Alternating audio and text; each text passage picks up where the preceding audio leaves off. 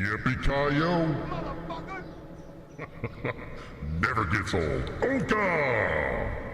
Lupe! Jedi Master Oka Lupe. I think I mentioned yesterday that Onka, your name is a Star Wars name.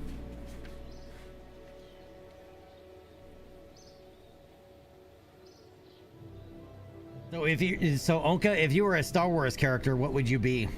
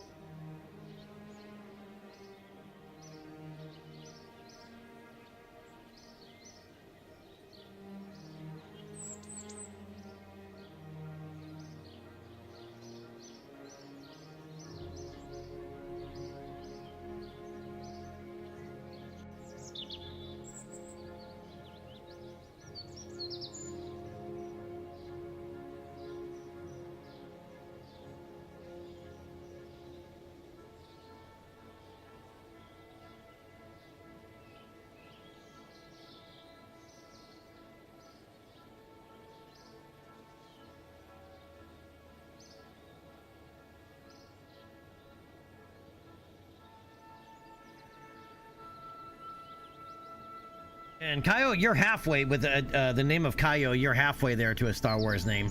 You just need some type of 4-letter, single-syllable suffix to your name.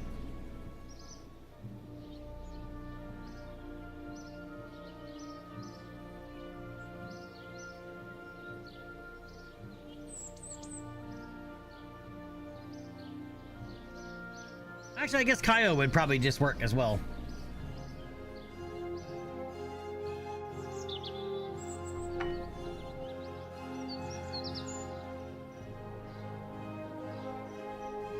Alright, welcome back everybody for episode 5 of our 1/4 real scale playthrough.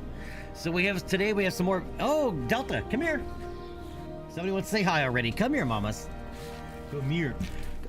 That's my sandwich, but get up here. Hey, I want my hug. You better get up here and give me my hug. Get up here and give me my hug.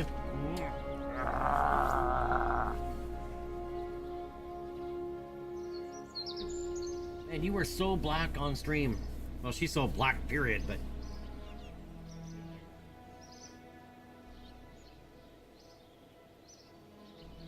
Hold still. There. All good. All good. But that's my sandwich. That's my sandwich. It's mine. Good girl. Yeah, I just got delivered a awesome breakfast sandwich. The Delta's very much like, hey, I thought we shared everything. Hey, didn't you just have your special meal for today? You did, didn't you? Oh, you're looking sleepy too. You just gonna sit over there? Get in here. Come on.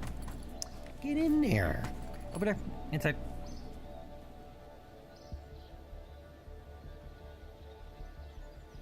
I don't see any reason why you can't like Star Wars and Star Trek. They both work. Right? I mean, Star Wars is pure fantasy.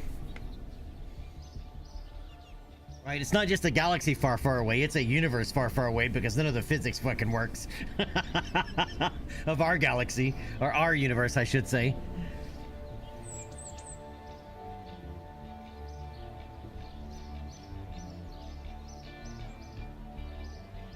Alright, nothing wrong with it, though. I like it. I like Star Wars.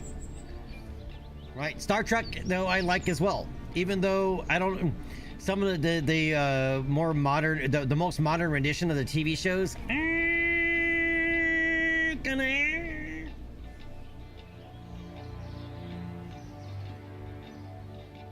Centurion, it works a hell of a lot better than Star Wars does. What's up, Centurion? How we doing?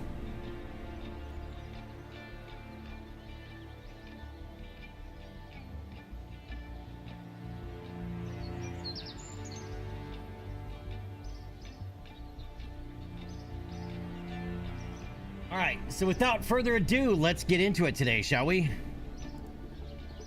Alright, I already have the game up and running because I installed a Sunflare. And I wanted to check it out. Oh, I gotta turn the music down.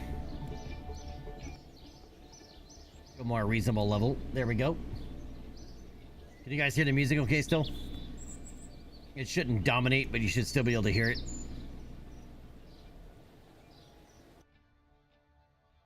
Barely? Alright, I can turn it back up some.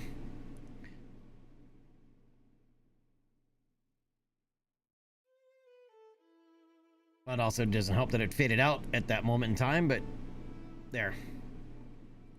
How about now? Oh yeah, Kaio, that's because of Unity's garbage collection, the way that it works. It'll basically, how long you can go depends on how much RAM you have. Because eventually it's going to gobble it all up. But typically speaking, for best performance, every 2 to 4 hours, in reality, for best performance, you want to restart Kerbal. Right, it's not a memory leak. A lot of people call it a memory leak. It's not a memory leak. It's just the way the Unity game engine handles their garbage collection.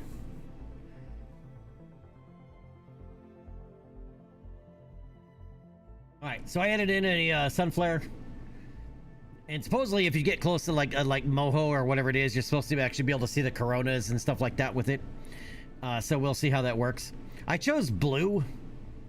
I had white originally, and it looks very plain, because when you're in space, for the most part, just like we have a yellow dwarf star as our sun, right? But if you go into space, the light it emits, guess what? It's white.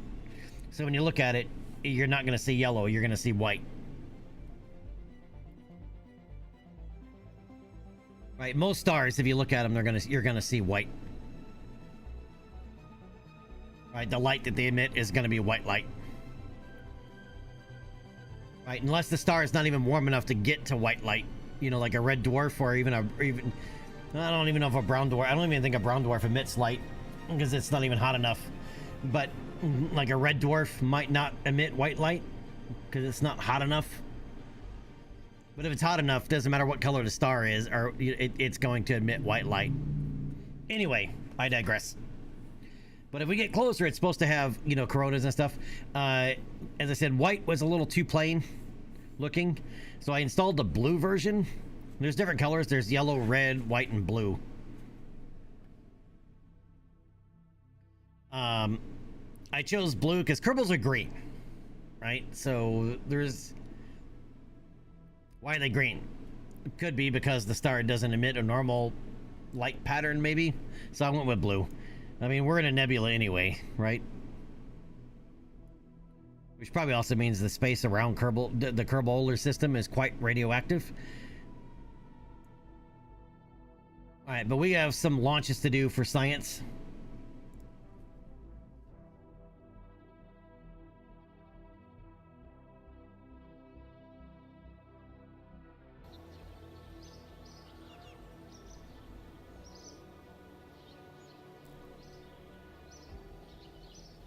Egg McMuffin.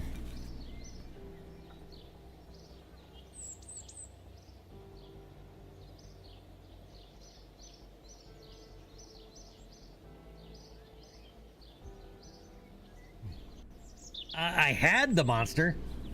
Had. Usually what happens when I have food is she goes out and lays in her bed outside. I'm guessing she's probably out in her little bed.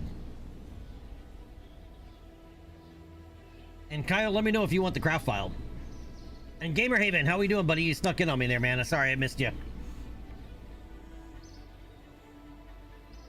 I'm still getting used to... I normally only stream... I used to only stream on Twitch. So I'm still getting used to having the double chats.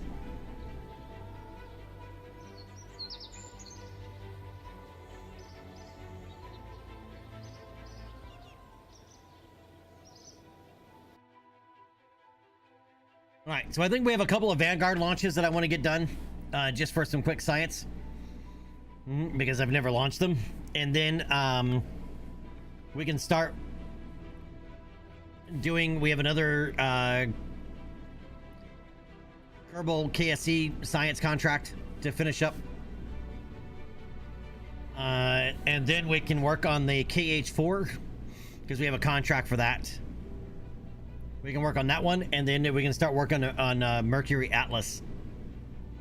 If you missed yesterday, we did 2 flights of Mercury Redstone. Right, so both Valentina and Jeb have now been to space, but on a suborbital trajectory. So Gamer Haven, how you doing today, man?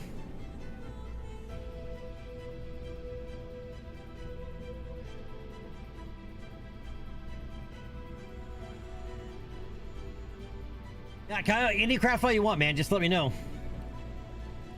And I can just drop it in chat in Discord. So if you want the KX2, I can drop it in there for you. As I said, a lot of times I do little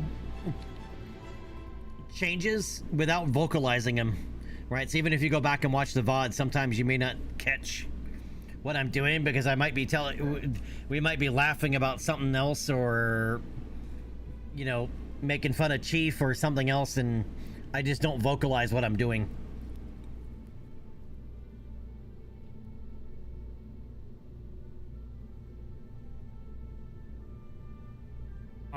Let me drop that in real quick.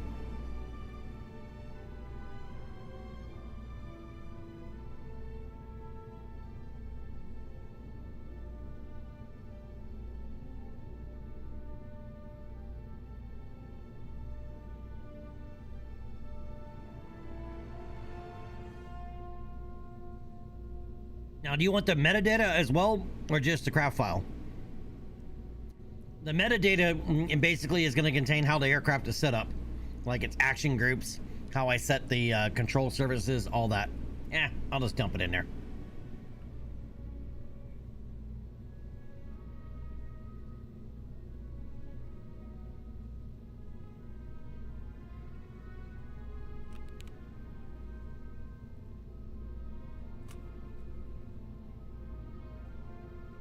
All right, there you go.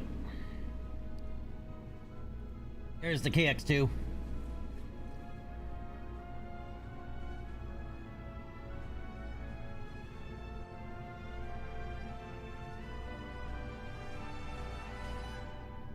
MGB, I don't know, because I have it all installed and I didn't have an issue. I had no conflicts. But everybody else that's been trying to install it has a conflict, and I don't know why. Now, are you using my CCAN file, MGB, or are you just straight using my game data folder? Using my game data folder, there's no conflict. And not everybody's had the conflict. Only some people are having the conflict. So, but so far it's 3 to 1. One person said they didn't have a conflict, they would install just fine, everything. But 3 other people now have had the conflict. I guess that's 3 to 2. I didn't have the conflict. Somebody else didn't have the conflict, and 3 people have had the conflict.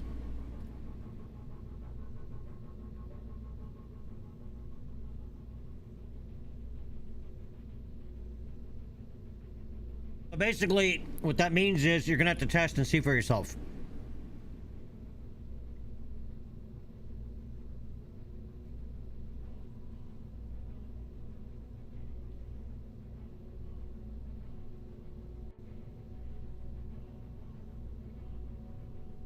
Yeah, so that discussion applies from people that are trying to use my CCAN load in.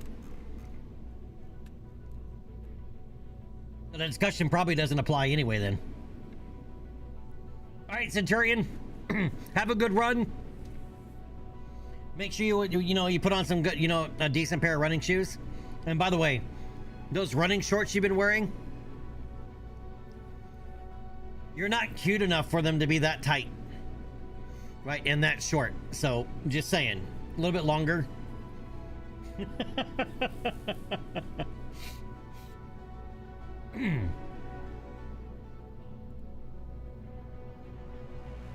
Yes, it is very good, Gnome. Thank you. Alright, so there's Vanguard 2.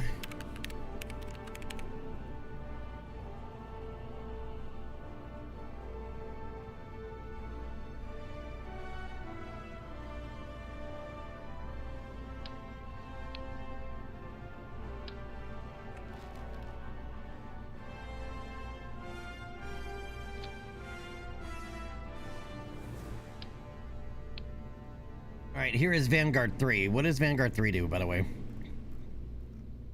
Magnetometer data.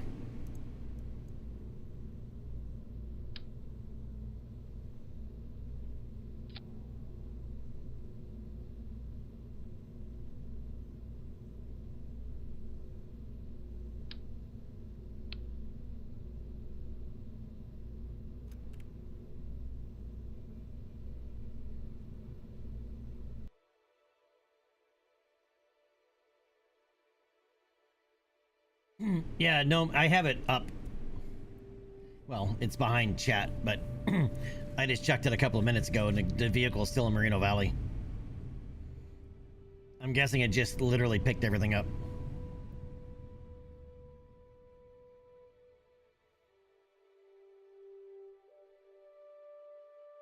All right, so what's everybody else doing today?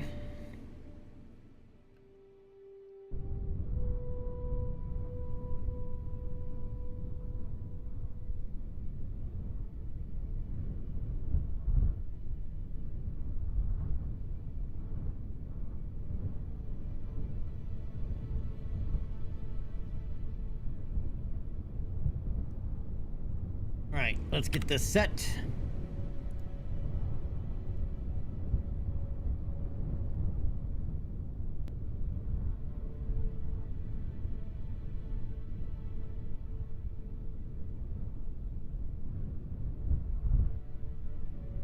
Oh, I think the SRB is full up, right?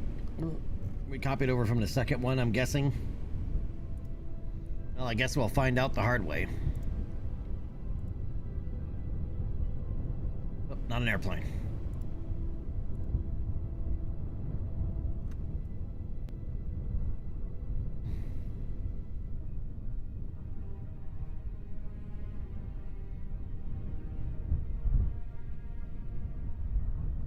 And I realized last time, for whatever reason, it changed ToughX profiles on me.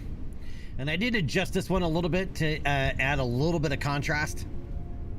And just a little bit.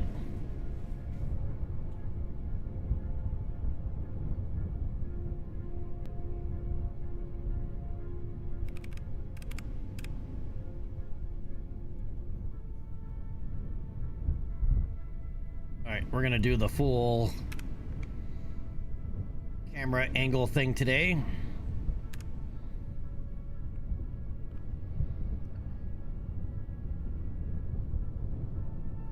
Vanguard 3 probe is go.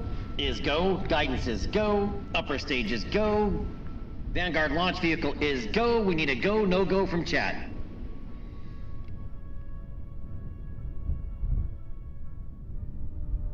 And chat is go. We are go for launch in 10, 9, 8, 7, 6, 5, 4. Made it to start. 2, 1. Liftoff.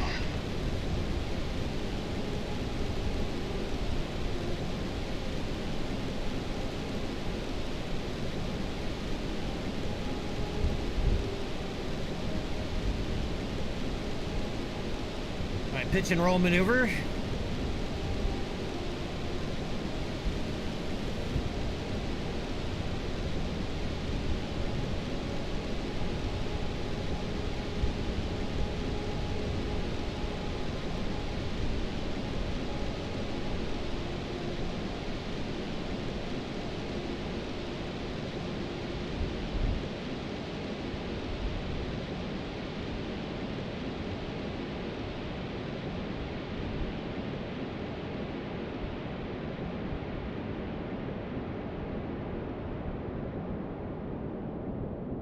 All right, vehicle is supersonic, passing max Q.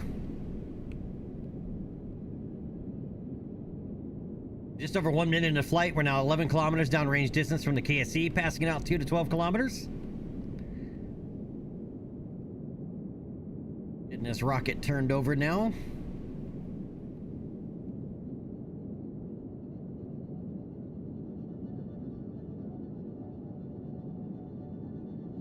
I don't really have a target orbit for this launch vehicle since the third stage is SRB.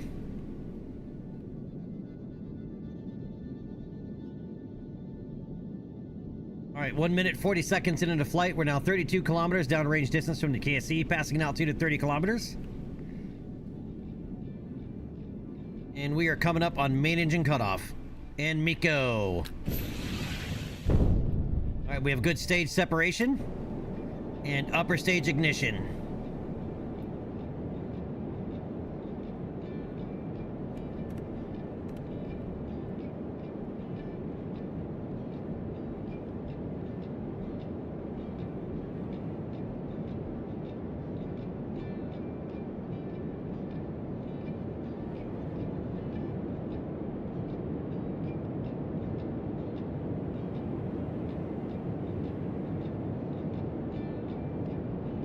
Looking good, feeling good, smelling good. 2 minutes 30 seconds into flight. We're now 85 kilometers downrange distance from the KSE, passing an altitude of 64 kilometers. All right, we have good fairing deploy.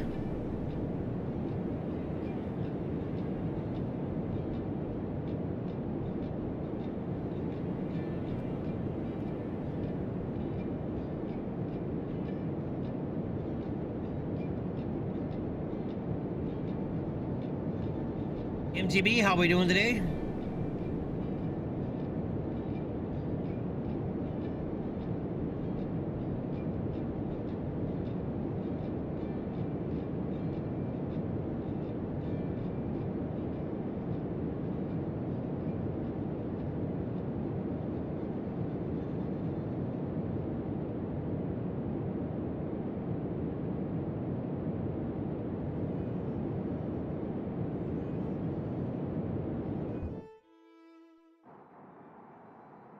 All right, we have Seco. All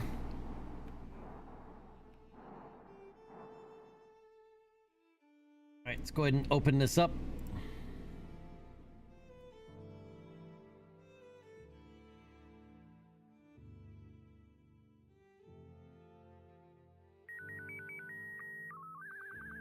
All right, so you have low orbit magnetometer data.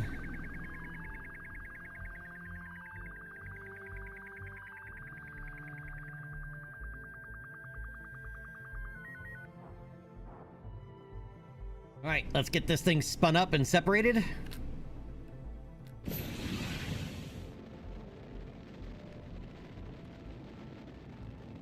All right, we're spun up and ignition.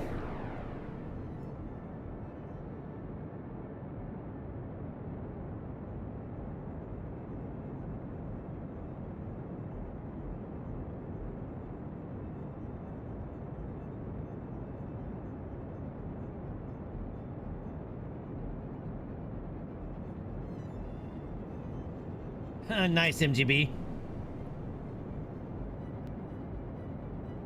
All right, now, whatever this ends up in, we have no control over it at this point.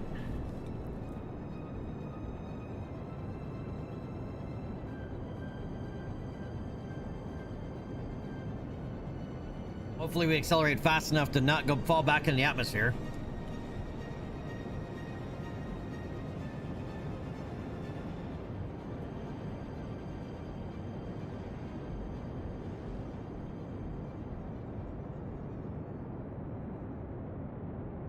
I was hoping for an eccentric orbit, right, where Apoapsis was going to be in a high orbit.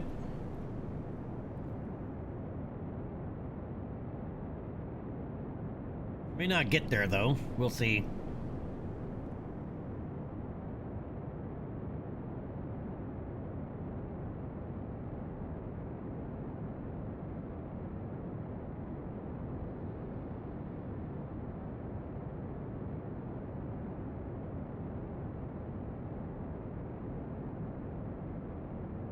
Alright.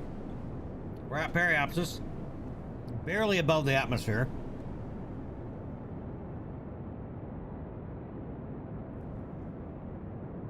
Yep, we're gonna get high orbit. For sure.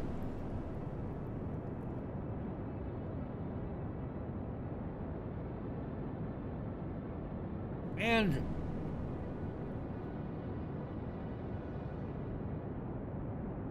they're still gonna be re-entering.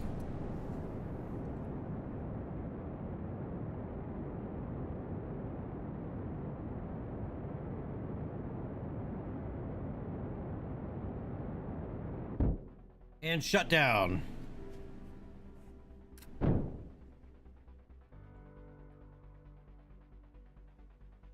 I was gonna go way out. Not way out, but 18,000 kilometers. But its perhaps is gonna bring it back into the atmosphere.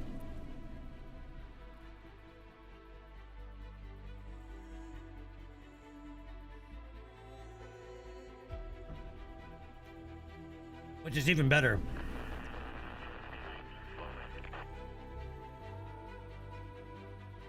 Because it means no space debris or no unneeded satellites in orbit.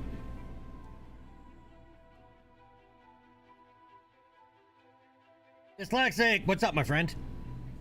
Scientific, how we doing? This is Vanguard 3.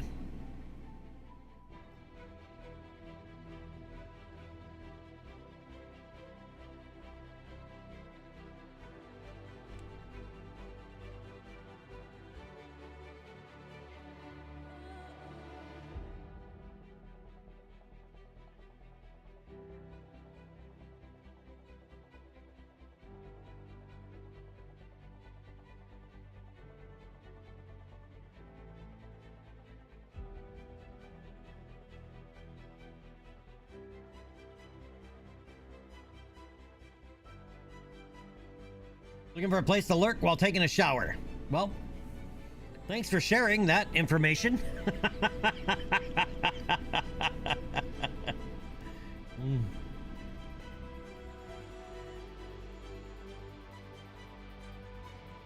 It's Dr. Pepper Day, so life is good. Nice.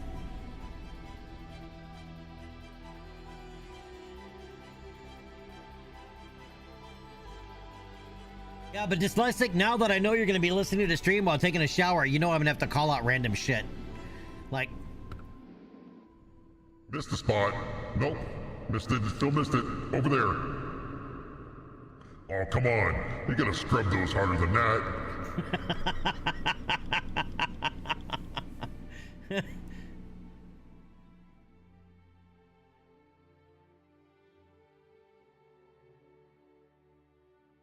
Yeah, exactly, and...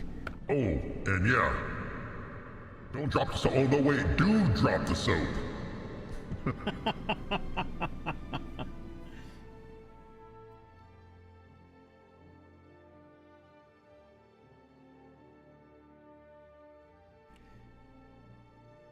And this is not talking anything.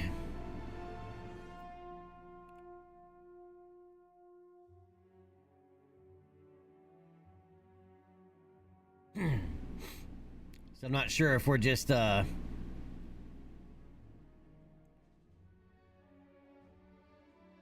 yep, there we go. Yeah, we just didn't have comms. And Oka, 37 months, thank you, sir.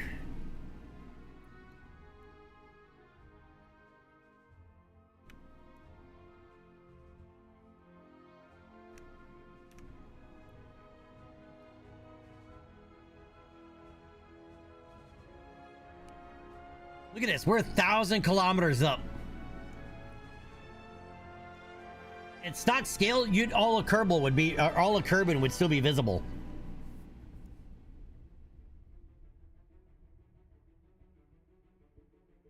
Right, but we're 1,000 kilometers up and moving away. In fact, I think this will be our highest altitude that we've been from Kerbin so far.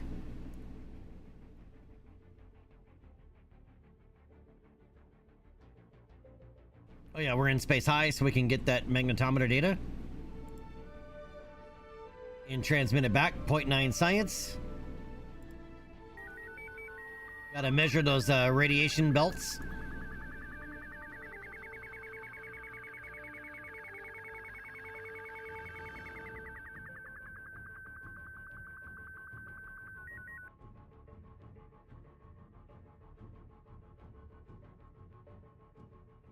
Coming up on the day-night Terminator.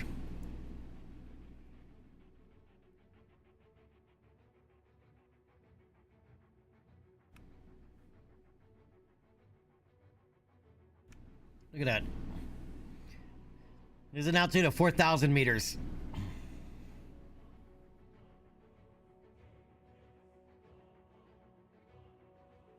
There's 5,000 meters.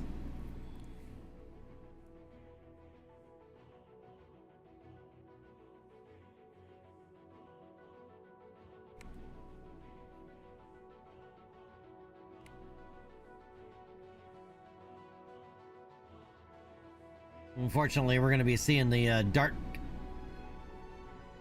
here as we approach Apoapsis.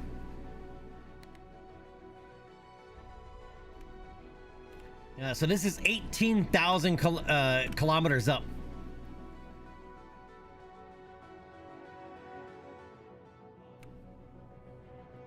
Yep. Don't do that camera mode.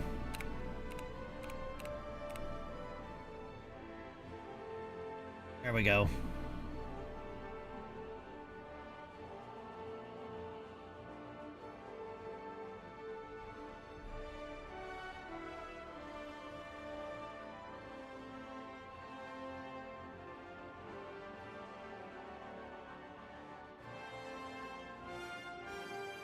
And to give you an idea, our moon is 63 kilometers or 63,000 kilometers up. Right, so we're not even a third of the way to the moon at this altitude.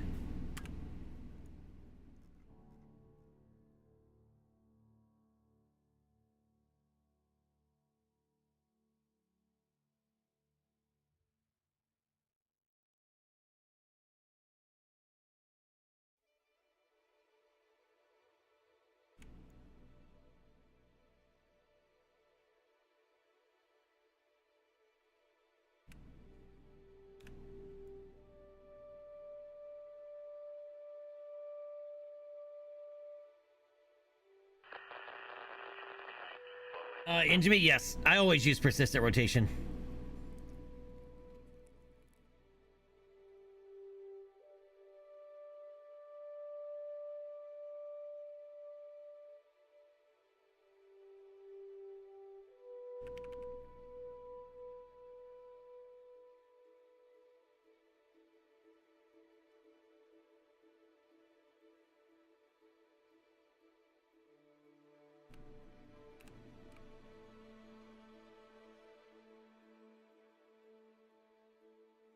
It does that because I have to cycle through the camera modes, and we go to the lock camera mode, and because this thing is spinning.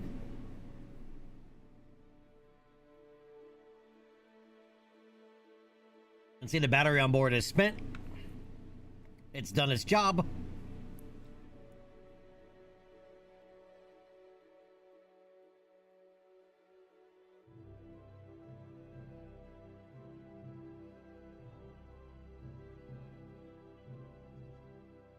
If I mention how much I really enjoy 1/4 real scale, all right, and we're back in the atmosphere. I don't know if we're going to slow down enough to not come back around, though. Because we're not diving that deep in. I don't know if this will get hot enough to pop. Oh my. We want it to burn up.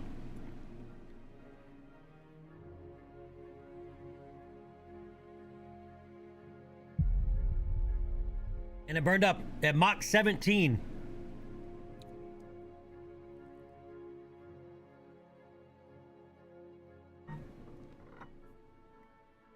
Injury? Yes.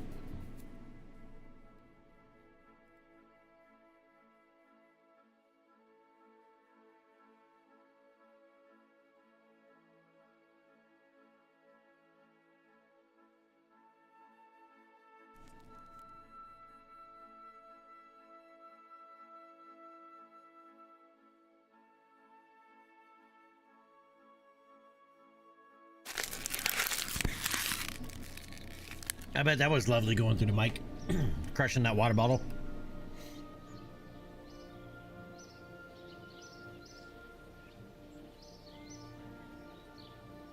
All right, let's go ahead and warp a couple of days for cleanup. And I don't think we have any additional Vanguard probes. I think that's it.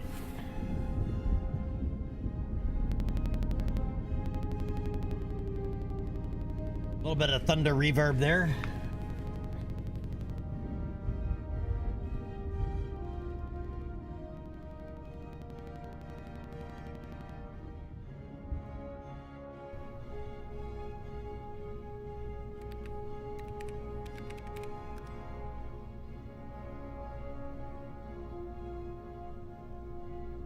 Yep, that's it for Vanguard.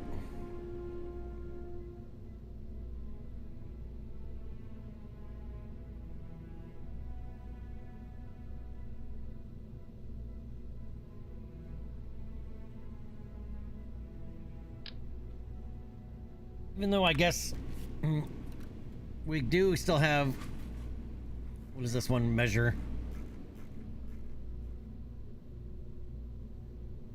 Signals intelligence is what this one measures.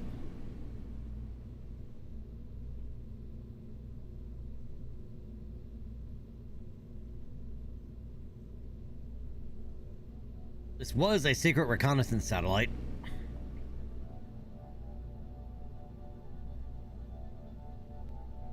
Oh, this is an actual scan set. Or it utilizes scan set. Problem is, I don't know if I could get it into the kind of orbit that it would need. But it's also really tiny. Look how small this thing is. So, I mean, it can launch on Vanguard.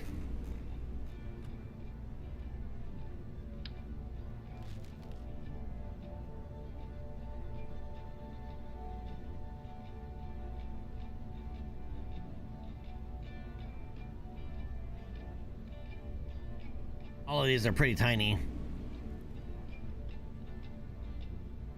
This one's also... This one takes X-ray measurements and collects signal intelligence.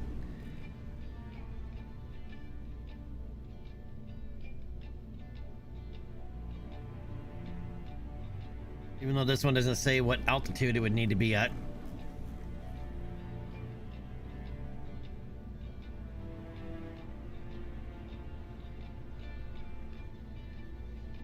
And then we have Lofty. Measures electric fields.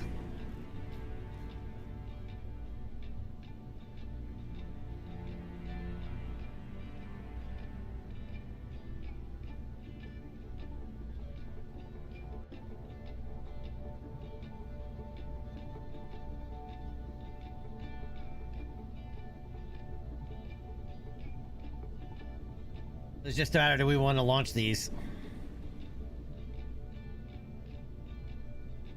If we wanted some additional Vanguard launches. And the amount of science we get off them is minuscule, so I'm not going to worry about it. And we're not doing exactly an historical playthrough.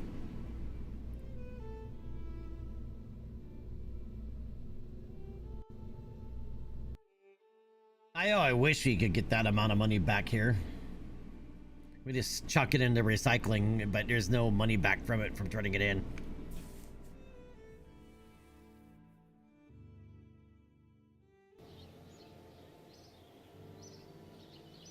Coming in hot!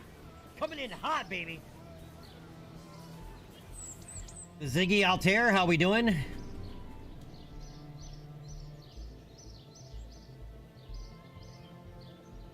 Welcome everybody that just came in from Ziggy Altair. If you're unfamiliar, I'm Rocket and this is Rocketology. We do rocket stuff. Even though at the moment we're about to do some ground vehicle stuff. Oh, you Z, that works. That makes it much simpler. What's going on, Z? How you doing, man? What were you streaming today? Can I get a shout out, please, for Z? If I have any moderators around?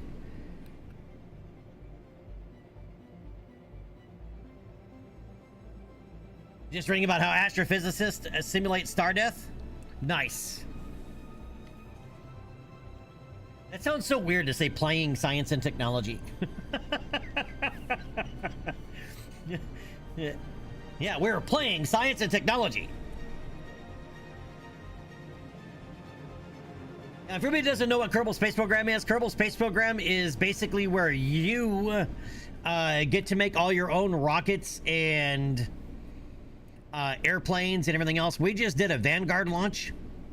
I have a very heavily modded install of Kerbal Space Program.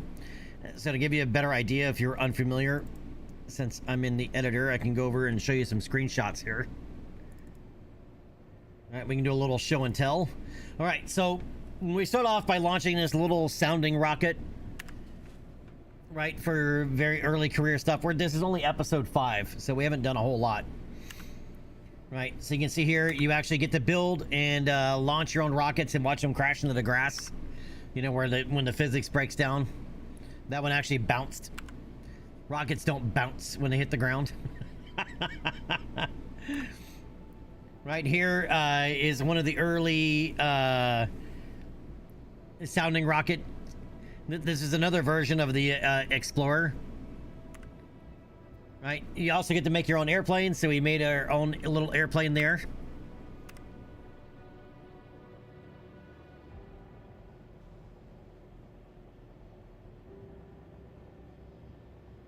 Yeah, Z, I guess technically speaking, I have a doctorate by number of hours in Kerbal. I have a ridiculous amount of hours. In fact, I probably have more than one doctorate. Right, here is Vanguard. Vanguard is actually an historical in actual real life launch. So a lot of the rockets that you build in Kerbal are fantastical, right? In the sense that they don't actually exist.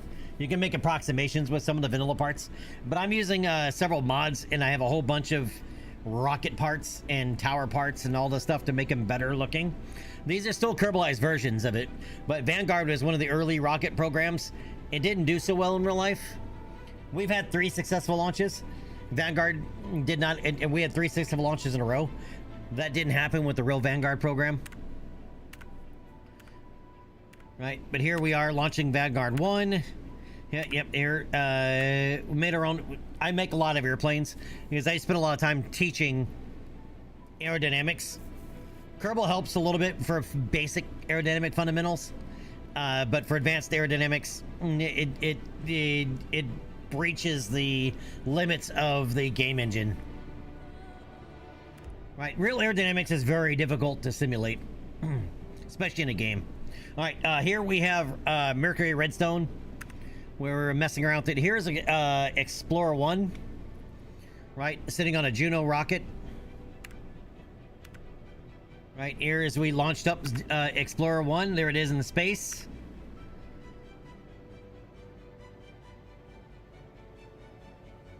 There, one of our early science planes. Here's our version of an X1. Think like the Bell X1. This is kind of our version of it.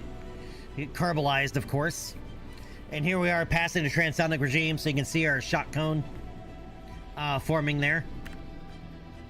Another Vanguard launch. Vanguard 2, I believe. More shots of Vanguard 2. Oh, we're also not playing vanilla scale. We're playing at my own custom 1/4 real scale. Because the Kerbal parts are made out of pig iron and concrete compared to the real life counterparts. Right? The dry masses are extremely heavy compared to real life. And it's primarily done for game balance. And if you're not aware, Kerbin, which is the home planet of the Kerbals, at vanilla scale is 10.625 times smaller than the Earth. So it's almost 11 times smaller than the Earth. This one, the reason I call it 1/4 real scale is Kerbin is 1/4 the size of the Earth. And with vanilla Kerbal components, that gives you much more lifelike payload to rocket mass ratio. So your rockets look more like real rockets.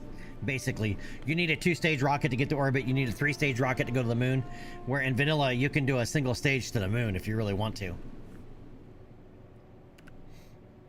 And we have all the graphical mods installed. Right here is where we're testing. No Kerbal on board. This is where we're testing Mercury Redstone. Here we launched the KH-1, which is part of the Corona program of spy satellites. So this was the launch of KH-1. And this is our, basically, think Bell X2. I took some liberties to add in my own stuff to it, but this is for an high-altitude flight. Here we're back to the KH-1 again. More KH-1, early spy satellite. Well, first spy satellite, actually. Another X2 flight. There we go, passing transonic regime. We didn't drop these from a carrier aircraft, though. Kerbal physics kind of doesn't really necessarily work that well with that. You can do it, don't get me wrong, you can do it. The problem is when the aircraft separate outside of physics range of each other, whichever one you're not in control of, the game will delete. Right, so hint, we actually just took this off from the runway, even though fully rocket powered. Right, and you're going to see us hitting the transonic regime in a 60-degree climb. Or is that the 45-degree climb? We did a couple of different flights with different profiles. Because these are basically one shot. Right, and then you have to basically turn the aircraft around and come back and land. Here's our seaplane. Because we're doing full manual recovery, meaning we got to go fish. Every time something comes back from space, we have to go get it. We're not using the recover button unless we're back at the KSC. Adds in a little bit more complexity, a little bit of flair. Gives you more reason to build aircraft and boats and other things. So here's our actual launch of a Kerbal on board Mercury Redstone. And here we actually have, you know, the crew tower and everything attached.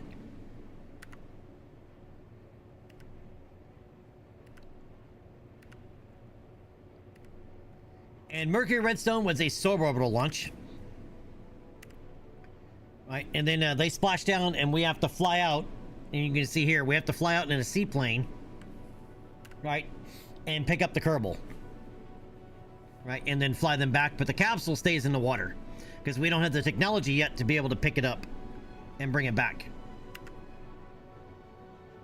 It's further up the tech tree. Kerbal tech trees are a little weird. Right, we even have a crew van, so I don't just put Kerbals in the rocket on the pad. It just, I like the pomp and circumstance of putting the pad on the rocket empty, meaning no Kerbal on board, and then we actually have to drive the Kerbal out. Right, and then they go up the crew elevator. You manually load them onto the rocket. You get to see the size comparison of a Kerbal compared to your actual rocket designs, which is something you don't normally see very well. Right? But it adds a lot to the immersion. And this is our second flight. And then once again, oh, and we have Scubas. We have Scuba Bob here, literally. No, this is Scuba Chief. But we actually have Scuba Diver flies out to help, retrieve the crew. And, yeah, for safety. And then we fly them back. And that's where we are today. We did a couple more Vanguard flights.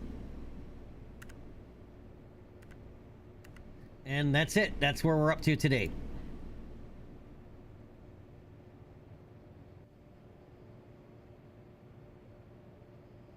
And thanks, Z. Alright, so that's where we're at. We are about to get some more science from around the KSC area, so we're going to take out our Kerbal utility vehicle here. And I got to look at the contract and see what science we actually need to collect. Alright, biological experiments from the spaceplane hangar. Well, that's what this thing does. Even though technically this is a satellite body. We've attached it to our truck. And target scanning from the crawlerway. Which probe does target scanning?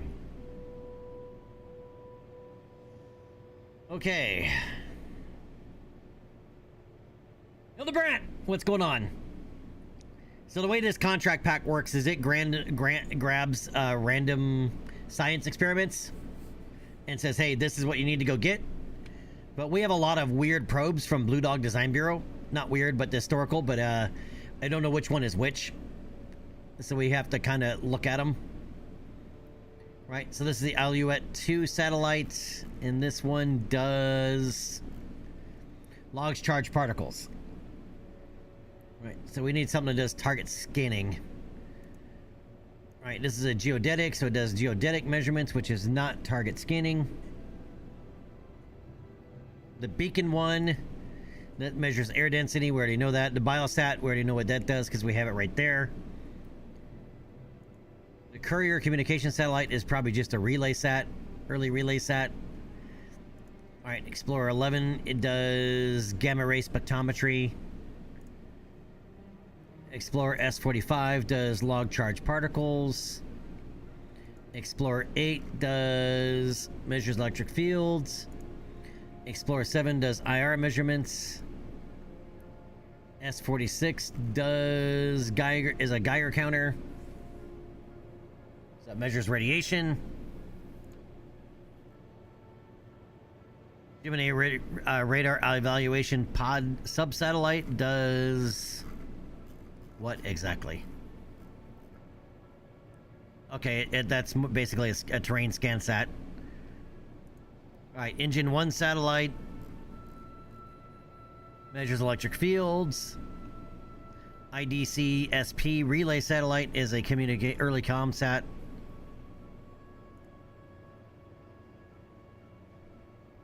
All right, the lofty core does electric fields as well. This I think is another one for part of ScanSat. Nimbus 7 second generation control core. That's just a probe core, I think. Yep. Orbiting geophysical observatory probe core. All right, what do you do? It's just a probe core. All right, another probe core. But this one does observes IR radiation. This one does cosmic rays.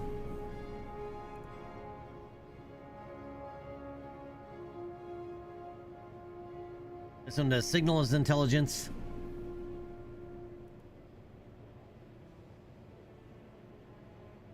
All right, this one is just a control module probe core.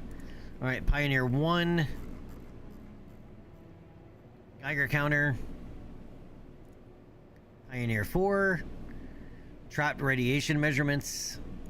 Pioneer 5. Geiger counter. Pioneer 6. Cosmic rays. Alright, Pioneer P3 is a scan set and it logs impacts, Geiger counters, and trapped radiation measurements.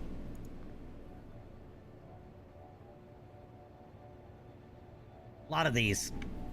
A lot of these are from the early... So Blue Dog Design Bureau adds in a lot of probes from the early space program. Doesn't mean you need to use all of them, but they're all there. Collect signals intelligence. I don't know what target scanning is.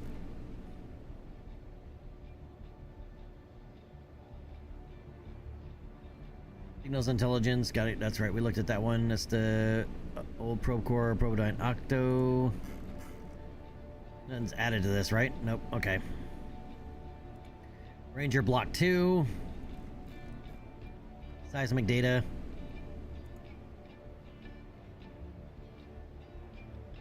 Alright, terrain scanning. Pretty sure it's just a relay sat. Yep.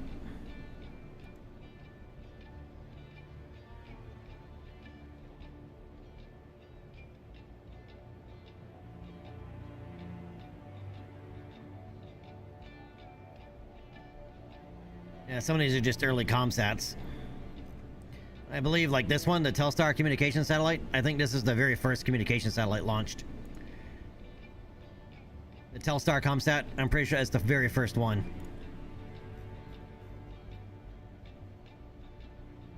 Alright, let's try it this way. Because there's so many of these. Target. Come on to me! How we doing, man? Alright, we have...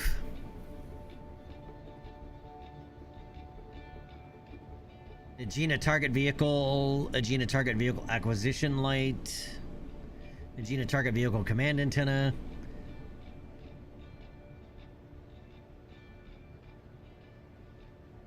Yeah, that's all Agena target vehicle parts.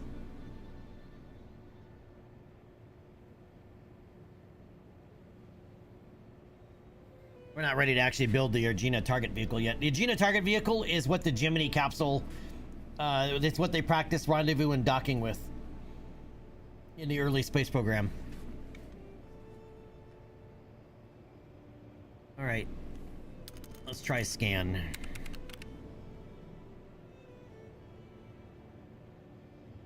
I'm just trying to figure out which of these is the one we're looking for. Which is the droid? Which droid are we looking for?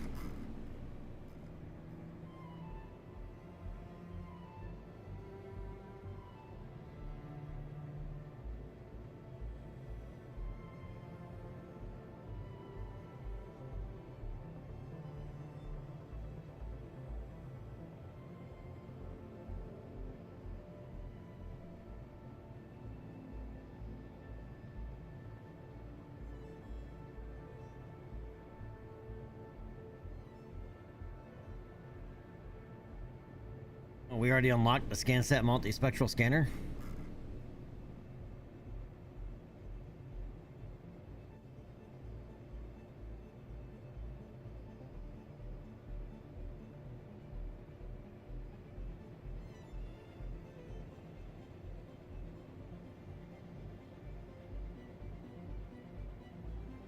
I have no idea which one it's actually looking for with target scanning.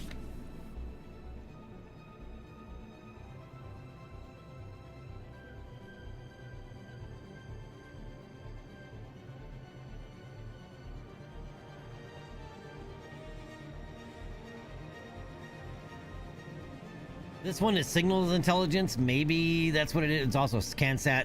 I don't know. We're going to throw this on and see if this is it. See if this is what it's looking for.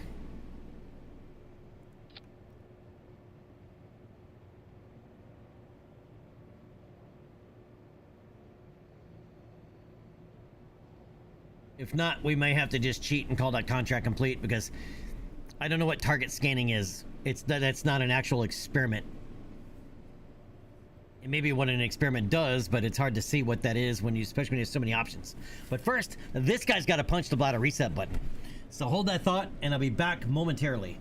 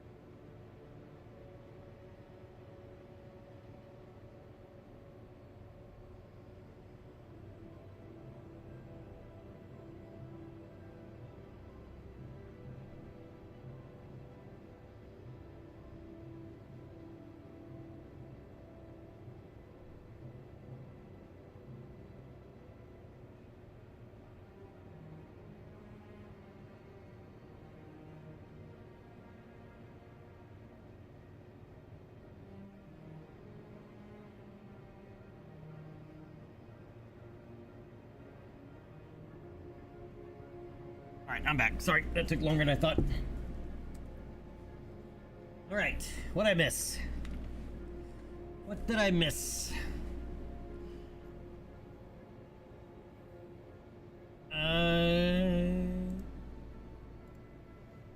NGB going deep dive on that error, huh? Alright, I came back with a tray cook. So my next door neighbor, finally, after this is the fourth attempt, got his hip replaced yesterday. So that's why I was gone an extra minute. Okay, so I don't know if this is the right one or not. I just don't know.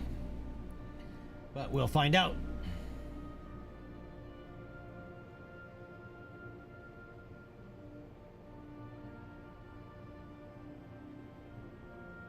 All right, and we have to have a scientist on board because we need to be able to reset this unless I take two.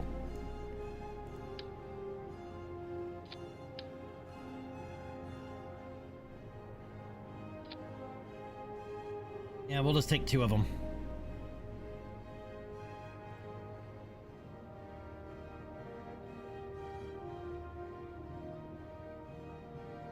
Alright. J-Speed. J-Speed hasn't done anything yet. We'll take lazy J-Speed. Don't tell him I said that. Alright, we'll take J-Speed around.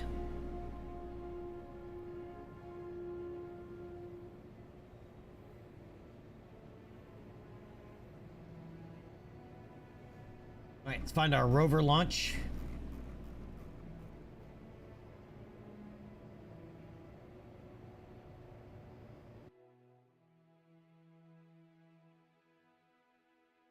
I replaced the hip? No, my neighbor had his hip replaced yesterday. And apparently, hip replacement surgery is now an outpatient surgery. So he was only gone for 6 hours, I guess, yesterday.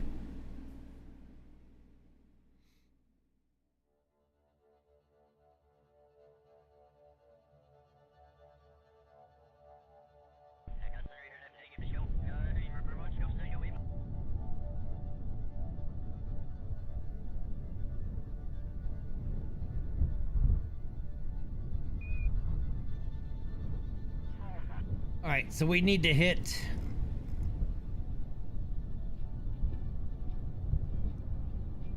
Oh, we can get some here. Let's observe this goo. We'll keep that. We'll log the pressure data here and log the temperature here. We can probably grab a crew report as well. Why not? Yep. Fact. Let's pop J-Speed out here, get an EVA report and a surface sample.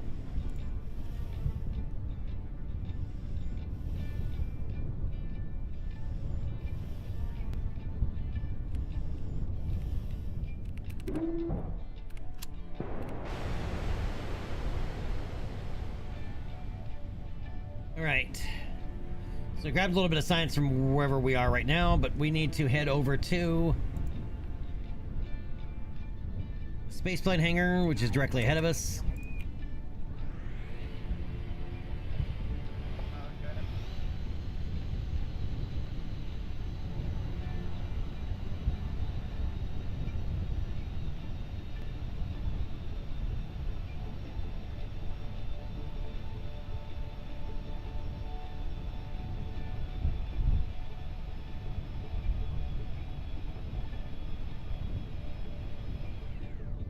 Alright, and here we need biological experiments. Let's grab this. Perform biological experiments. Alright, now we need to hit the tracking station and the crawlerway. J-Speed driving across the grass.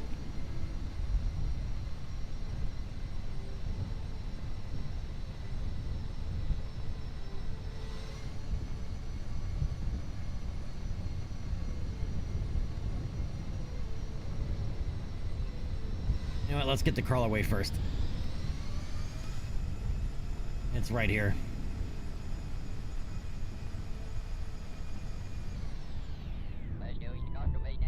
Crawlerway needs target scanning. This is the one I don't know if we have it or not.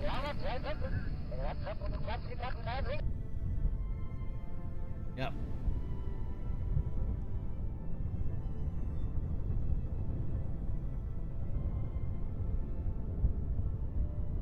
No, I don't think that's the right one anyway.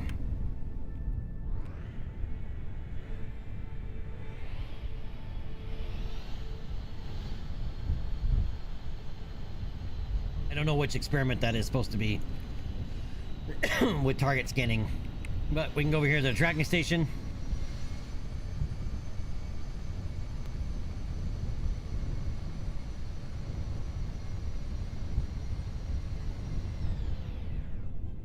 And over here we need another biological experiment. Alright, and let's go ahead and recover.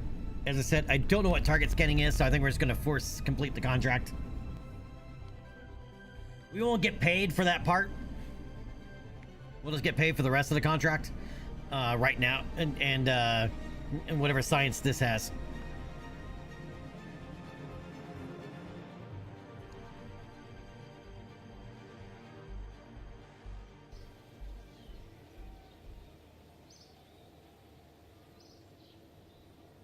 All right, 30 science.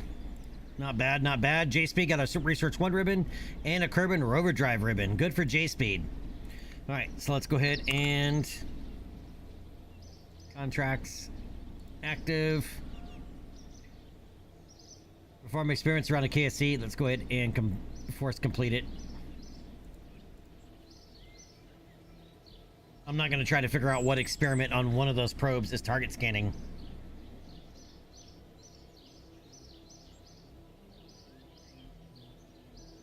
Alright, so that's done.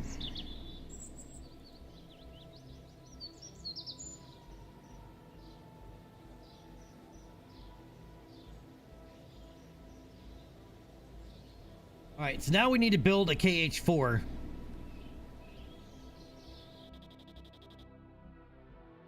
Satellite. So let's get busy. This is another spy satellite. This is the one that we built the other one for, but it's the wrong one. We used the KH-1 instead of the KH-4 because I didn't read the fine print.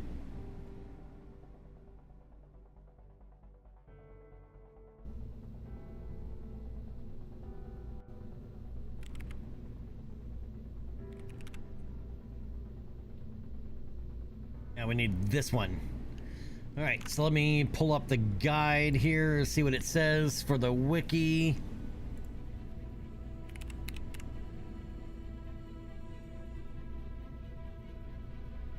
Yeah, Blue Dog definitely needs the manual.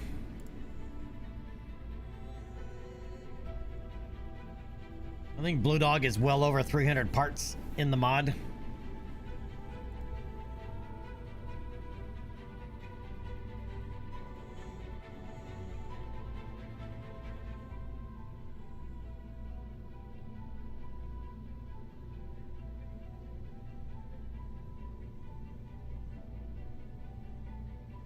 Keyhole, there we go.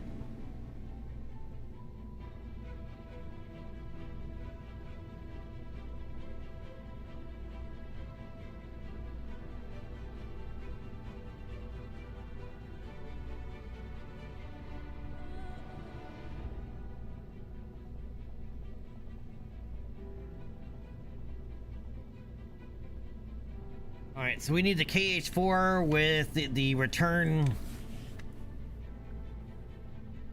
extension.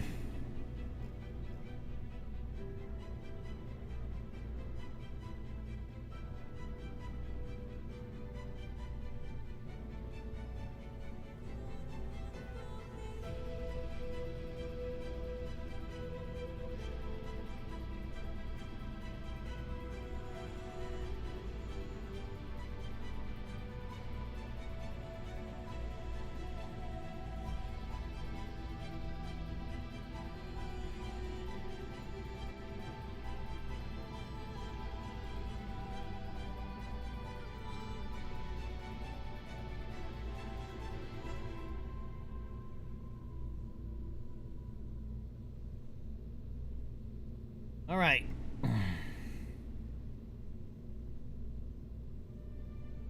Let's see how we put this together.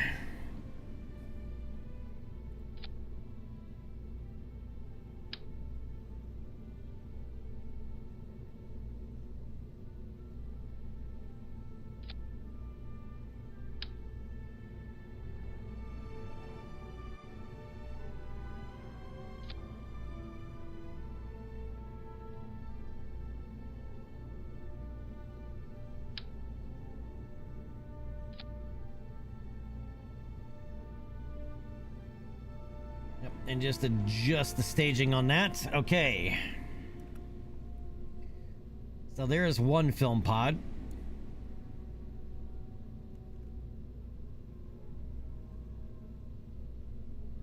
Now we need the adapter.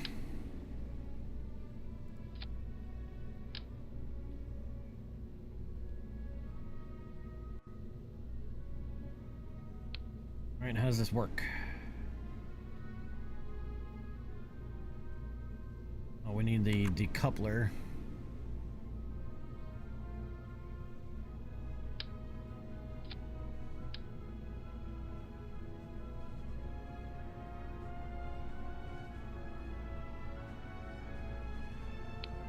Why isn't it working?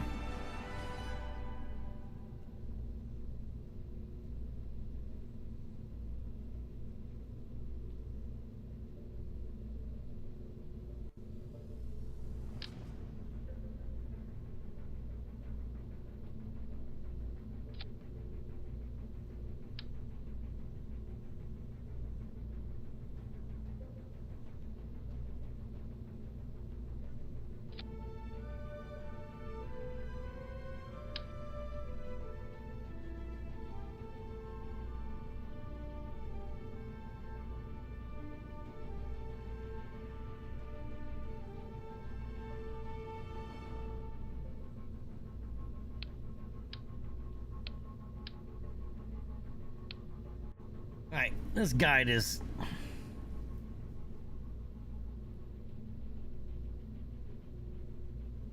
Alright.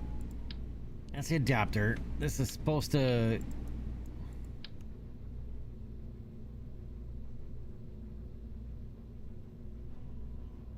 lock in here somewhere.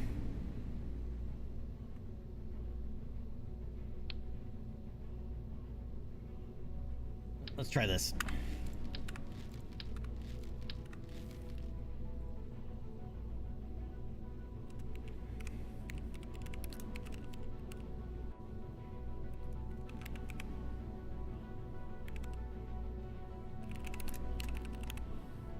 Alright, keyhole film cartridge unit. Alright, save it. Alright, so now, let's try this again. Alright, adapter. Decoupler. Open. Merge. It's still not grabbing it.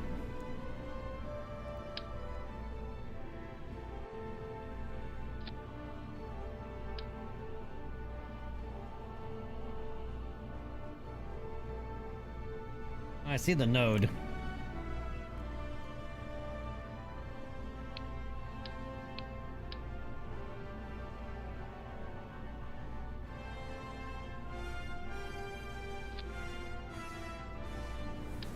See the little node in there?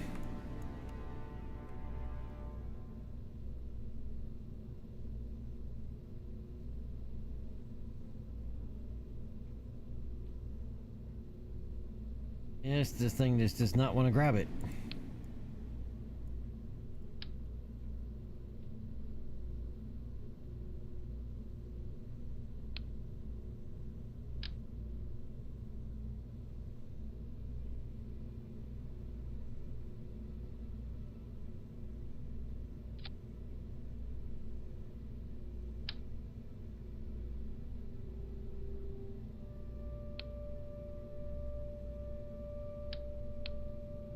Alright, let's do it this way.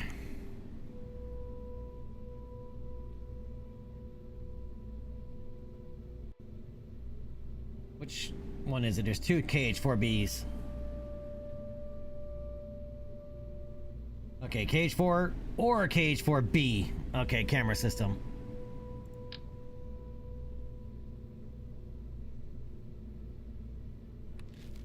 Alright, so this is for the KH4B.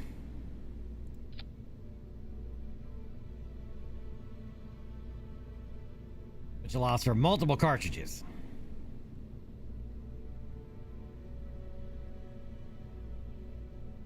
So you basically only get one photo per cartridge. Alright, now let's try this.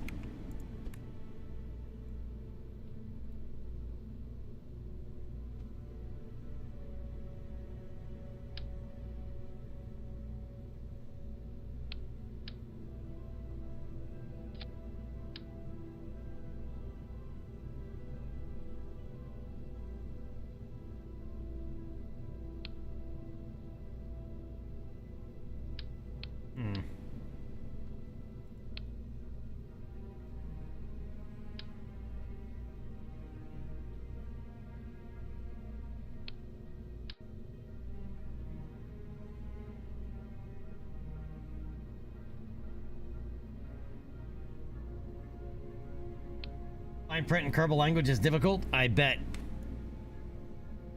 How the hell do you put this together?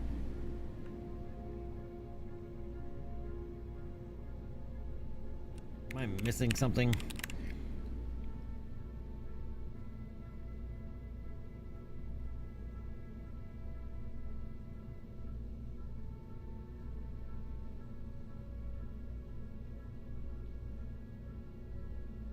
I've done this before and this all just went together fine.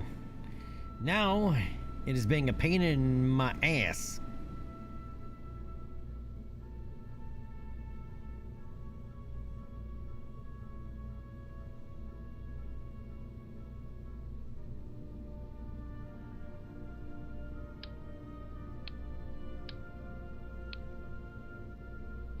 What if I just...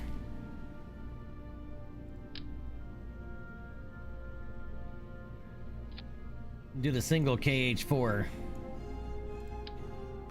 That means 3 launches, 3 recoveries.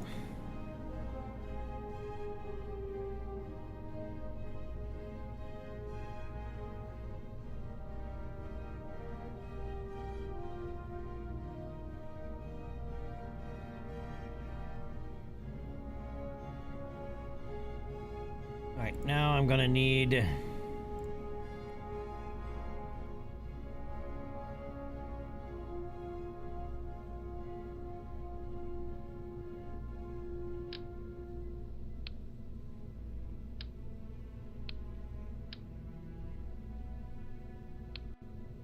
Wait, does the KH4 need the guidance system?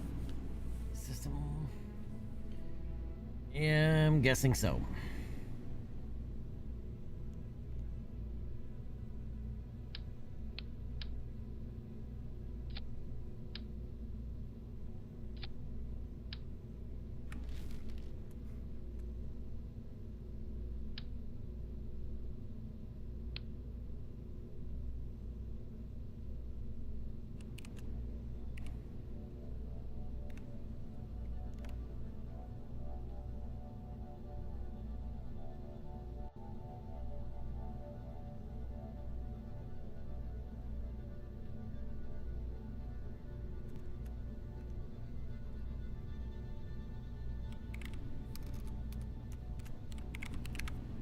Run with the K. All right, let's save that. All right, now let's double check to make sure we have all the other things as required on here. This is the short tank.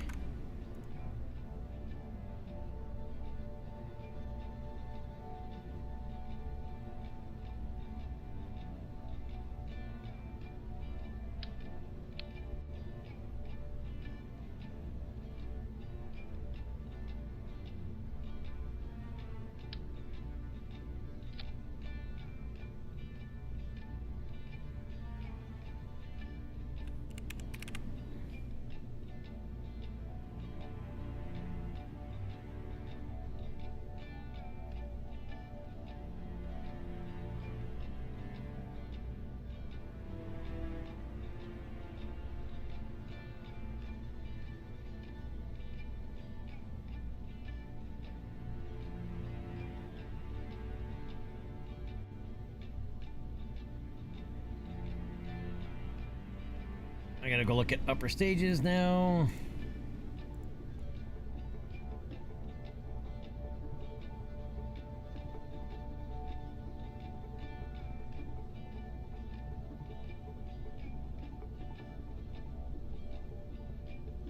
All right. Because I do think we need the longer tank. Yeah, we do.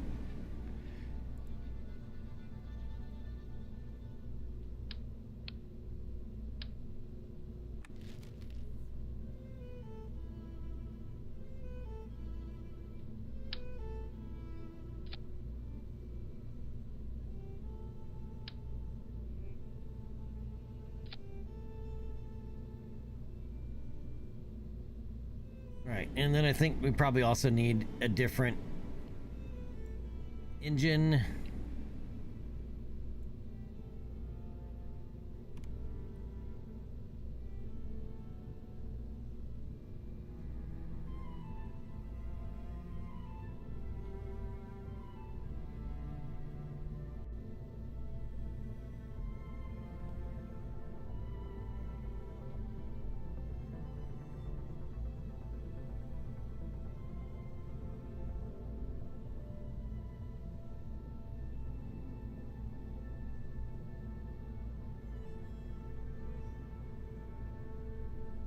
Yeah, I'm not seeing... Alright, we need the... Which one is this? Can't read it.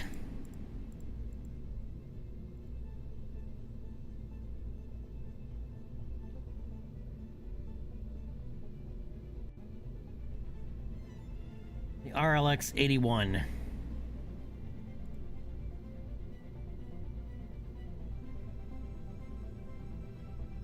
XLR 81. This can't be right. They don't look the same.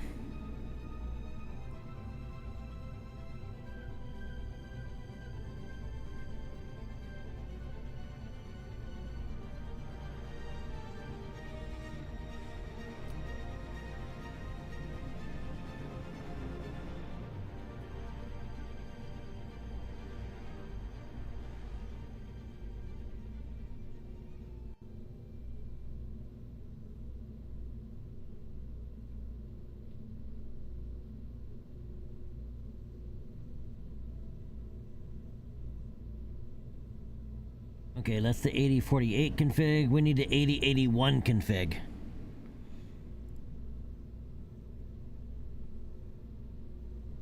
Okay, that's the 8048. We need the 8081. Which isn't part of this.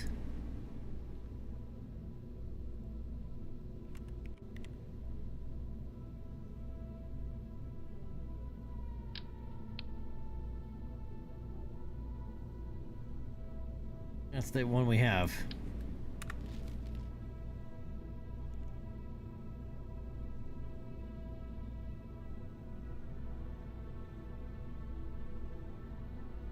Is this engine supposed to have multiple configurations? And it just doesn't, for whatever reason?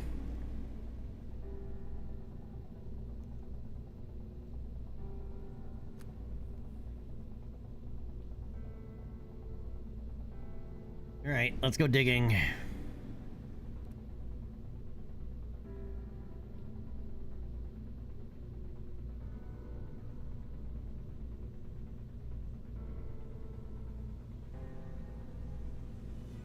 Go XLR. We get that one and the one we're already using, but it only has one configuration. The other configuration is more powerful. Gotta go fishing.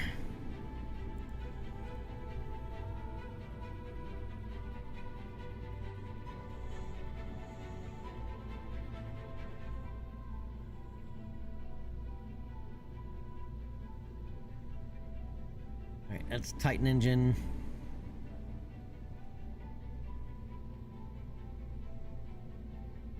And it's a Centaur engine.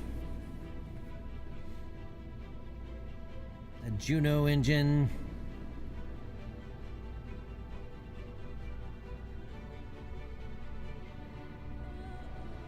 That's the Atlas Sustainer engine.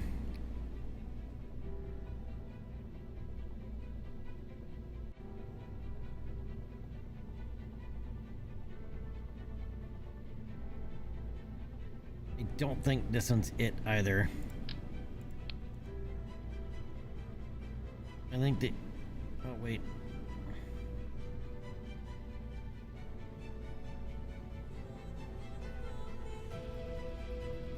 No, I think this is the other one. Nope, not even that.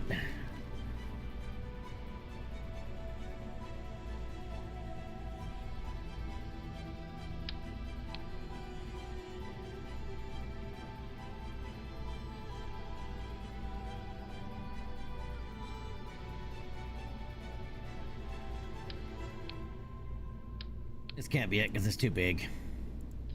Yeah, that is far, far too big.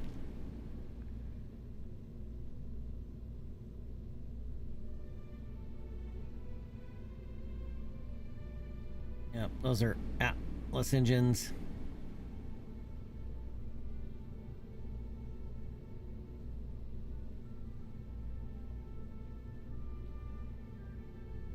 Do we not have it unlocked?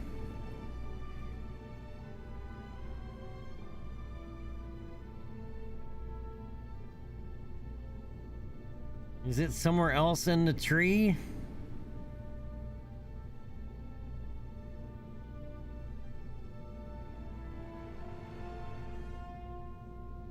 Yeah, the only Aegina engine I'm seeing is this one, which is the one we already have. And this doesn't have any other configurations. Just the 8048 version.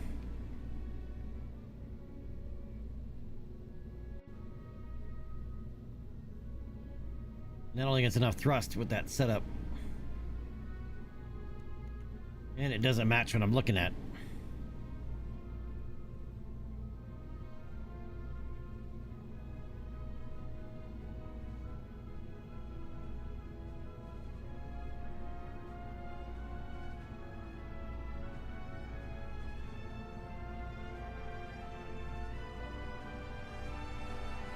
And if I just search for Aegina,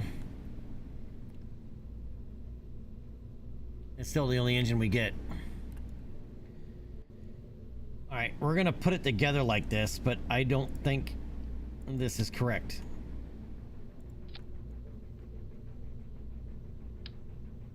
This way at least I can save it, and then we can go look in the tech tree.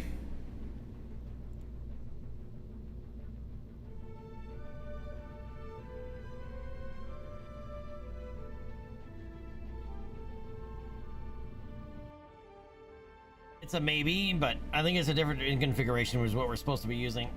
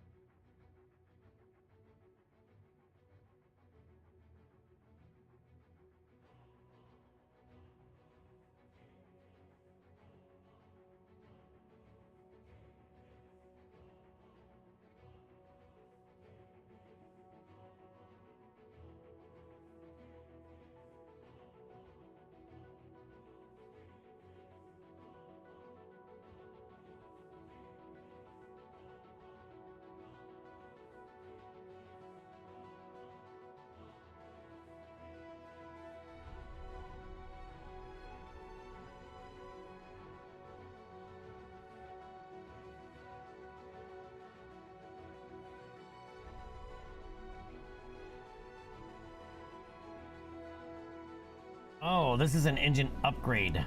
I wonder if it's because we didn't buy the upgrade. I forgot some of these are just upgrades.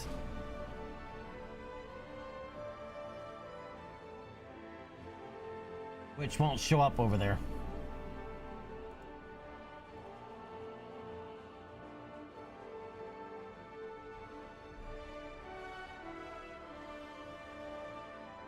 Yep, there it is. We didn't get the upgrade.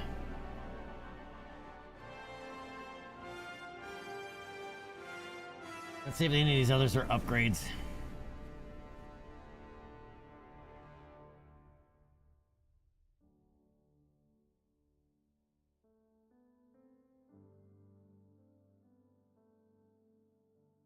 I like that though.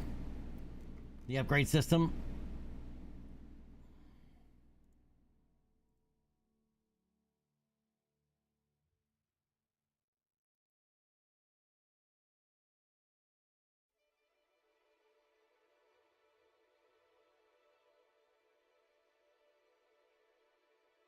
Yeah, it's something the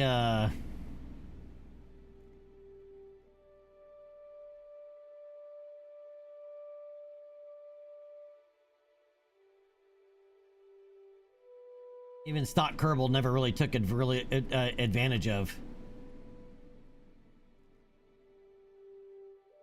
Right, not just engine upgrades, but being able to like upgrade, you know, over time, you know, material science, so that your dry masses get lower.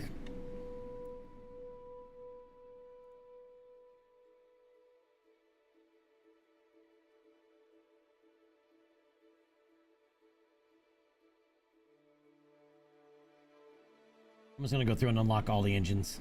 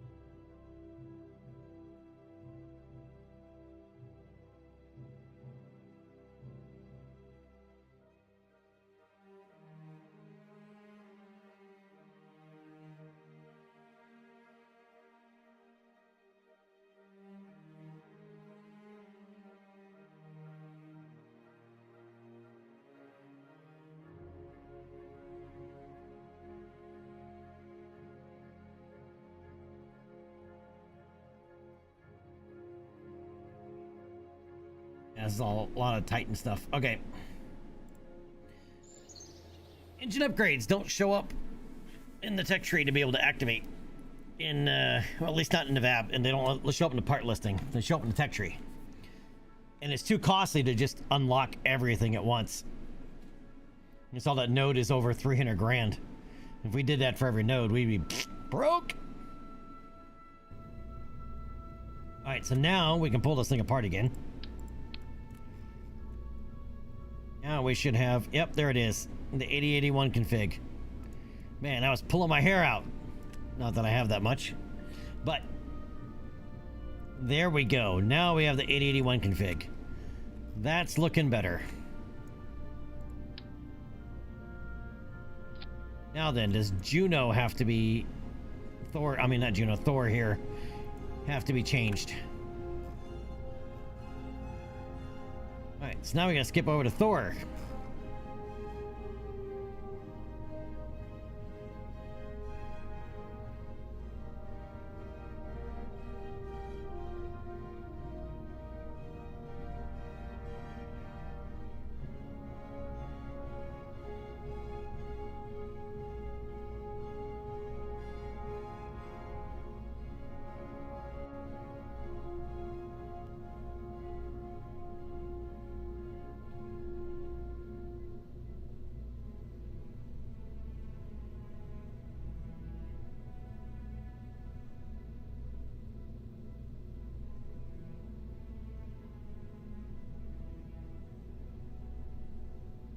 Yep, Thor does change for a Gina B, which is basically what we're using now, is a Gina B.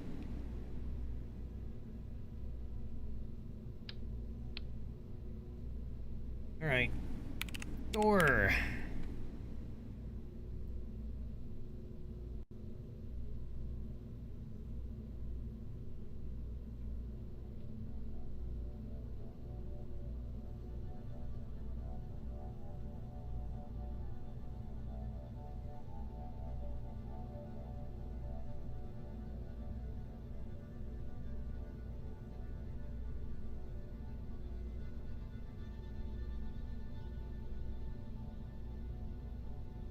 Is that the only change with the Gina B? Is the tank and engine? Yep, okay. Double checking. So many options with Blue Dog.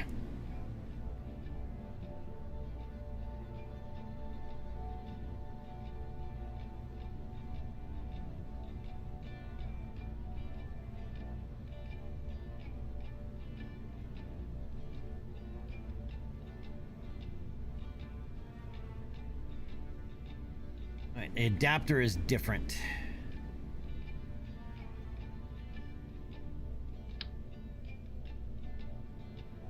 Nope, would definitely not be that.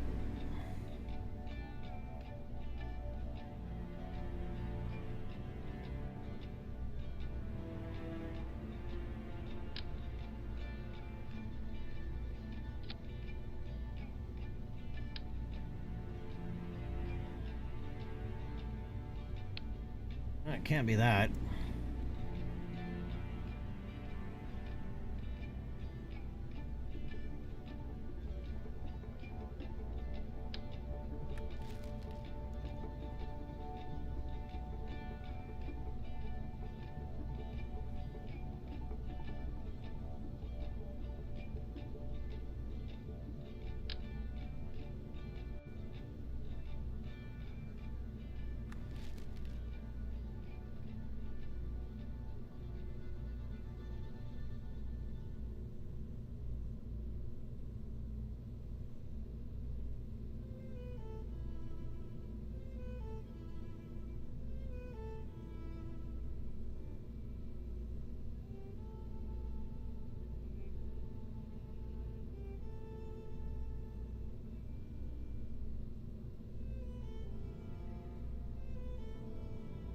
Yeah, it has a different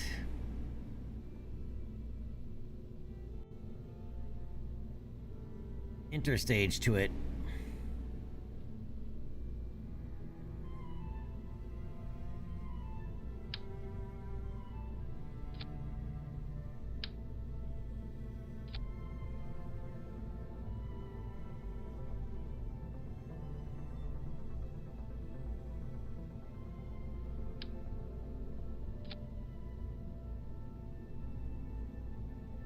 Yep, there we go. That's it. Okay.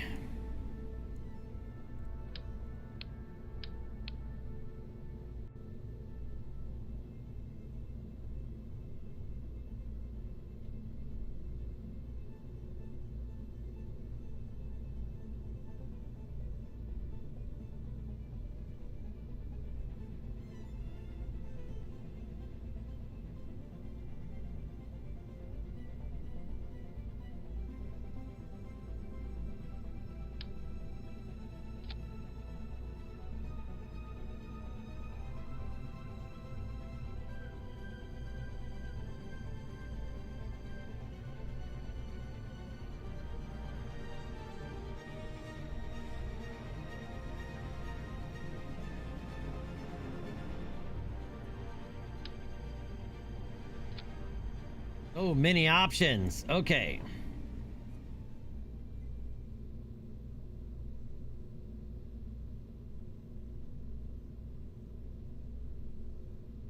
All right, and no fins on this. All right, but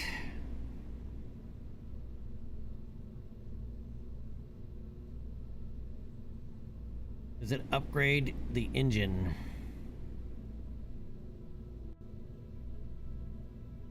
This is LR79 NA11.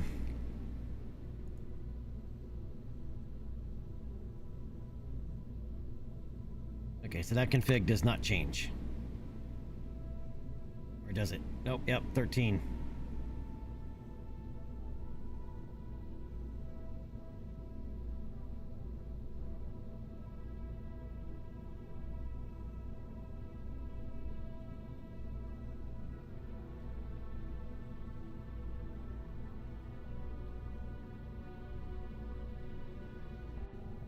But the tank length stays the same. Yeah, there's so many configurations of these.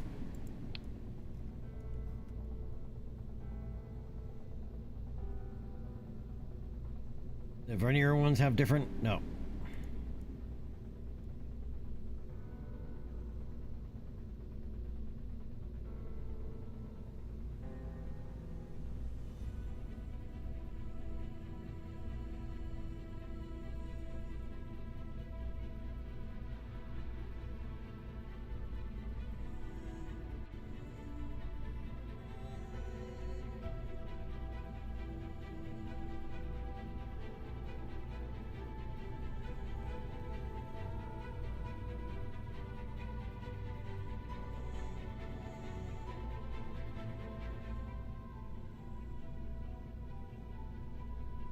Okay, I think this is the configuration. I know, not as exciting on this one, but...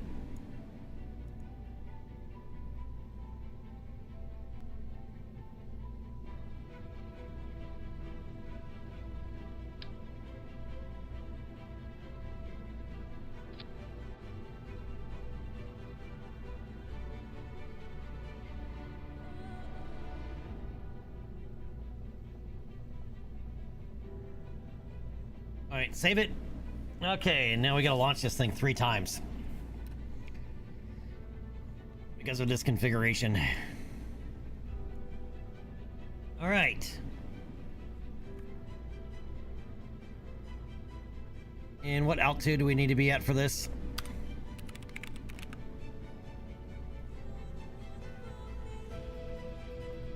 Max altitude is 1350, okay.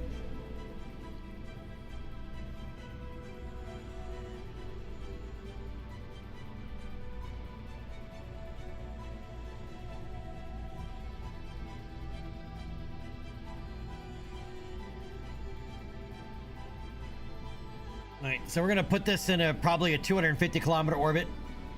Polar orbit.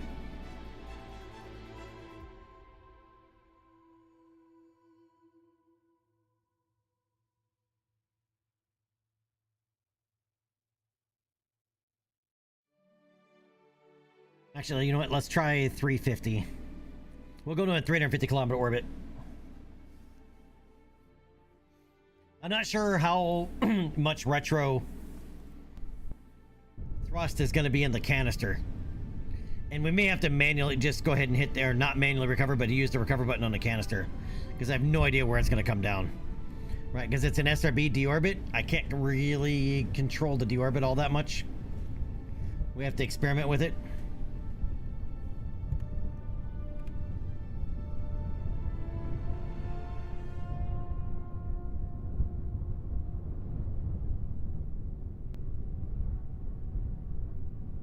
Let's get everything set up here.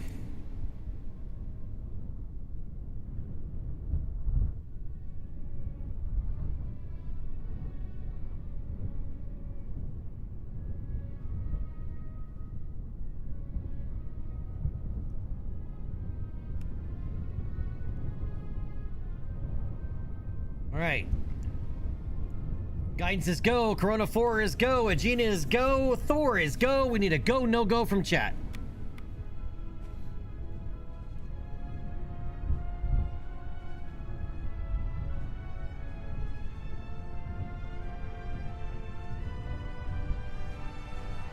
Cat is asleep, but they say go. All right. In 10, 9, 8, 7, 6, 5, 4. Meeting to start. 2, 1. Send it.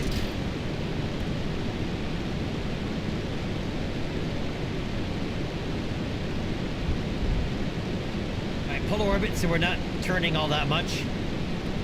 Just enough to offset.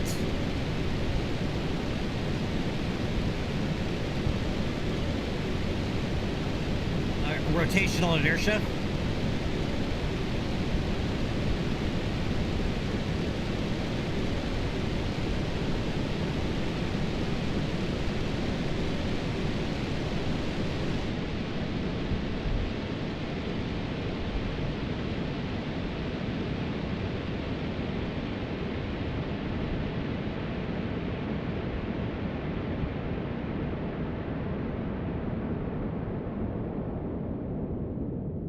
Mach 1, vehicle supersonic. Passing max Q.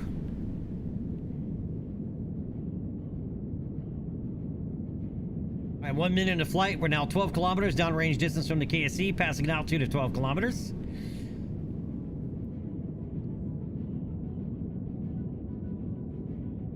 All right, there's Mach 2.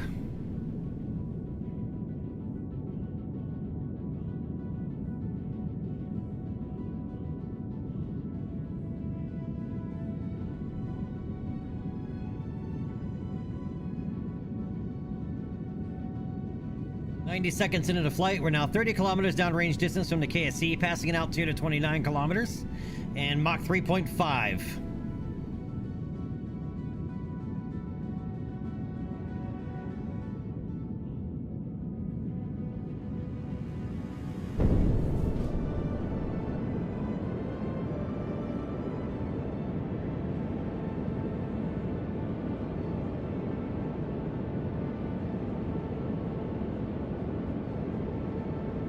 Coming up a main engine cutoff. We have main engine cutoff.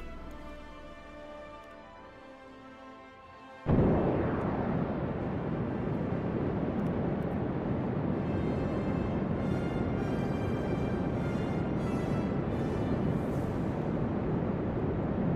right, we have good stage separation and ignition.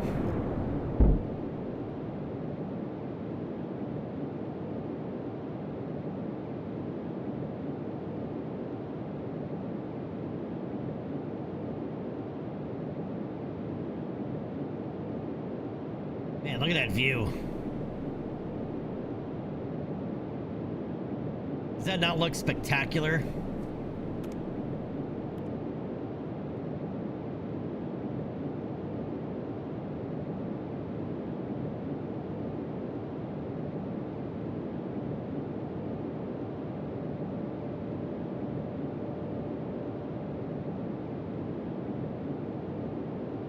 That was officially on T-brake. Yep. What are we doing? We're finally getting around to launching those KH-4 Corona satellites for our spy satellite contract.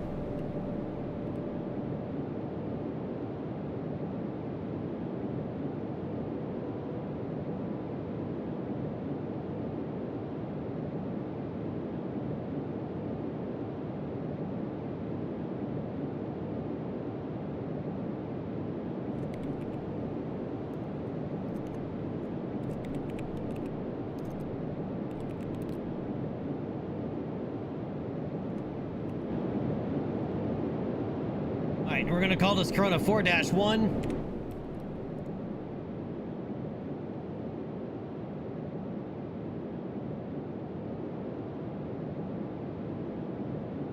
Alright, because we're gonna have a Corona 4-2 and a Corona 4-3. We have to... We only have one film cartridge. We need 3 pictures. So... I think we can only take 1 per cartridge, I'm pretty sure.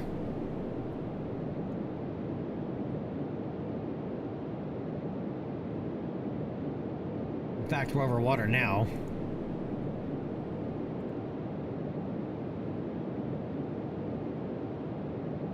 I think water is one of the things we need.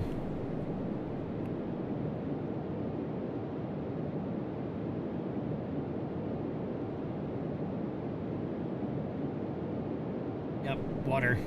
But we're at shutdown, first shutdown. Alright, before I'm mapping surveillance. Yep, we got Kerbin's water. Hi, Delta Dog. I'm also not so sure about signal, as we are not yet in a stable orbit.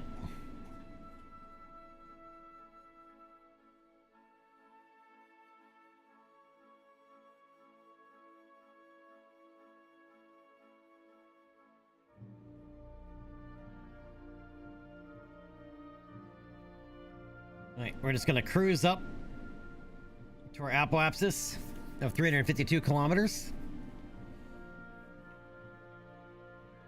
So, Imp, how's your install going?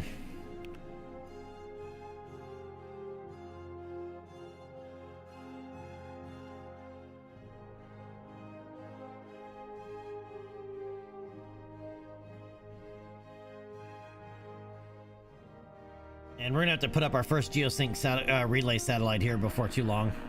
See? Loss of comms. I don't know if we'll pick it back up again. Let's hope. There we go. We picked up comms again, but we're still 14 minutes out from our apoapsis. Where is our apoapsis?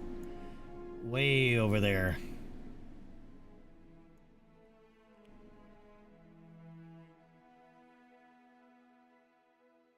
Also, what else do we need to take picture of?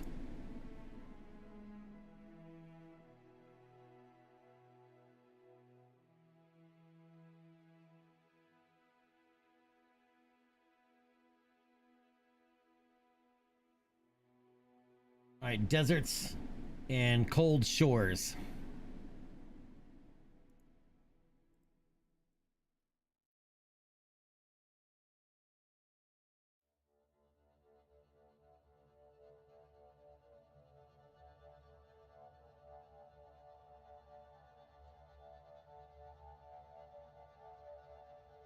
No, we're over the cold ocean.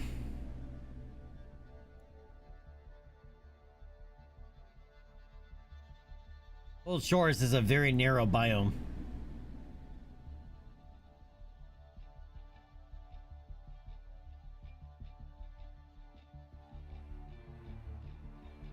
You haven't figured out what you broke yet? I don't want to time warp here too much because we won't miss it.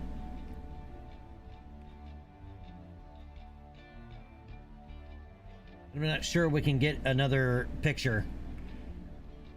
I don't remember how many pictures these take. And we're already over the southern ice shelf.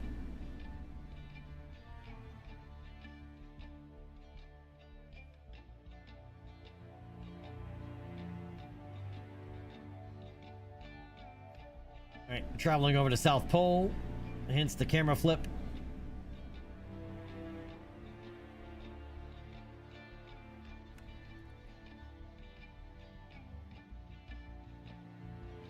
Dude, how stunning is that? Oh my god. That looks so good. Car toys! You have a certain Austin Powers scene running through your brain?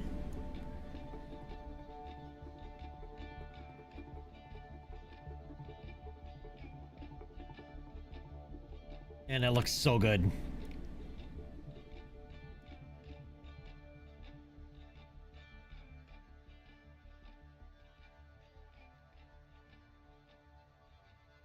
I think I missed the... Or did we go straight to cold ocean again?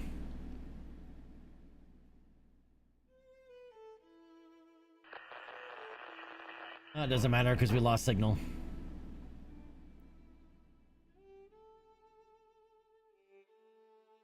Let's hope we get signal back here soon because we're not yet in a stable orbit.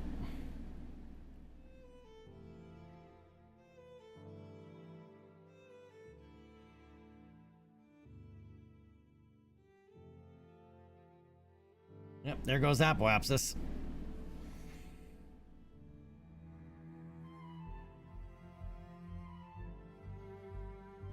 There's signal.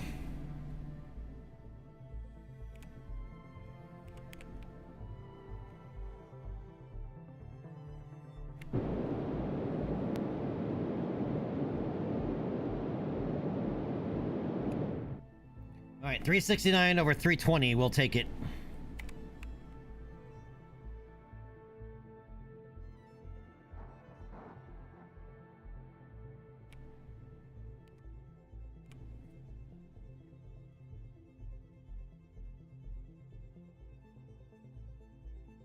Man, look at that.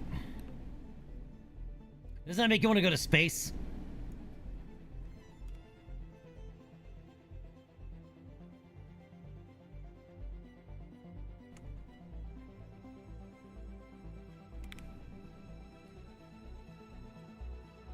Alright, we're over highlands. We're looking for deserts.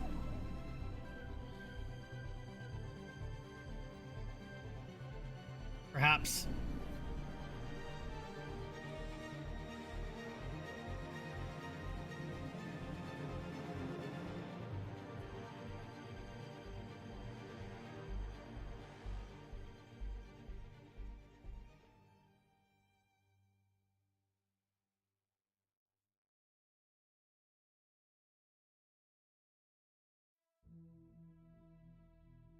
And as maybe if we're not, we may not be able to take another picture.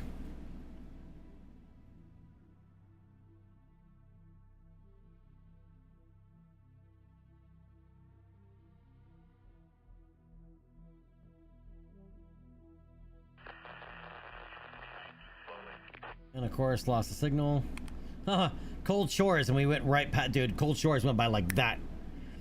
And we didn't have signal anyway. Ice caps, northern ice shelf. It's flipping because we don't have any signal control. Oh, now we do.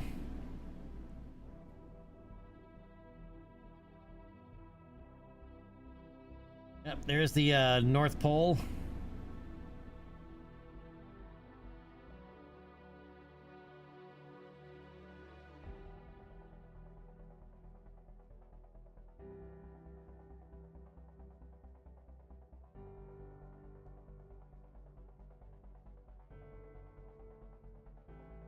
Alright, we're just gonna look for deserts. I just want to confirm that we can, how many pictures we can take. Oh, we just passed the Cold Shores.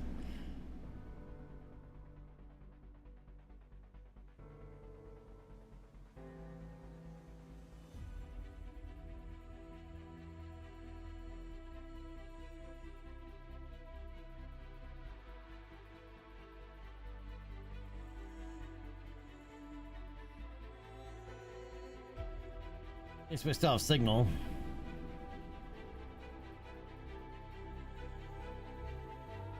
As we watch our satellite flip ass over tea kettle. Tequila, how we doing today?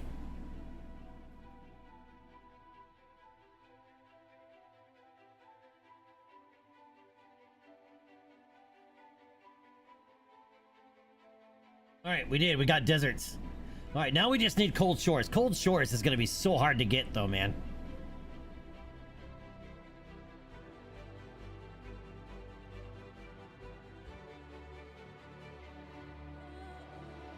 We can take more than one picture. Good, so we don't necessarily launch 3 satellites anymore. As long as we recover this.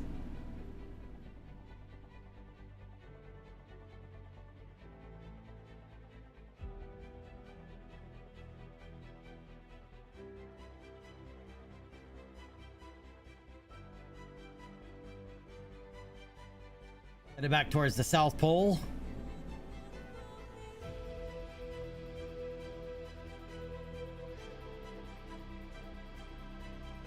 Tequila, I'm doing pretty good.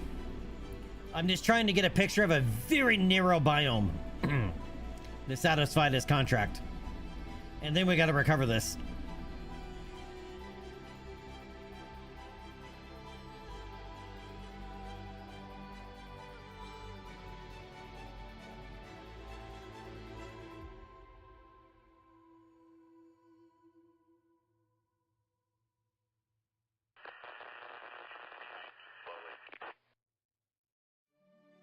That's assuming we have signal over the biome as well. We need the Cold Shores, which is a very narrow biome. Shores in general are a very narrow biome.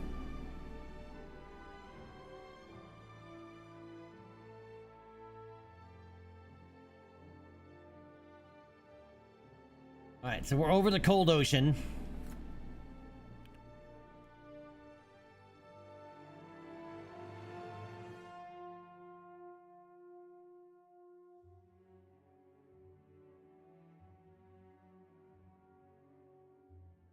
So over here, hopefully, is going to be Cold Shores.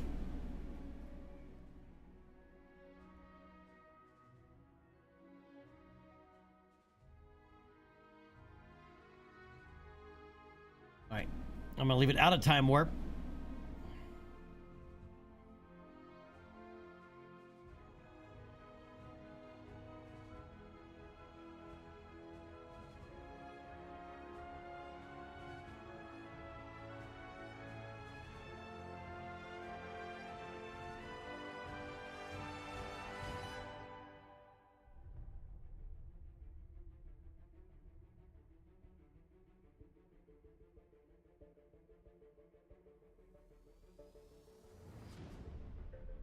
Still cold ocean. When are we gonna hit the shores?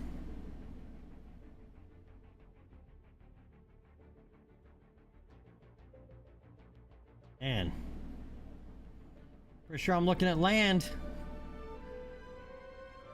Camera angles though, right?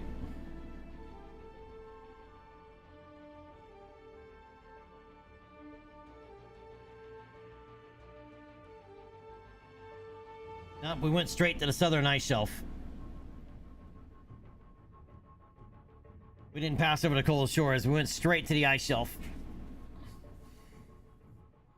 All right, so, and that means last time we passed cold shores, A, I would have missed it anyway because we're in time warp, but B, we didn't have signal either, so even if we weren't in time warp, it wouldn't have mattered. All right, how we doing on electricity? All right, let's go ahead and activate the fuel cell.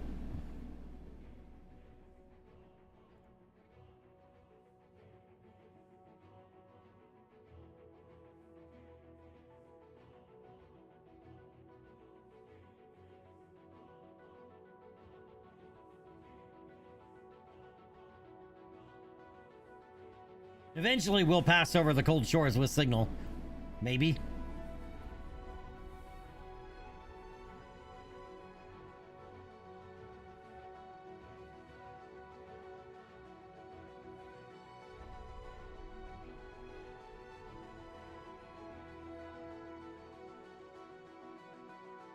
We might need to launch that Telstar, which is the first geosynchronous satellite. First geosynchronous communication satellite.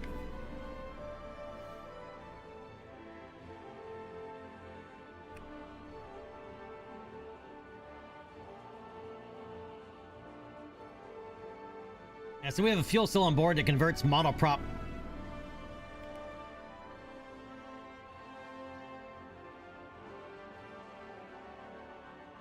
to electric charge.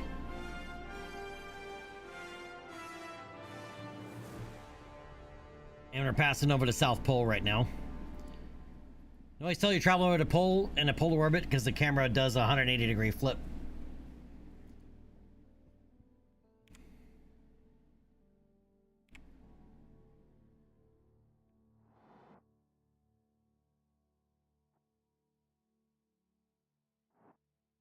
And of course I flipped it the wrong way. We need this to be flipped retrograde.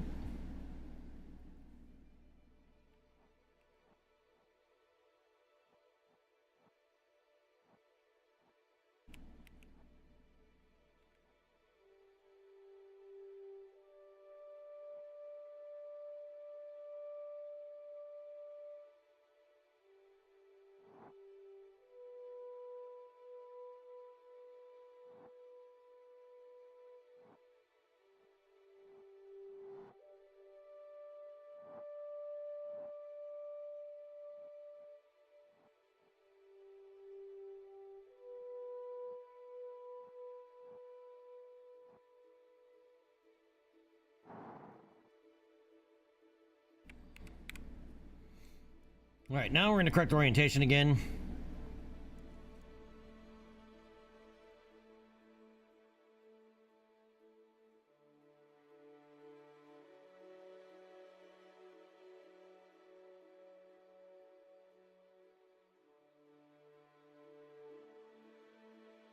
All right, so now all I gotta do is press 1. If I see that we're over cold shores. And I know going this direction will hit the cold shores, I just don't know when.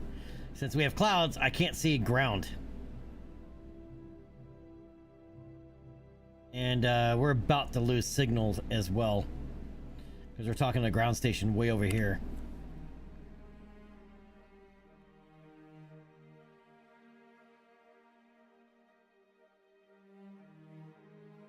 Only missing, you know what? I don't know if BlackRock has any plans on doing it, but we're missing auroras. But if BlackRock adds auroras, Oh my god!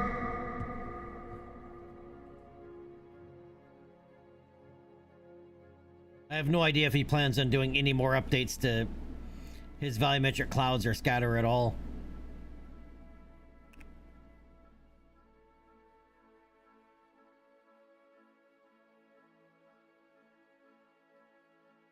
It went straight to cold ocean. Really wish I could see the ground right now. I'm afraid to time warp, because we could miss the biome we need to grab, and it's a very small.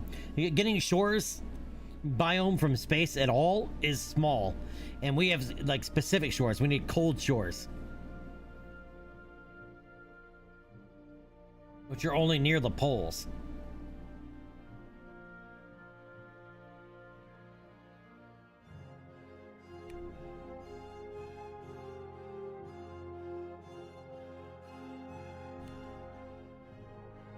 I mean, I can activate the camera.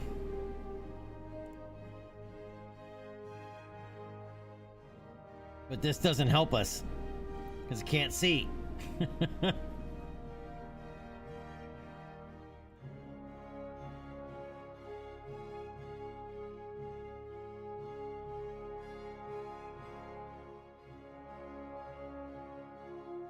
So we just gotta slow boat it.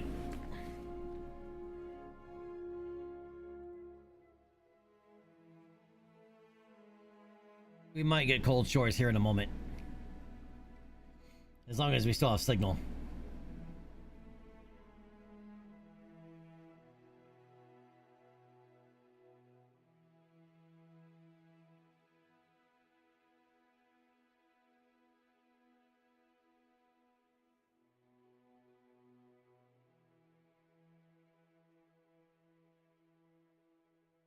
Oh, now we just went from cold shores to water. I mean, cold ocean to water. That's not gonna help us. So we won't be able to get it now. Now we gotta wait and see if we can get it at the other pole.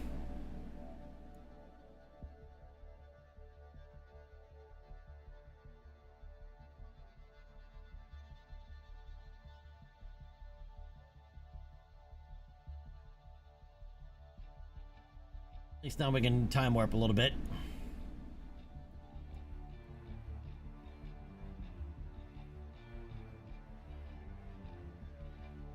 I mean, at least we have this awesome view.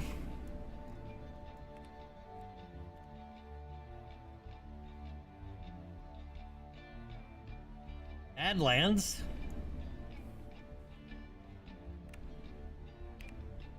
Badlands won't help us. Not for this contract, anyway.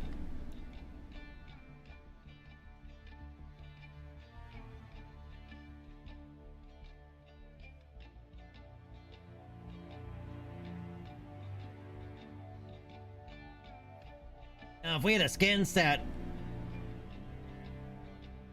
terrain scan, we could be watching that, but we haven't launched any of that stuff yet.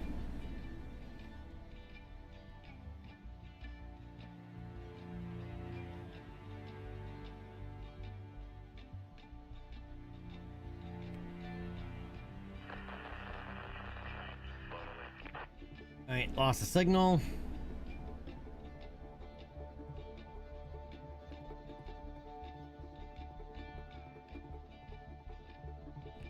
All right, we're over the northern ice shelf. There's the North Pole.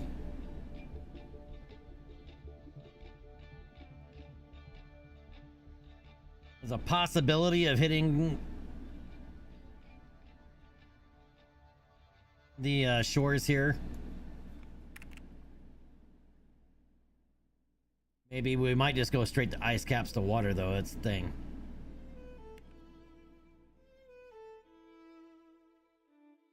Tundra, Highland, ice caps.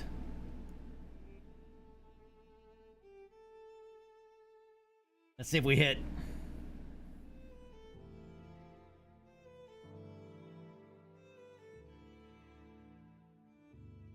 Highlands.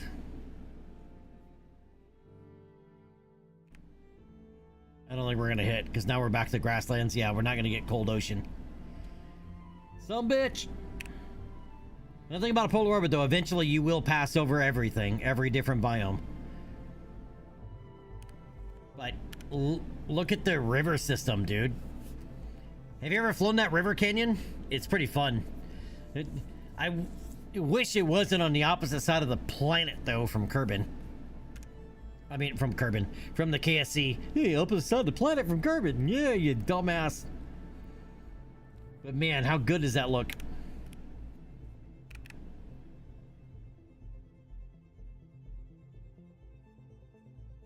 Even in stock, that I don't think I've ever flown it in a quarter scale, but I've flown it down it in stock. It's pretty fun, and it's long.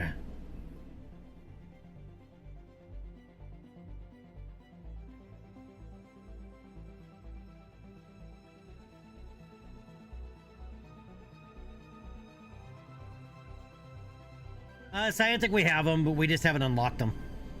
We haven't opened them up.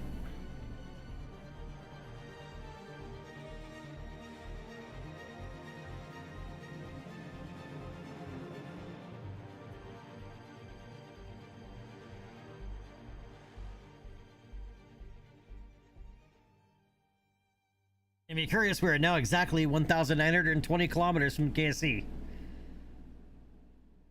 We're right in alignment with it. No, we're not. Alright, probably gonna hit water. Yep.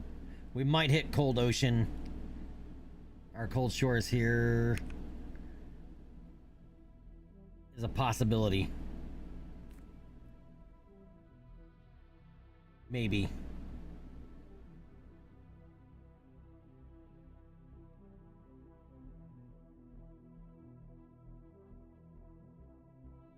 I don't think this is cold shores, but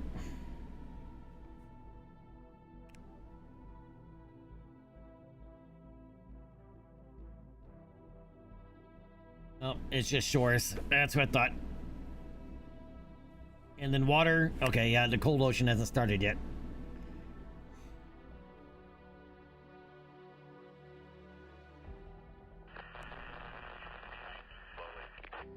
Lost the signal.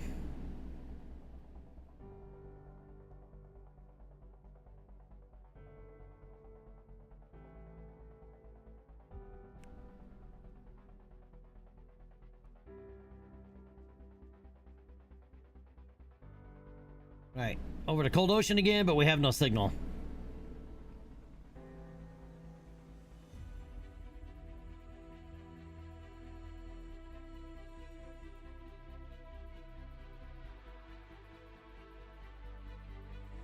All right, we have signal, and we're coming up on something.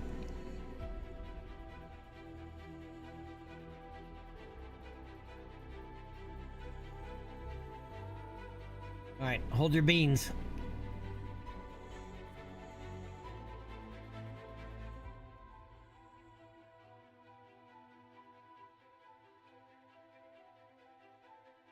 I think there's land. Nope, it went straight to southern ice shelf again.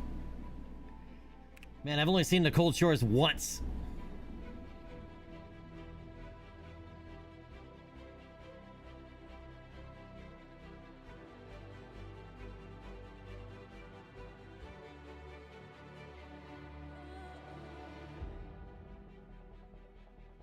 Yep, there we go, flipping over to South Pole again.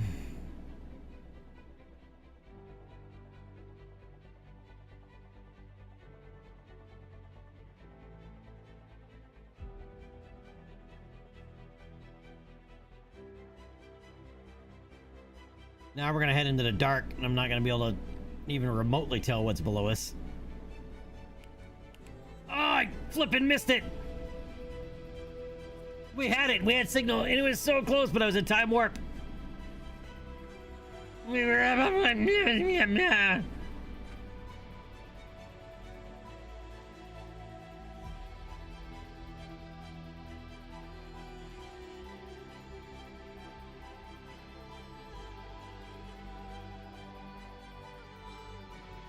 Pancake, how we doing, buddy? Oh, now we're in grasslands. No, we're too far south.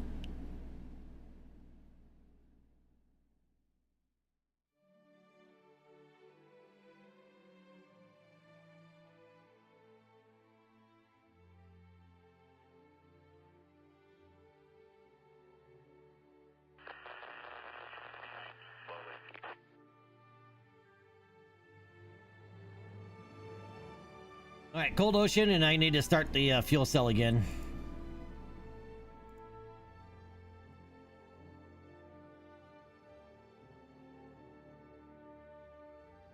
I'm afraid to time warp now with now that we're over to cold ocean. But it just means this mission is gonna take forever.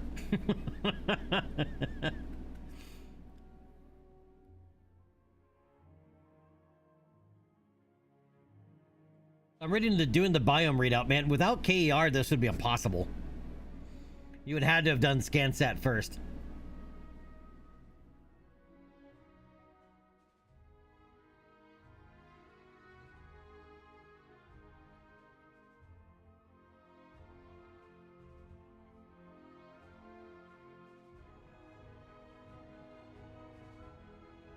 I said shores in general is such a pain in the ass biome to get, and the cold shores is even worse because it's only on the ones with the cold ocean, and sometimes you go straight to ice shelf, no shores on the biome.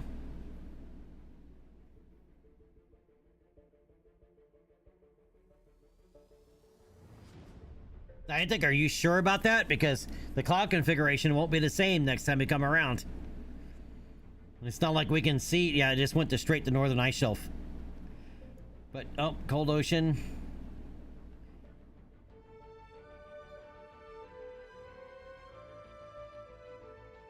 Northern ice, back straight to northern ice shelf.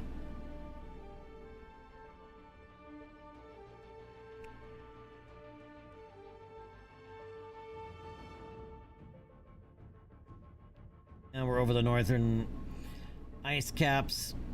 Back to the northern ice shelf, over the North Pole.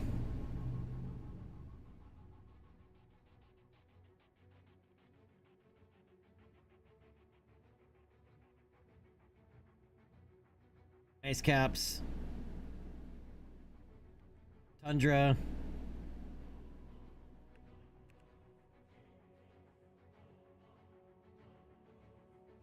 Yep, now we're too far south again.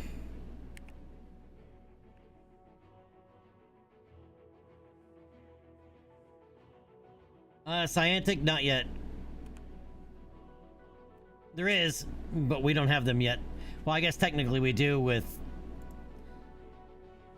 this. Problem is, though, we're in a polar orbit. Right, yeah, we would have hit it again eventually.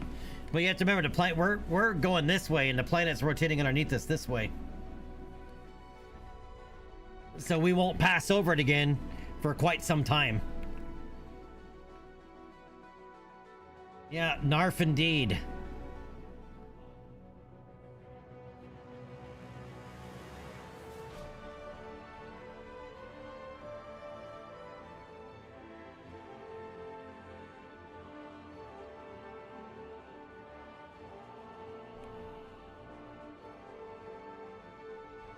And I can stop the fuel cell.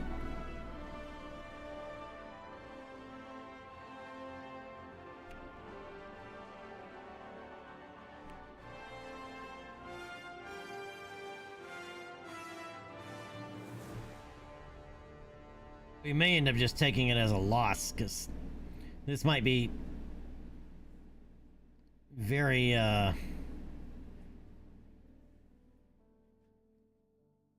difficult to do, because we also have to have signal.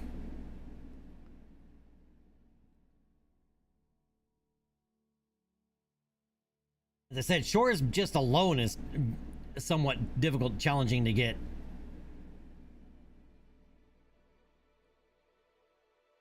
Right, because it's such a narrow biome.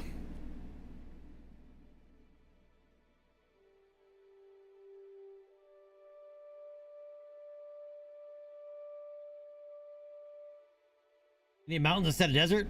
Even mountains can be problematic to get sometimes. Desert's pretty easy. Badlands is pretty easy. Shores is always the one that's a pain in the ass. And cold shores is the worst.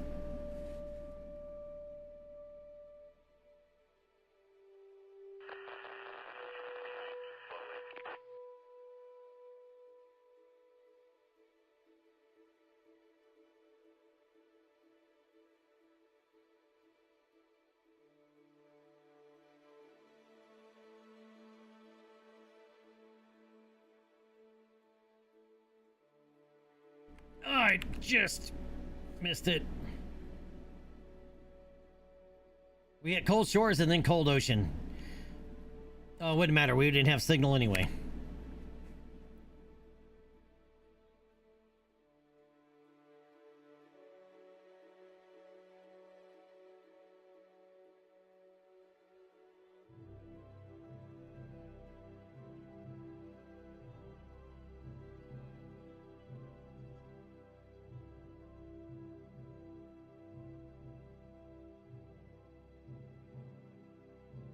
You be doing this mission Monday? Alright, now we have signal again. We're still over the cold ocean, but I have a feeling we're going to go straight to ice shelf.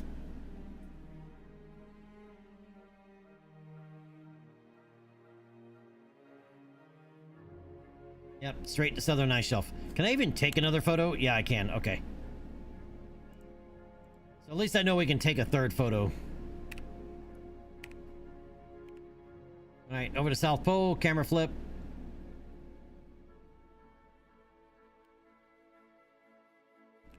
Got it! Woohoo! Got lucky! We got it!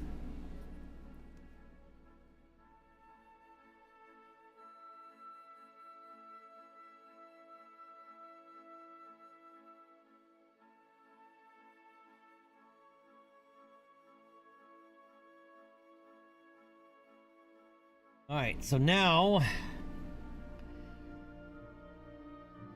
I'd like to land in the water over here.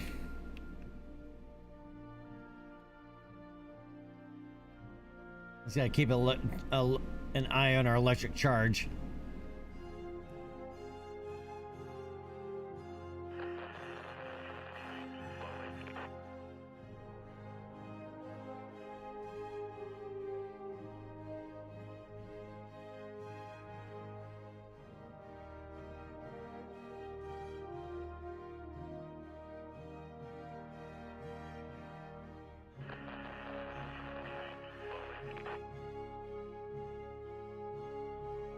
Alright, I'm gonna go ahead and start the fuel cell again.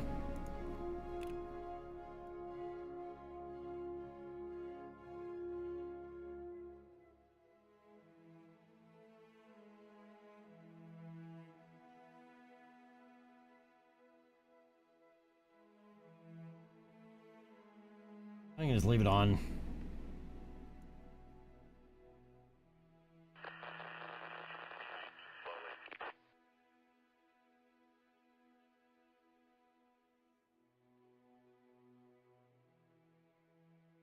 Uh-oh.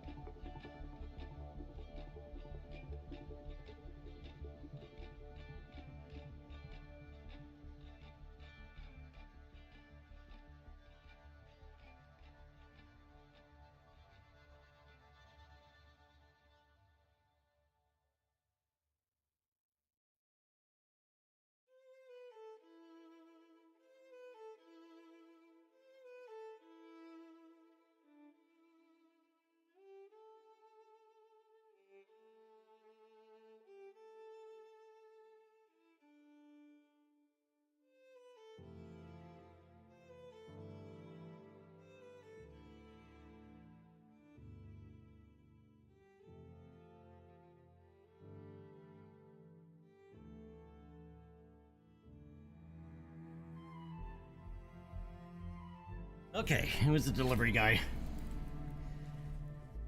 I just heard the someone's in the yard that's not supposed to be in the yard bark.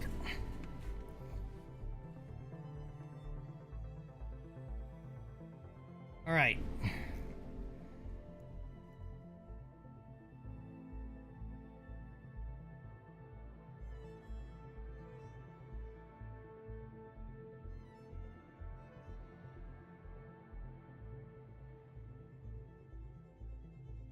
Yeah, we're not going to be coming back this time around.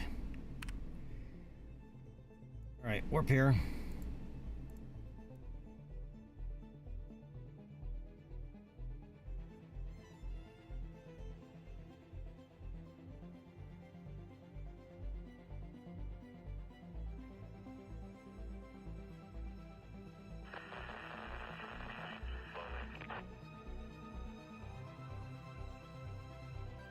Oh, Tequila, dude, you have nice friends, man. I don't know if I've ever had friends that would help me clean my house.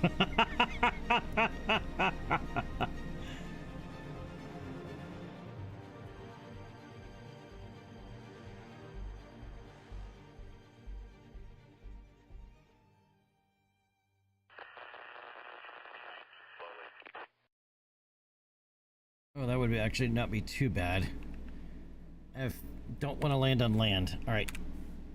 We're going to call it good here.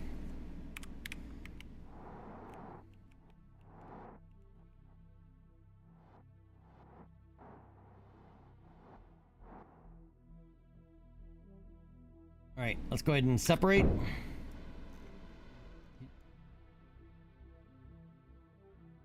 That was weird.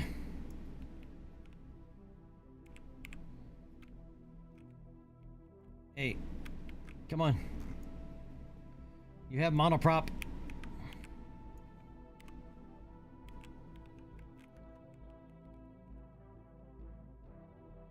Why isn't my monoprop working? You're in the wrong orientation. You have RCS thrusters. I can see them, and we have monoprop, and we have electric charge, and we have signal. What's the deal?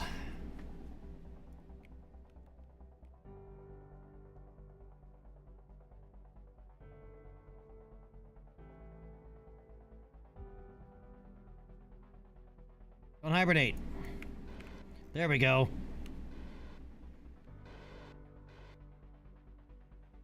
Come on, we don't have much time here.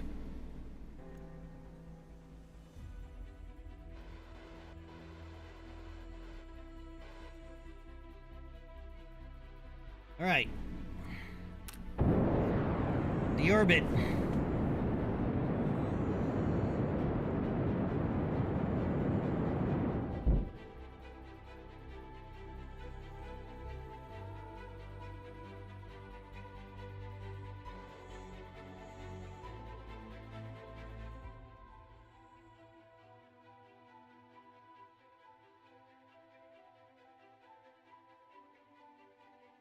Tequila, yeah, no choice.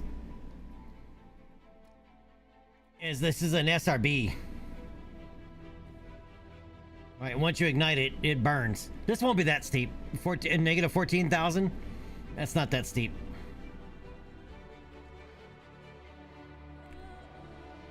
The bigger problem is, are we going to have signal so that I can activate the parachute?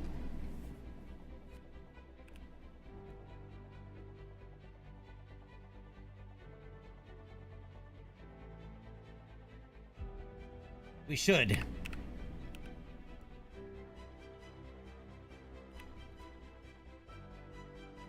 We're not going to be too far from the KSC.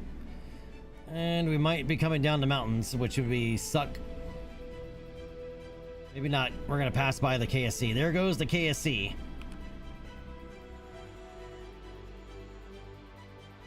But we are coming down at night. But, oh yeah, there's a tracking station right here at Cape Kerbin.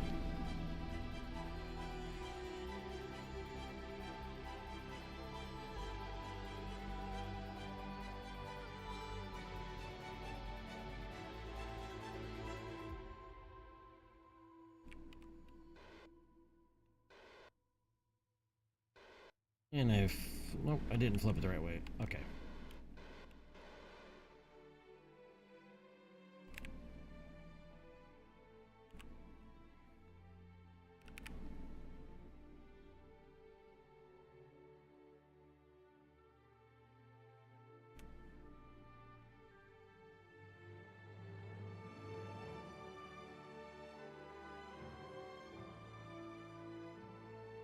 All right, we're in the atmosphere.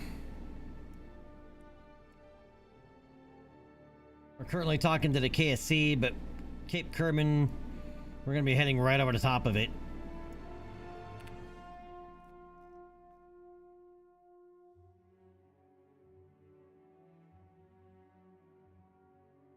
Look, if we lose this, we got to do the whole thing all over again. Tequila, no. If I arm it, they can't deploy because it's stowed. I have to get rid of the heat shield and the booster engine.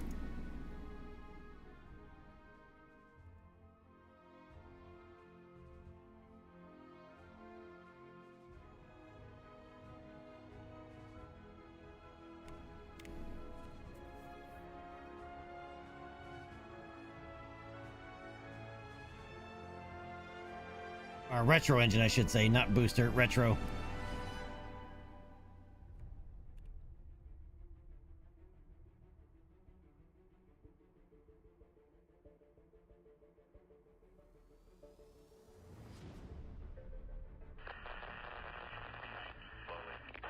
Alright, there's loss of signal. To be expected because of re-entry. Actually, why aren't we talking to that Cape Kerbin 200,000 funds? Alright, I opened Cape Kerbin.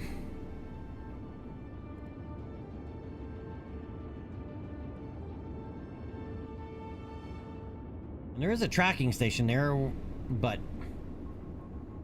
we're in too much of a plasma.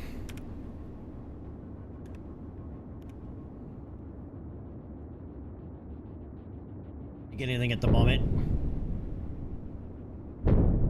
We definitely won't be landing on land. I mean, landing on water.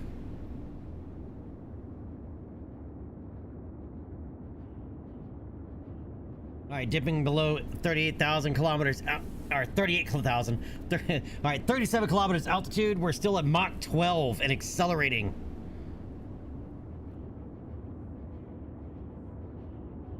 Now we're finally starting to slow down. I have a Mach 12.3.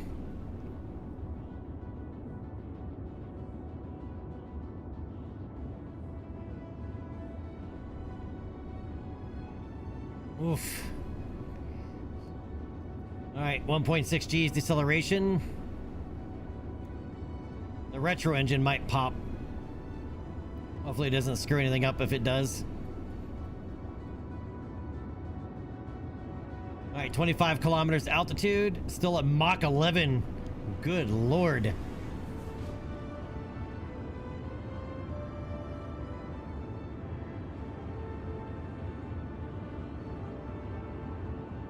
Alright.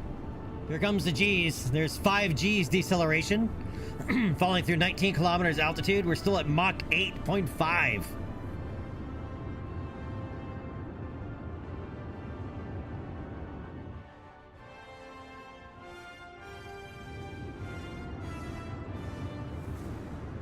Alright, there's 14 kilometers altitude. We're still at Mach 6.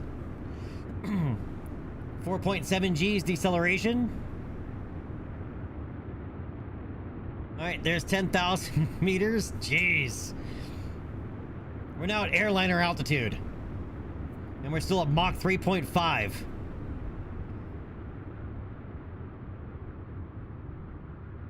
There we go. Still at 4 G's deceleration. 6 kilometers altitude. Mach 1.5.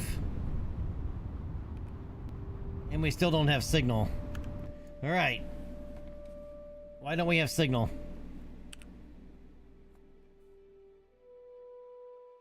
We should have signal by now. I can't move the map around from here.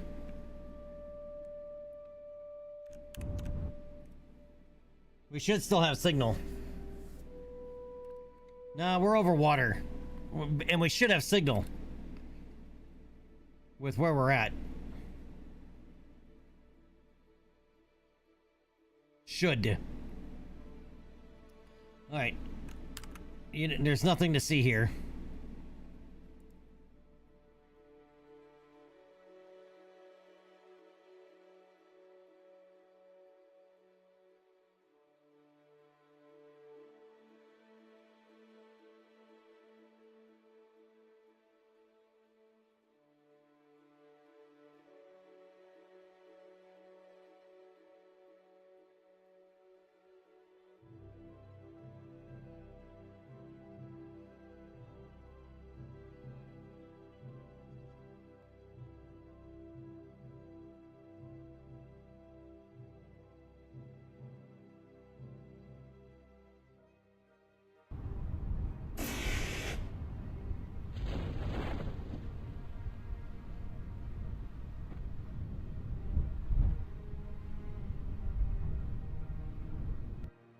All right.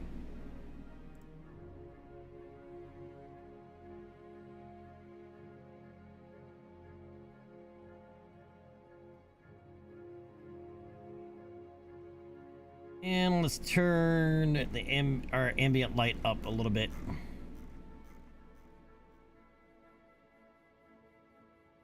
Where is it?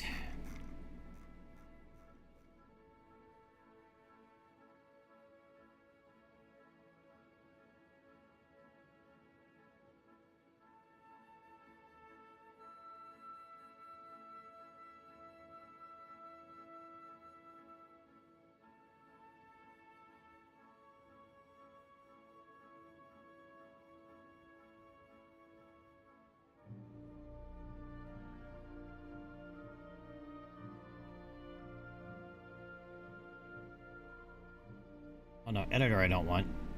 As for certain.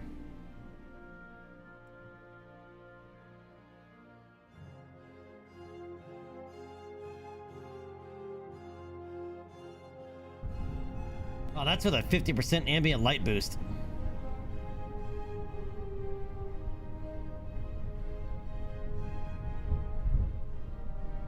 I'm guessing it's not really going to matter much at night.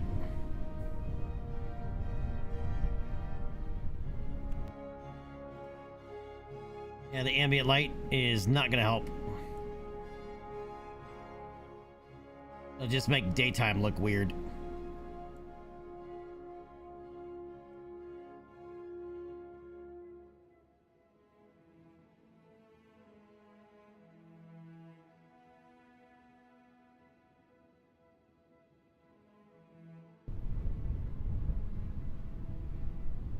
I guess it helps you see the vessel, but it's not going to help show the world.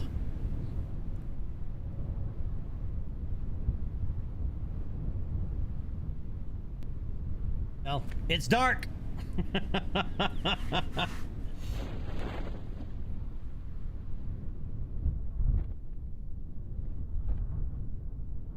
right, so we have full parachute opening.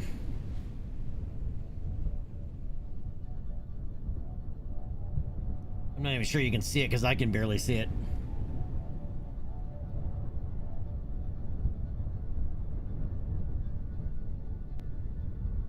All right, a little bit of fizz warp here, and hopefully this thing doesn't sink in the water. I don't remember if this sinks or not. We may have to do a speed recovery. I may have to be Johnny on the spot on the button.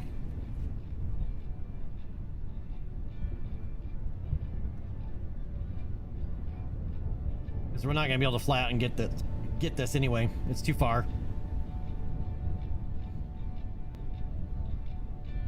All right, 200 meters. 100 meters. This thing is descending very slowly.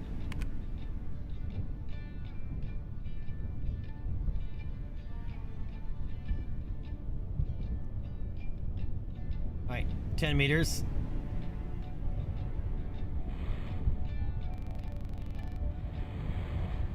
All right.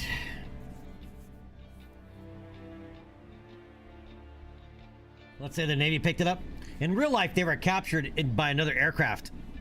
The parachute was captured by another aircraft in a kind of a net type thing, and then they would pull it into the airplane.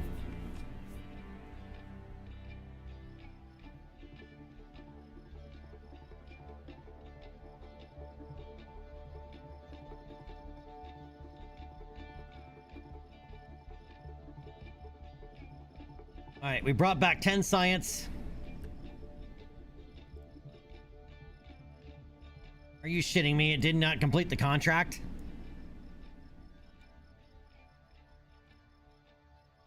Or did it? Or did we already go through it? We already clicked through it because we don't have any act. Oh, no, wait. What the shit?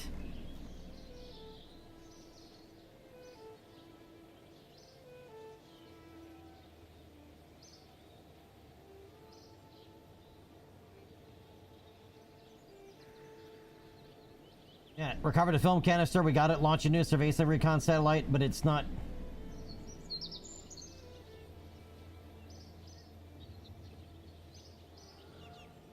Yeah, Yeah, we're definitely gonna cheat that shit, because I'm not gonna go through that again. Because there was all green check marked earlier, now all of a sudden it's not? Give me a break.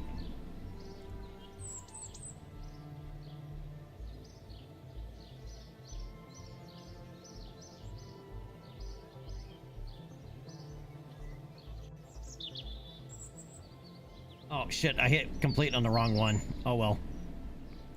That's the one we want.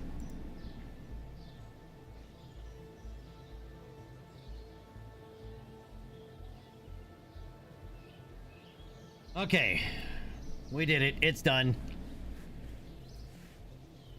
Alright. Now.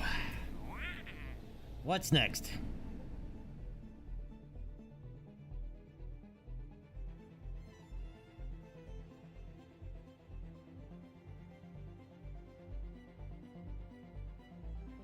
All right, we got to catch up with these because I forgot to install this contract pack for giving aircraft a purpose, so we might have to catch up with it, so we can do that real quick.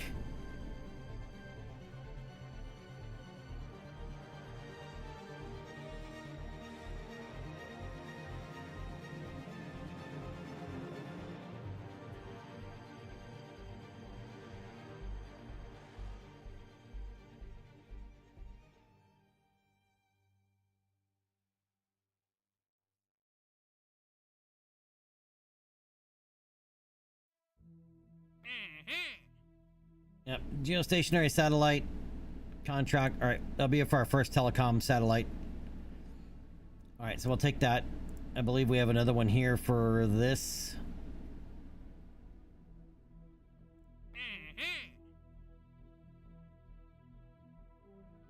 Nope.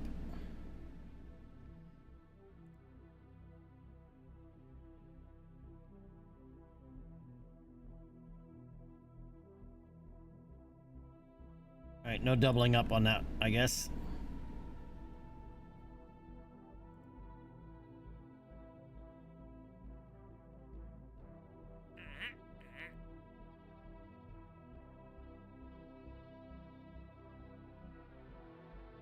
We can grab that one.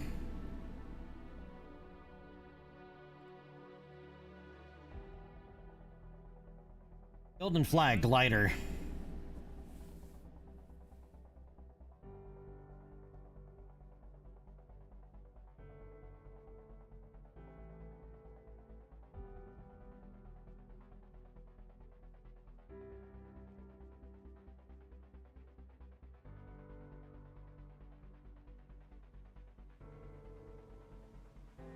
I'm not gonna do that. That's it. No.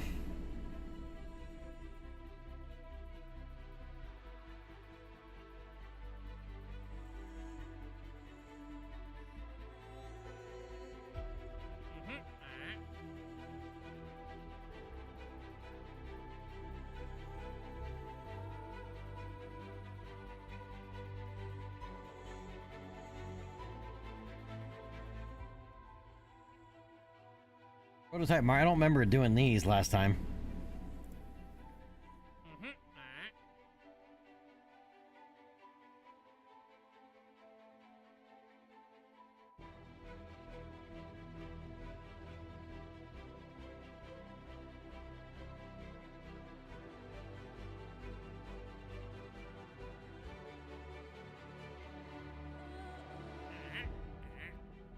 But I'm wondering if it opens up other ones.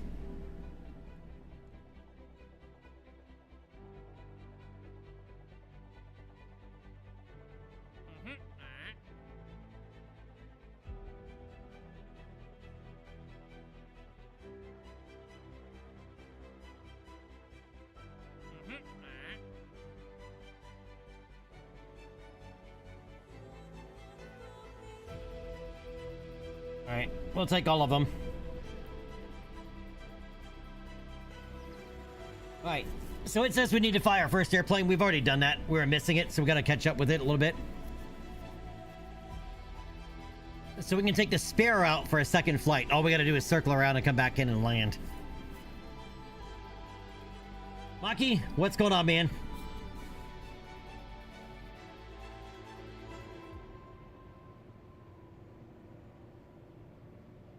Yeah, I don't think I'll be doing any more satellite or spy satellite launches, trying to bring back the those. Kind of pain in the butt.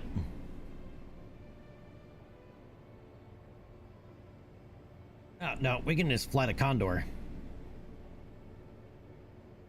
Condor is more fun to fly.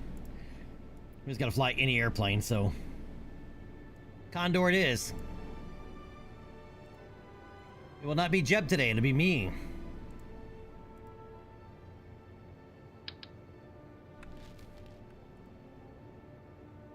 I'll be taking the Condor out for a flight.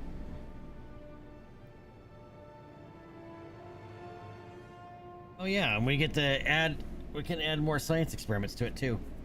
Because we have our science juniors.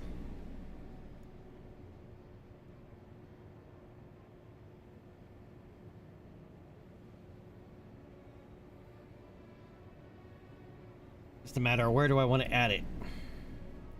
Do I want to add just one right behind the cockpit, or one on each of these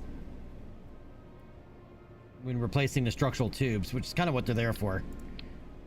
They're kind of placeholders, even though they're a little bit shorter.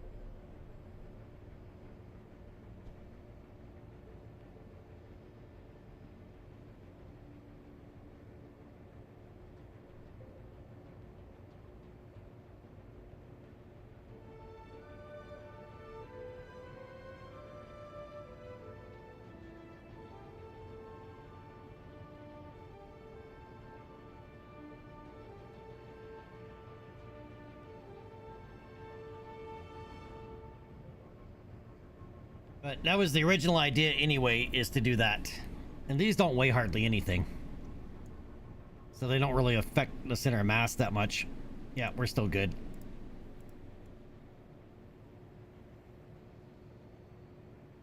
Landing gear placement still works. I'm not even gonna up, because that's what those two other parts were in there for, was placeholders, even though they were smaller than this, but that's fine. Alright, save it. Alright, let's go for a flight.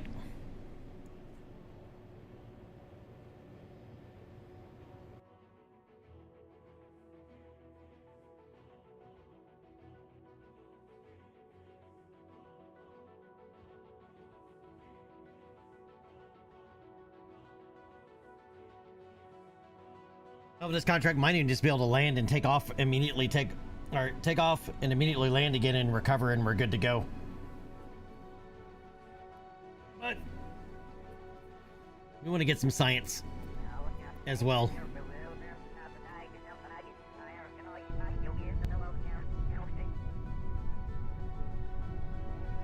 No worries, Tequila. I'm guessing you're a little anxious. When does she come in? When does she arrive?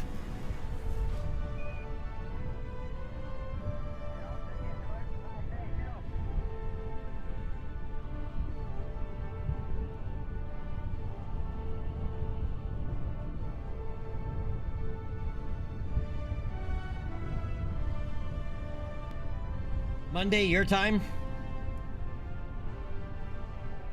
Alright.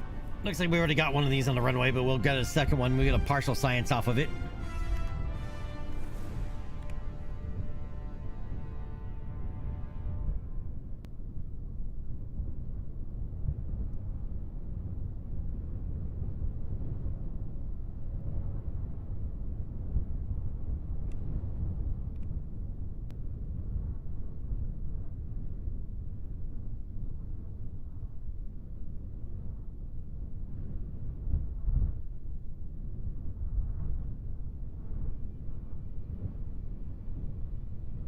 Kind of already had those. All right.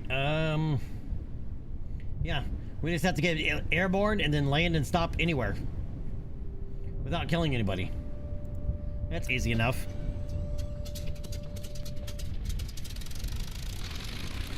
And why do I have a mutton chop mustache?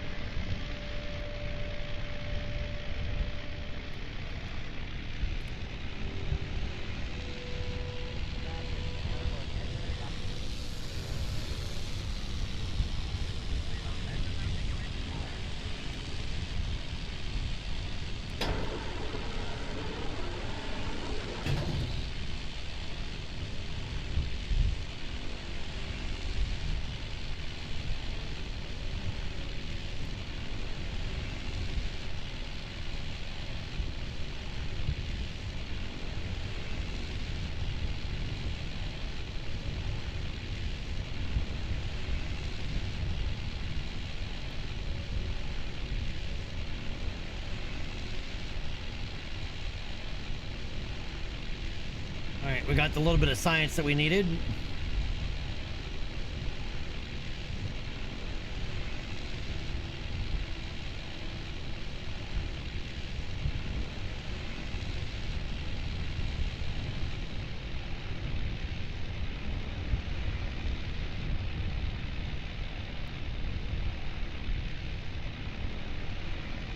So now we just fly back around and land, because it's all we got to do.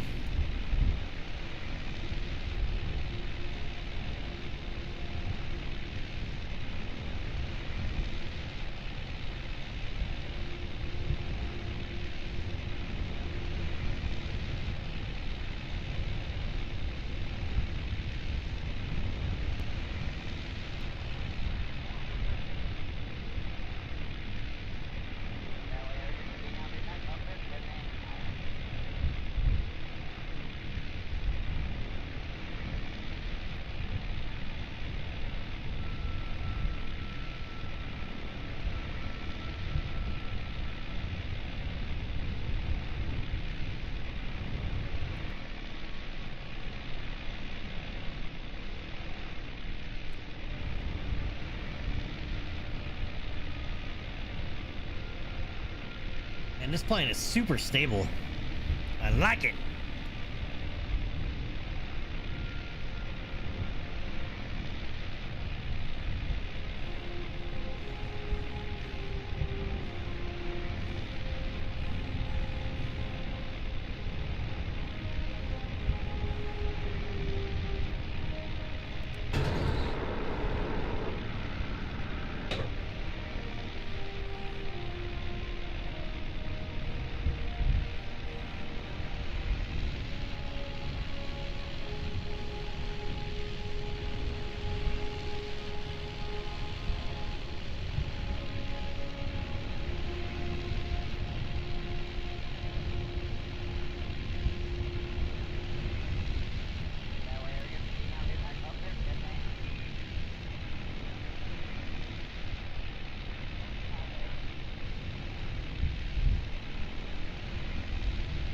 All right, let's go ahead and bring it in for a landing.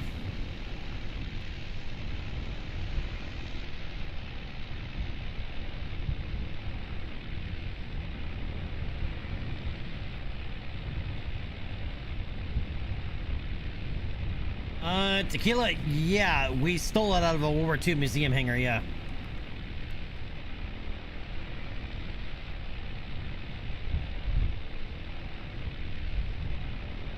I mean, wouldn't you?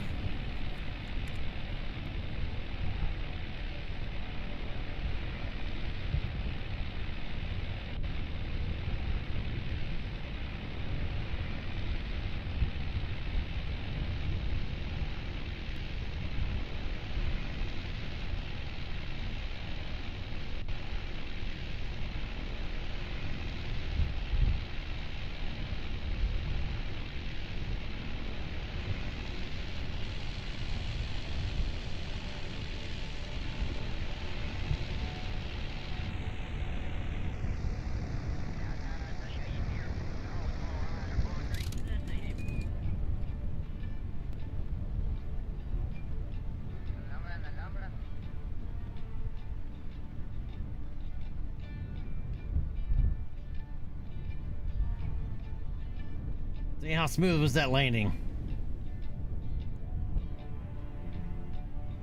All right, and that is contract complete.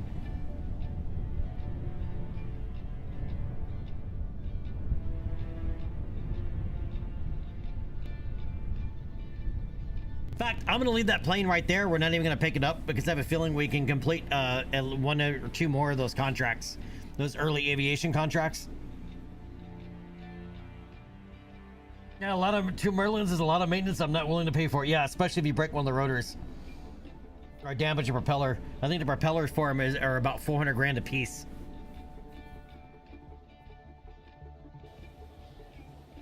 You flew in a de Havilland Dragoon Rapide once? Nice.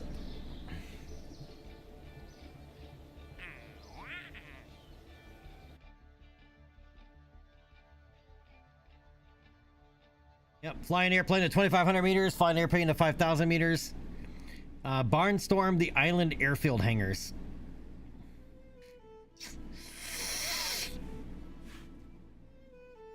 All right, 25 meters, yeah.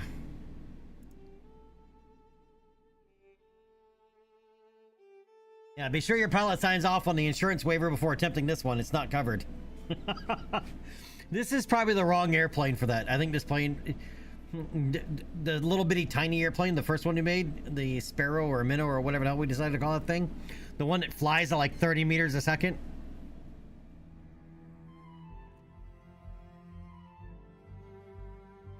And it's to fly through both hangars.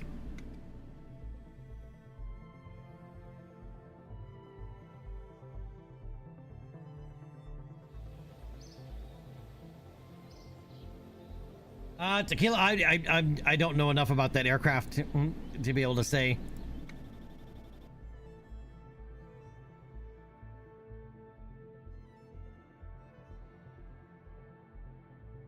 All right, so we got to fly to 2,500 meters and then come back and land, and then we can do the 5,000 meters. I think this plane can clear 5,000 meters. I'm pretty sure it can. That is a contract pack that I forgot to install beforehand. So we're kind of playing catch up with it. So we're playing catch up. We're not throwing catch up on the walls.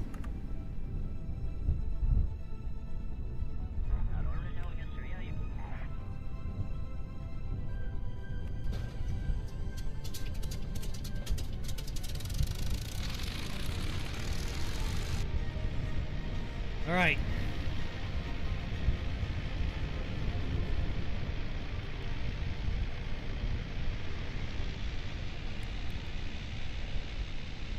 $2,500 meters.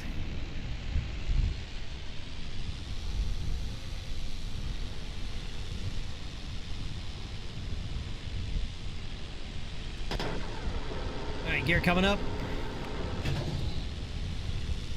Let's see what this baby can do.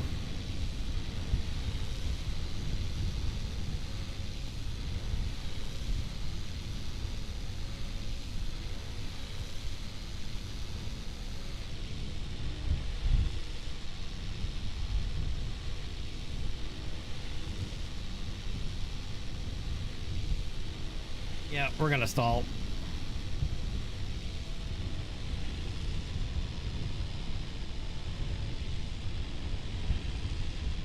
Yeah, that was too steep a climb. It did not like that.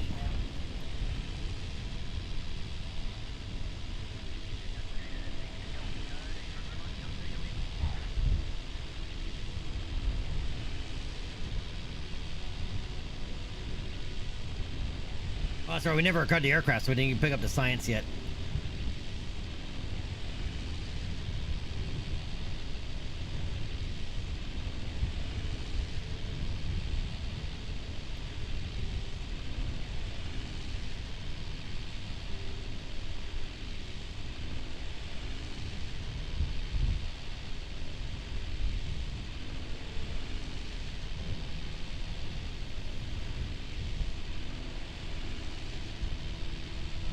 Yep. All right, so now we just got to land and stop.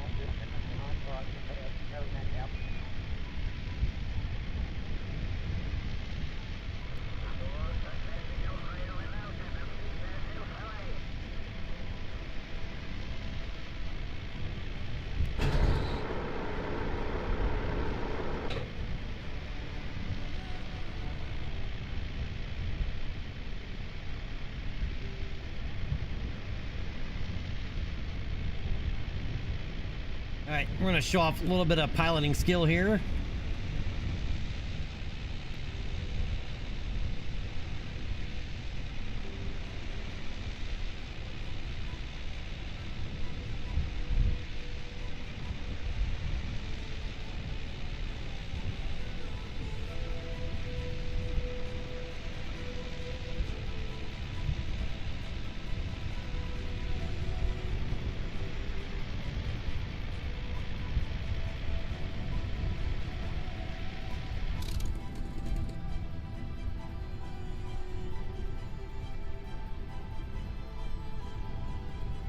Alright, so the massive side slip was to keep our speed down while we were going through that dive.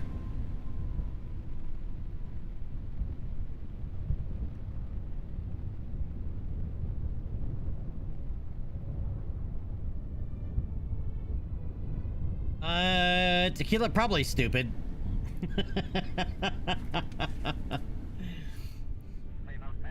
All right, back to the Space Center. Let's grab that next contract. Declare 5,000 meters.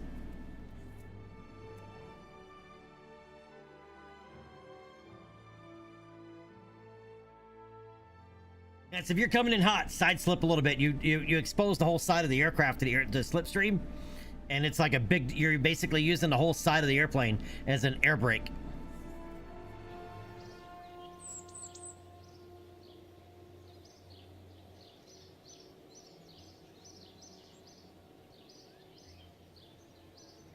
All right, see, contract complete. I should grab that contract configurator where you can grab contracts, and that's not what I wanted to do. Is that what that is? Nope, that's just that. I can't, let's see, new contracts though.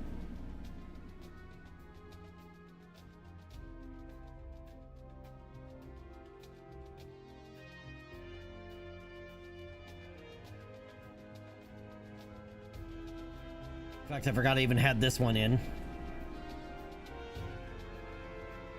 Allows you to be able to see your contracts better. But there's another one by D-Magic that allows you to be able to take contracts out in the world. I may have to figure out which D-Magic one that is.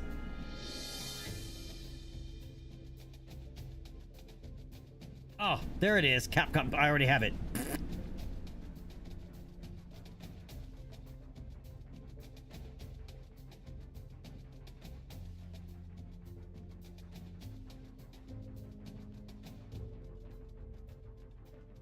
I already have it, so that means we could have just stayed with the airplane. Alright, so now I know that I have that. So some of these we can do multiple contracts in a row without having to recover or go back to the space station or the tracking station or any of that. We can just stay with the vehicle.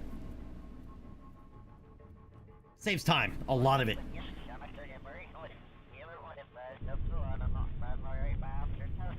Well, at least you don't have to physically go to mission control.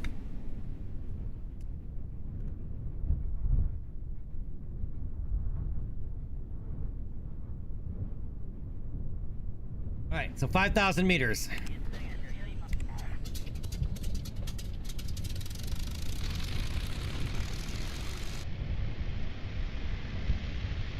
Punch it.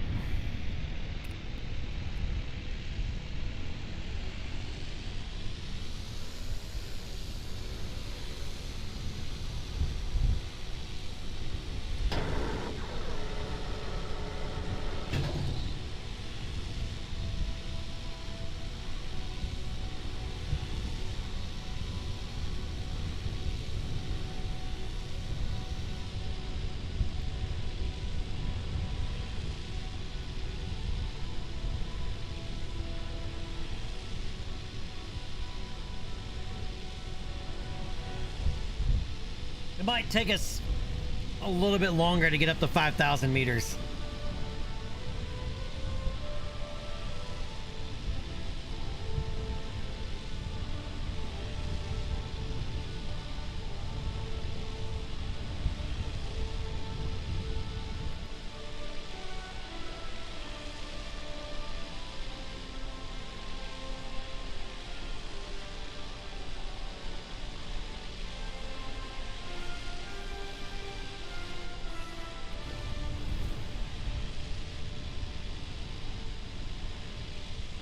I still want to know why I have mutton mustache, but...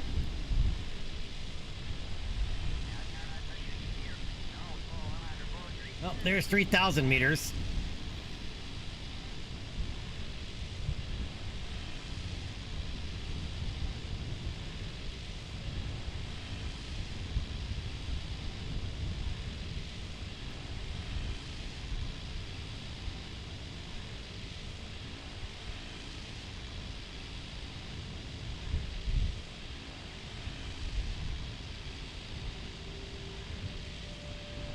Alright, there's 4,000 meters.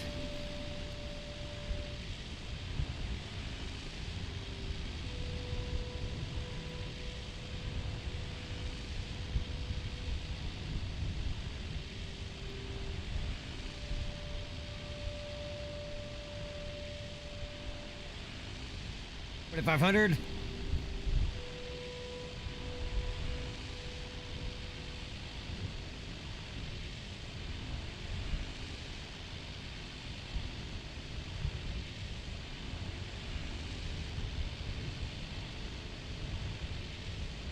And 5,000 meters.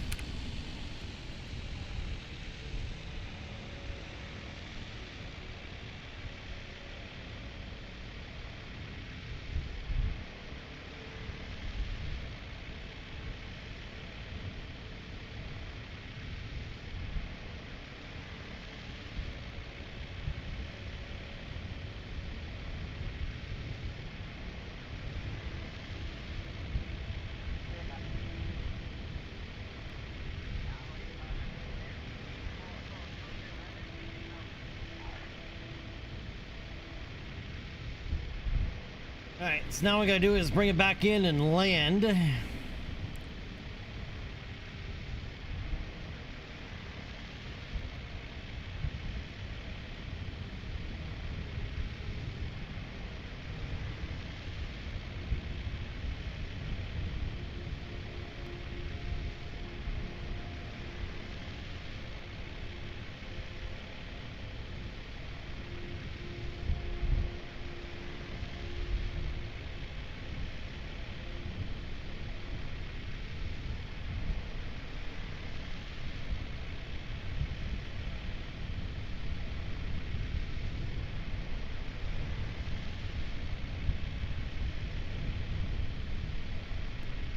We don't want to overspeed too much.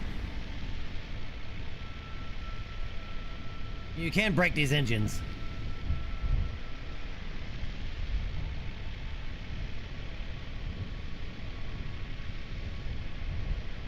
Societies, what's up, my friend? How we doing today?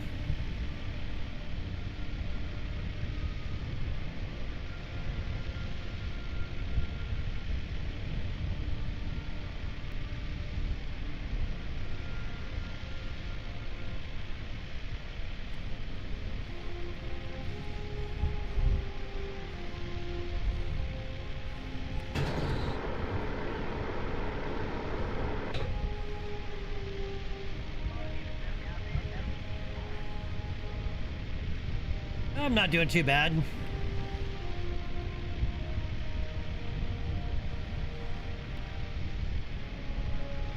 Just practicing some very steep landings while executing some contracts.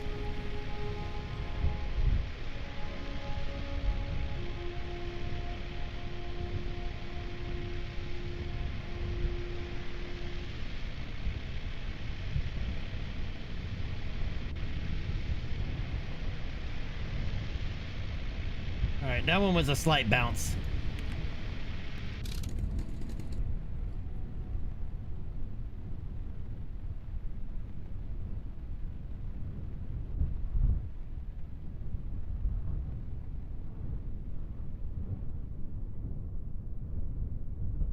Alright, contract complete.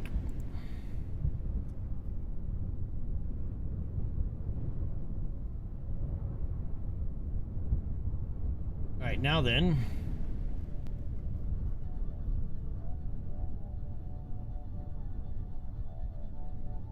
What else we got?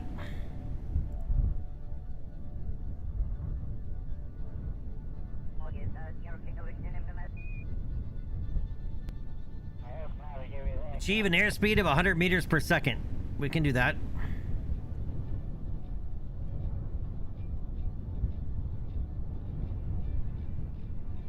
Jump from an airplane. I've done that, but no, we're not going to do that. We would need a second person.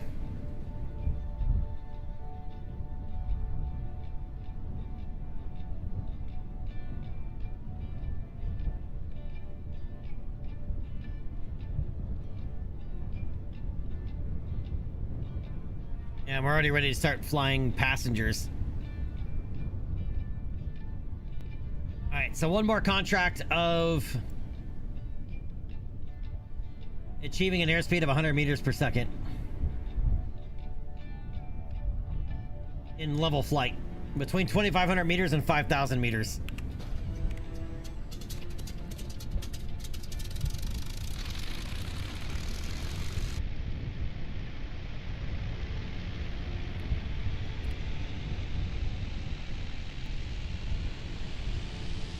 I like this, being able to knock out multiple contracts without having to recover.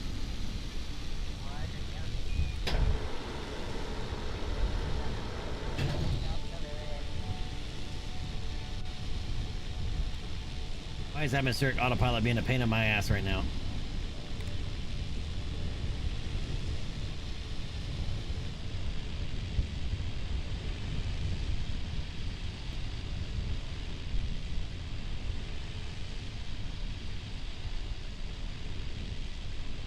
Alright, so we gotta get up above 2,500 meters, level out. Hit 100 meters per second, and then come back and land.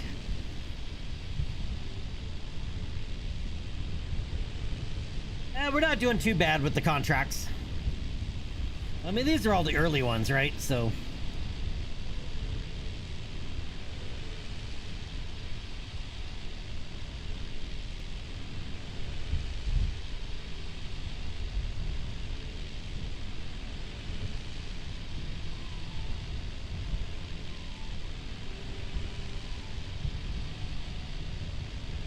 All right, 2,300 meters. We're almost at 100 meters per second right now. All right, there's 2,500. Let's go ahead and level this thing out.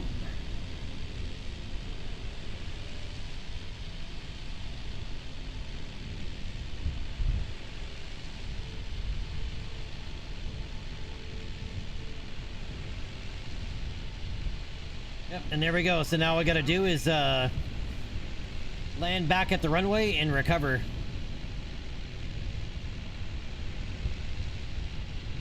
How fast does this thing go anyway?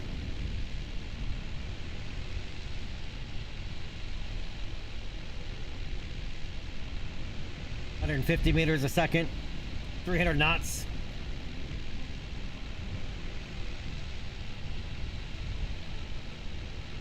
Well, there's 300 knots.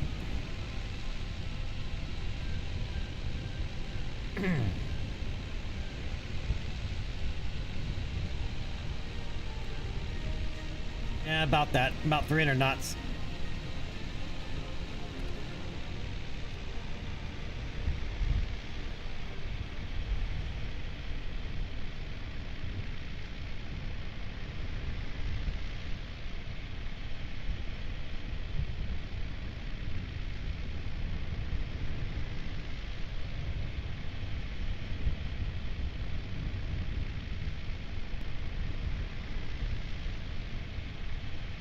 Alright, let's go ahead and bring it back in. And now, after this, I think we can recover the aircraft. We'll double check contracts though, see if this one pops another one.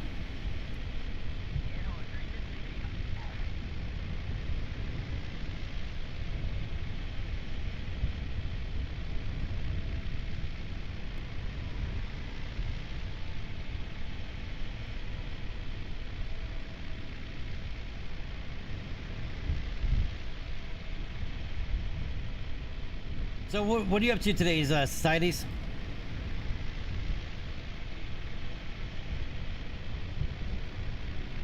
I like this plane.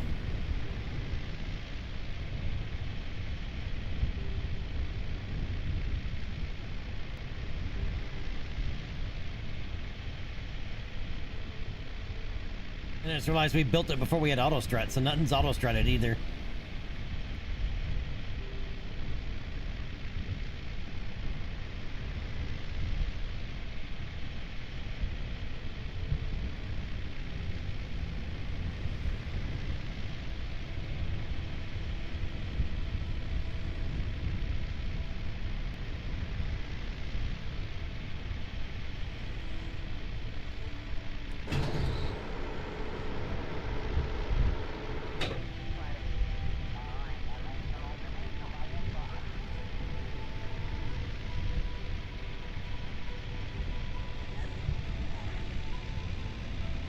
Visiting your son today? Hope all is well. Just hanging out today?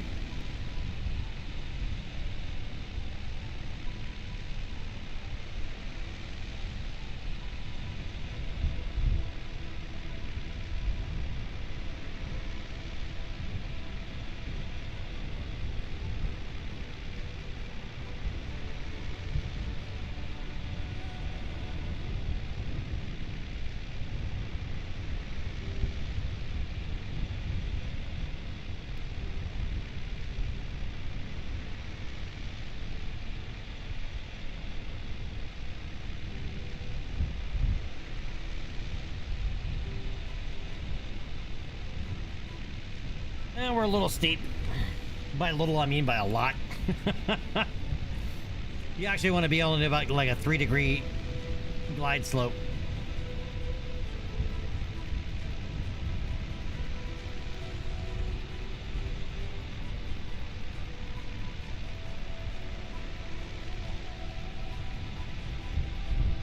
Yeah, here it's just kind of hot. By the way, if anybody has gone and seen the Odyssey, let me know what you think. I think yesterday was opening day for the Odyssey, or Thursday was.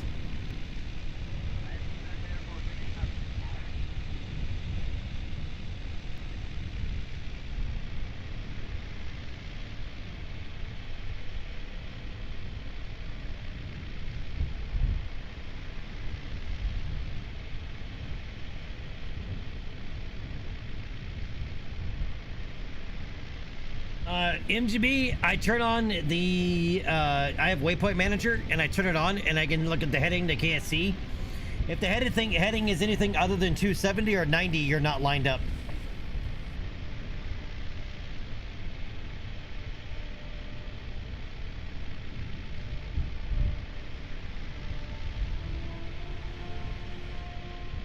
All right, so here our heading to KSC is 269.7, so we're only 0.3 of a degree off with our facing, and it's from hitting the brakes. Wait, it's coming out Tuesday? I thought it was out this weekend.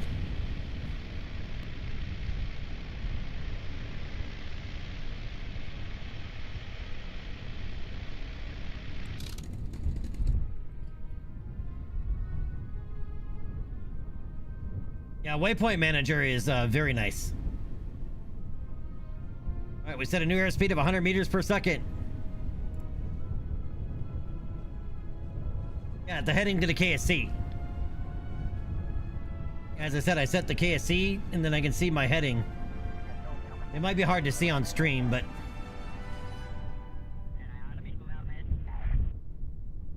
And then the other thing I do, because with Kerbal flight indicators, I take our prograde vector, or our vertical, or well, not our vertical, but our velocity vector, and just put it on the middle of the runway. Wherever that goes, that's where the plane's going.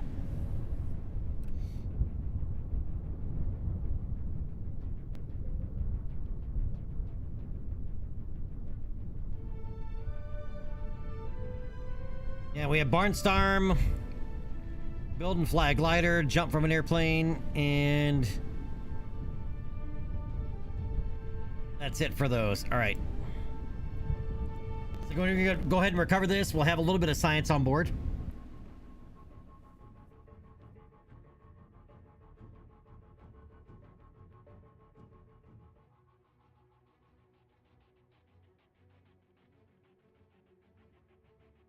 I like that being able to knock out multiple contracts without having to go back to the KSC and mission control every time.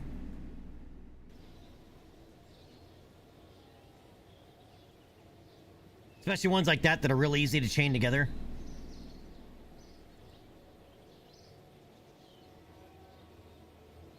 All right, no new ribbons. All right, let's go ahead and warp a date.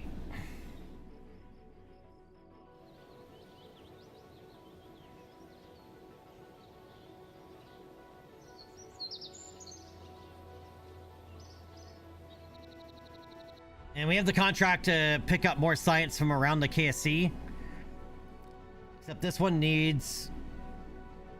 Hopefully we don't have to go fishing very far for another experiment.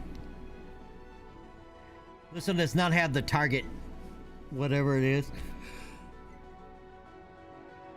Hi. Excuse me.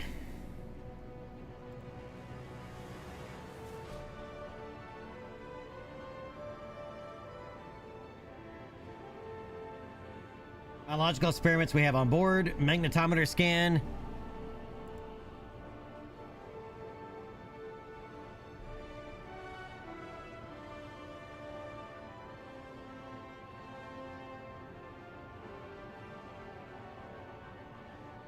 Where's the magnetometer? We have a variety of them, but I'm looking for that one. All right.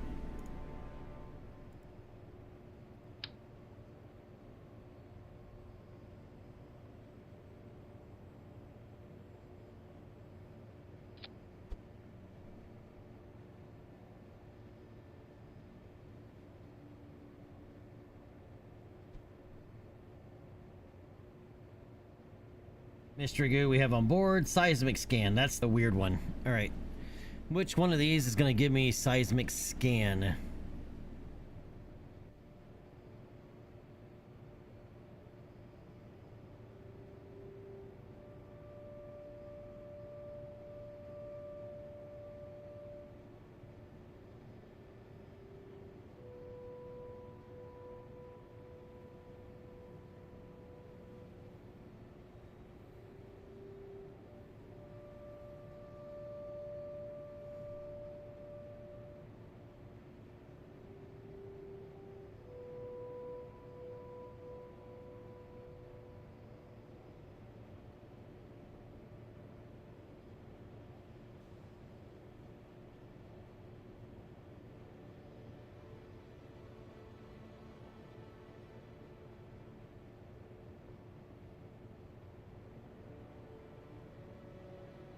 I need to search for seismic.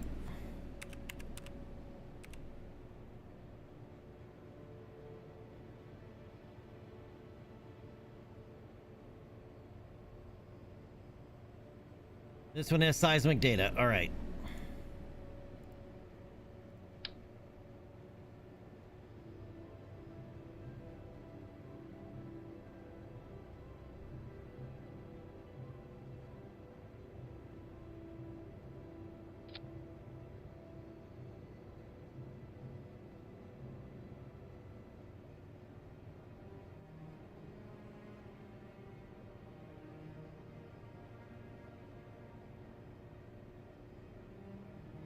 Onka's gonna drive this around.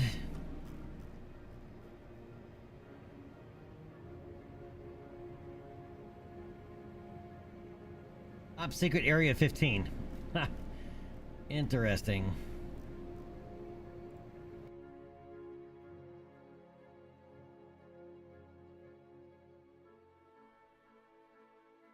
Oh, you're gonna go see it on Tuesday. All right, thanks, Sip. Let me know how it is, man. Tuesday is a good day to see a movie too. Like Tuesdays and Wednesdays, if you really just want to see the movie, I used to do it every now and then. I would take the morning off and go to like the first showing. Like on a Tuesday or Wednesday if I wanted to watch a movie. Like really wanted to watch the movie itself. Don't have to deal with any of the crowds and all that.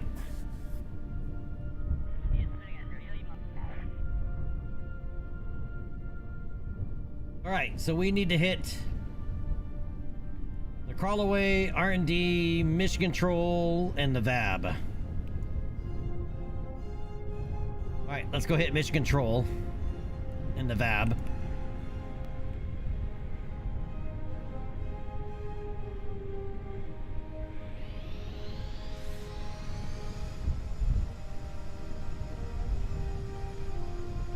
Onka just driving across the grass like a hillbilly.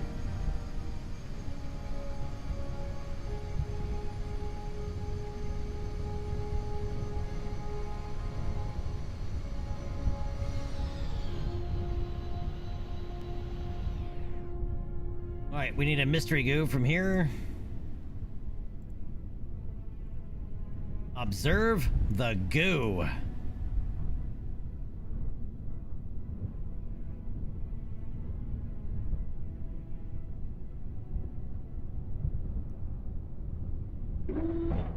Alright, we have a crew port. right, now we have a surface sample.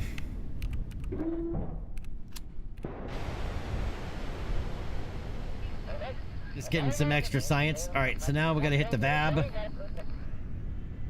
for a seismic scan.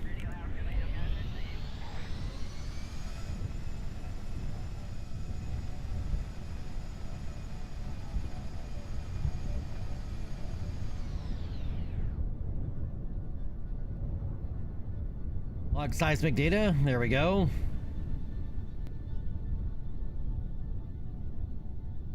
All right, crawler wave for biological.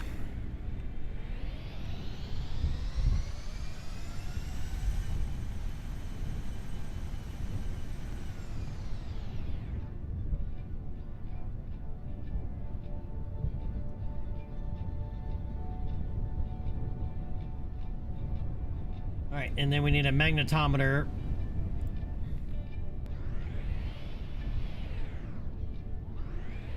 From R&D.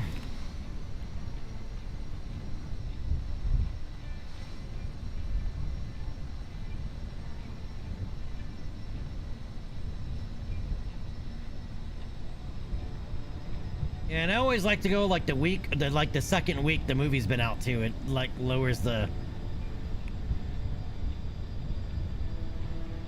level of nonsense. And the nice thing is too is I have an IMAX theater less than a mile away. Well, actually, it's about a mile. But it's the second largest theater, or at least it was. I haven't, believe it or not, I have not gone to the movie since COVID. But at the time, it was the second largest theater. It was second only to the Dolby Theater in LA in size. Oh, magnetometer.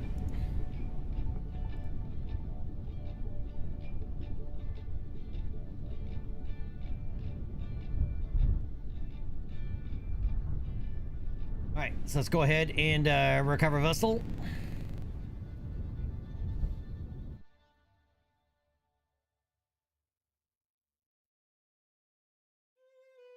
And to be honest though, there haven't really been that many movies since COVID came out that I really want to see in a theater, other than maybe The Odyssey.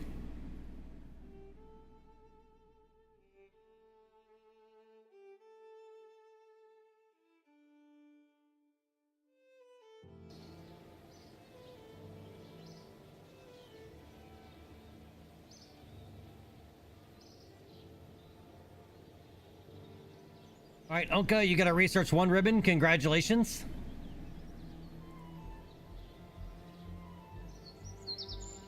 All right, that's contract complete. What else we got? Geostationary satellite. All right.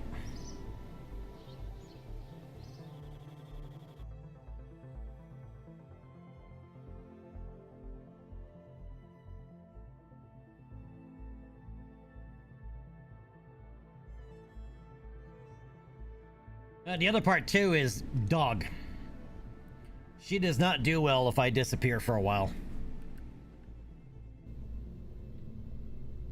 Like her anxiety goes through the roof.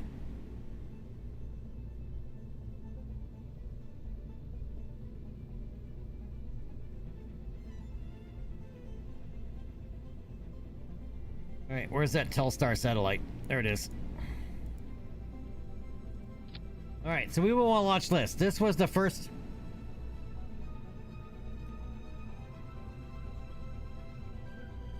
Geosynchronous communication satellite, the Telstar.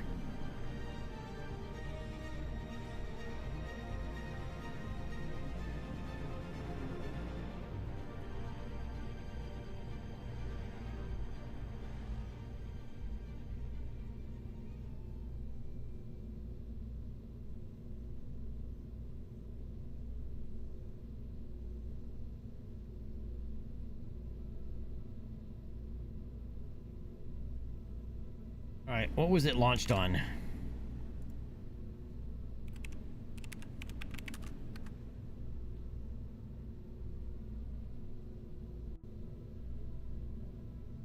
Yeah, it allowed the first live transatlantic television feed.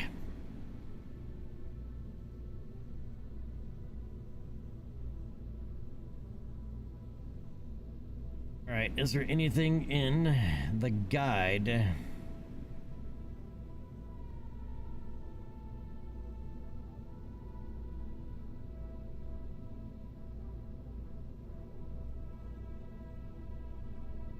It launched on a Thor Delta.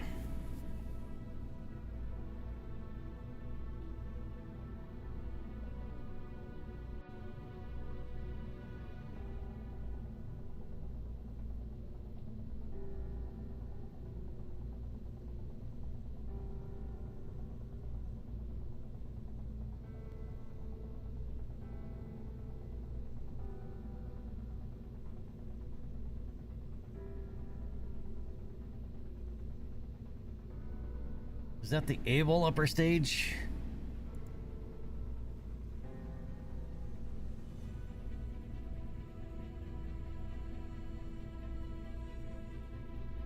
Yep, it is.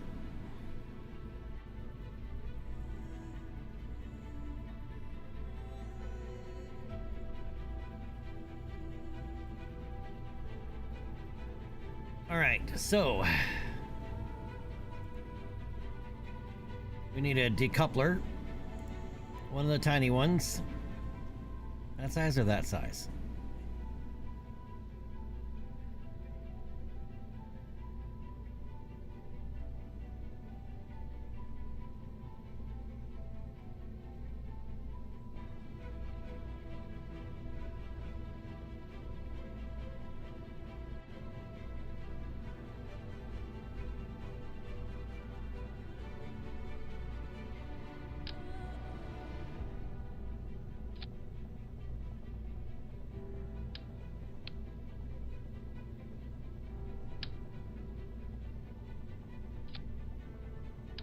Okay, what is that size? It'll be a tiny one.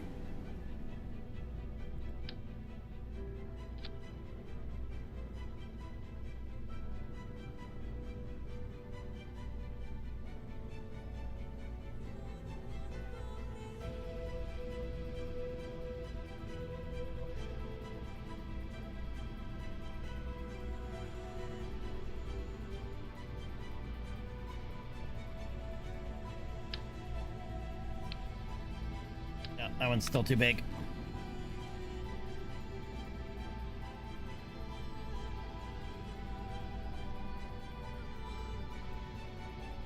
All right. Delta.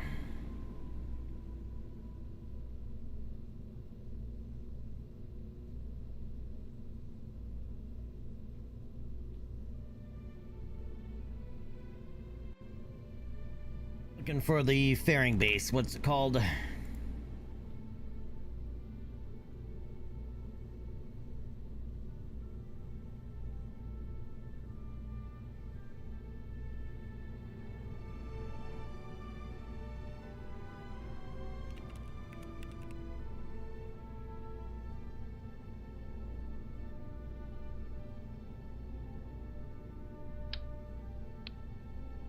I don't think it's that one.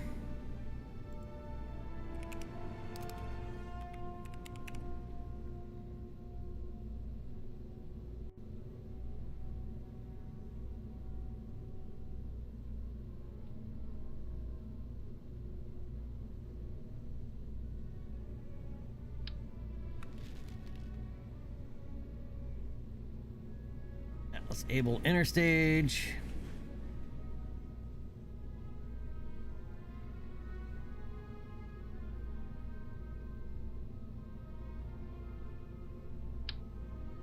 I'll need that though.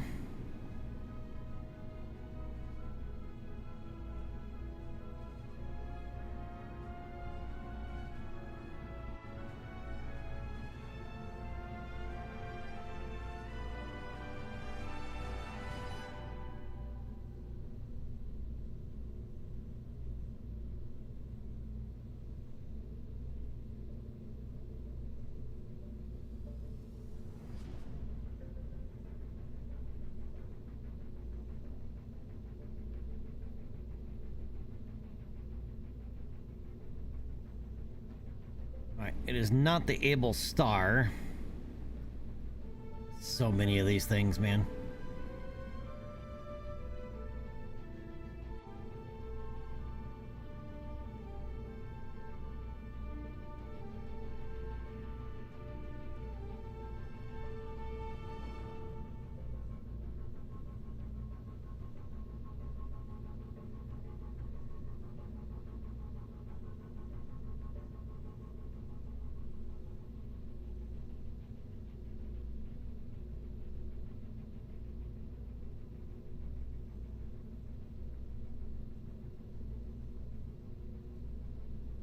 Alright, let's try this.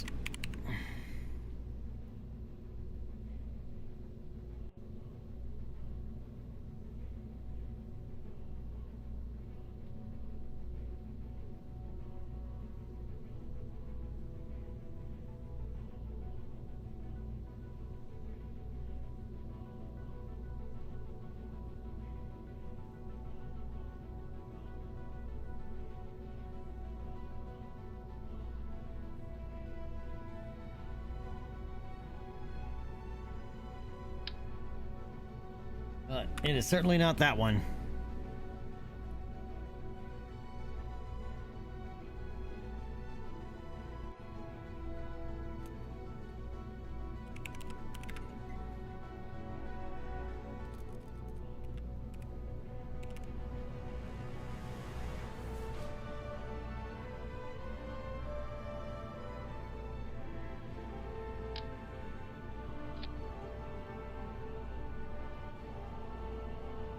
This is a vanilla sharing base. I don't think that's it.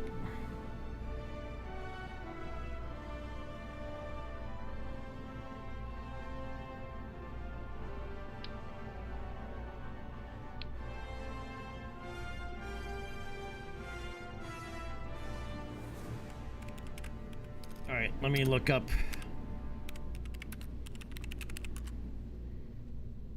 the actual Telstar launch.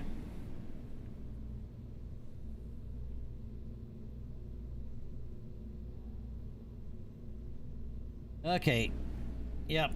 It was on that funky ass fairing. Okay. It's not that fairing. I'm pretty sure it's this one. Yep.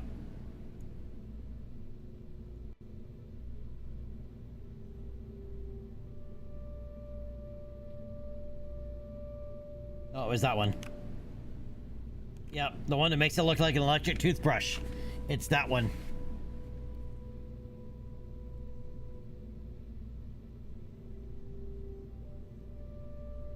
Yep, it's this one.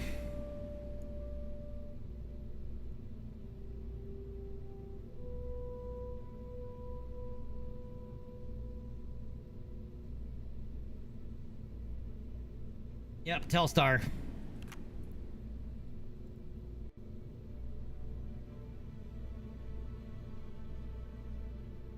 Yep, we need the guidance unit.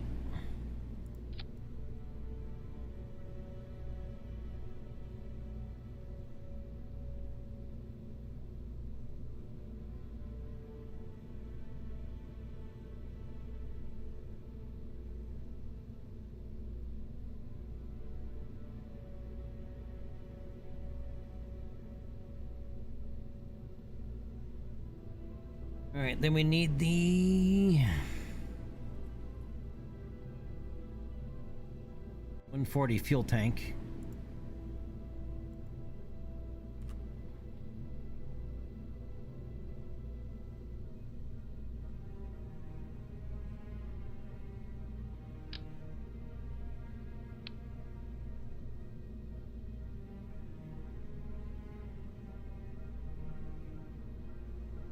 All right, is it that one or is it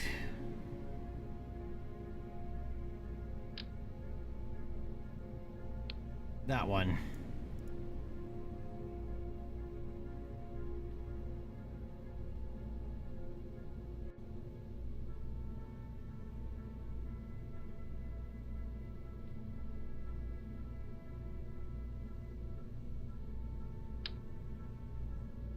Or that one?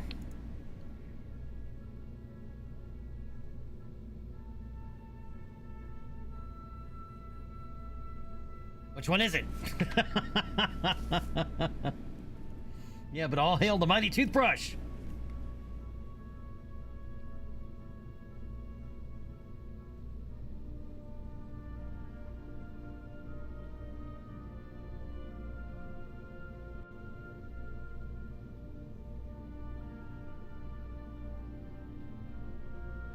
Yeah, but technically this is the Delta. I don't know. It's so convoluted, dude.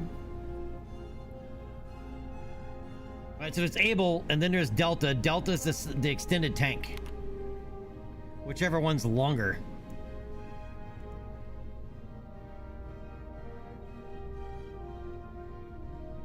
I think these are the same one, actually.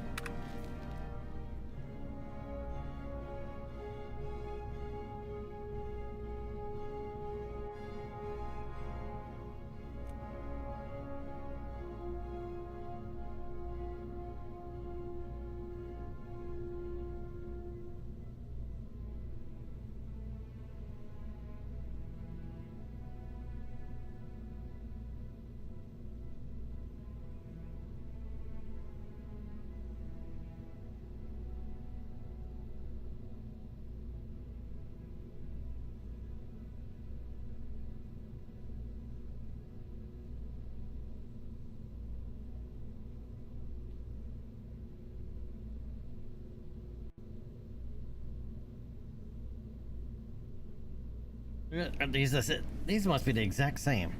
That's a different variant. Nope, that's... Yep, alright. Thor Able. Able 2. Able stock volume. Able or stock.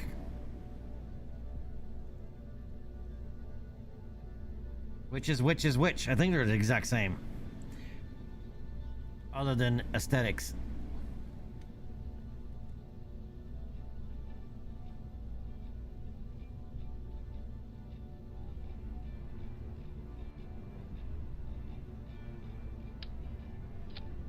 I think it's that one.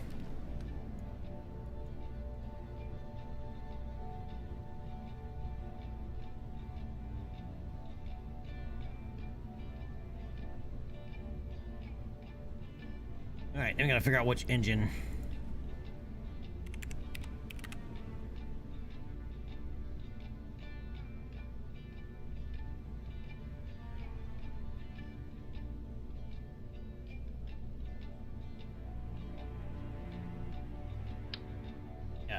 Definitely not that one. Most likely this one.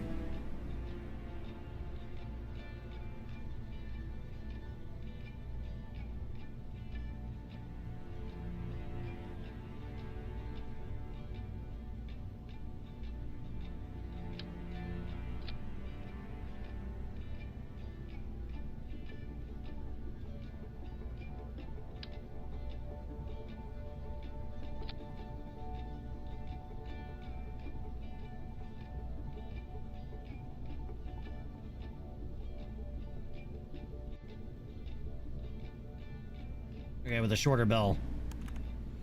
The short bell. All right.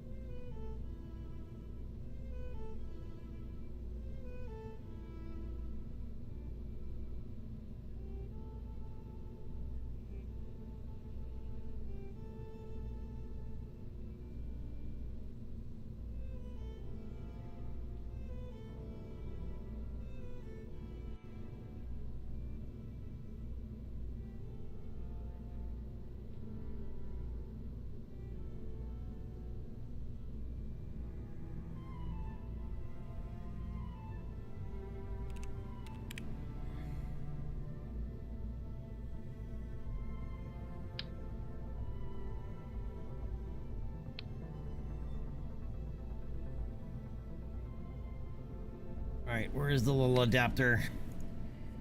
Is it that one? Nope. Too many adapters.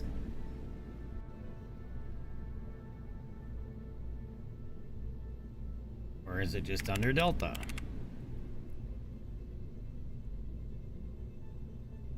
Oh, that's payload adapter.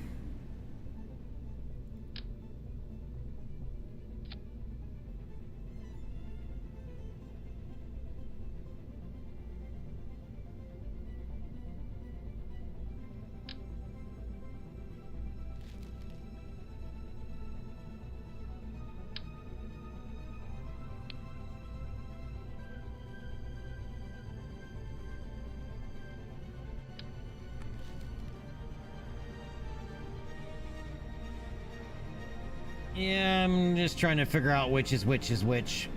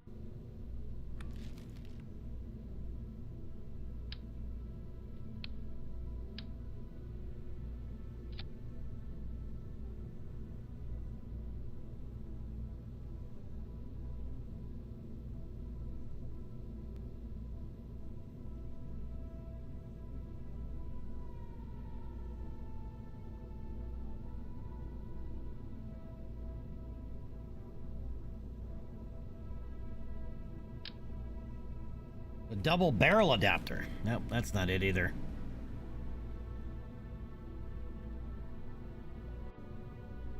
I think it's this one. Nope, not that one either. Or is it? It is that one. Okay. Jeez Louise.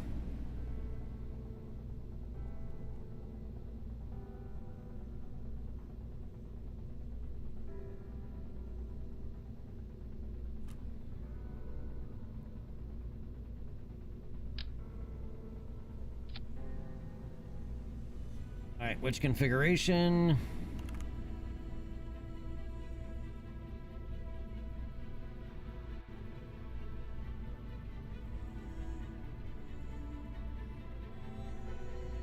Alright, that configuration.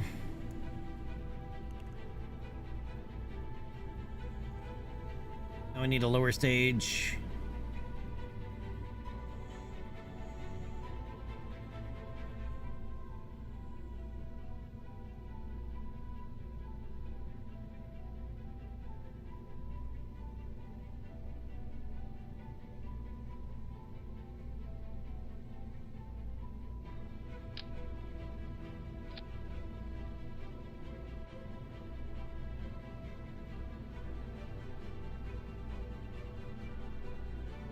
Now then, which one?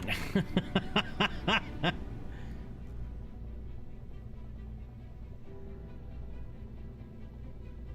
don't think any of these actually use the long one, the extended ones. I think they're all the same size.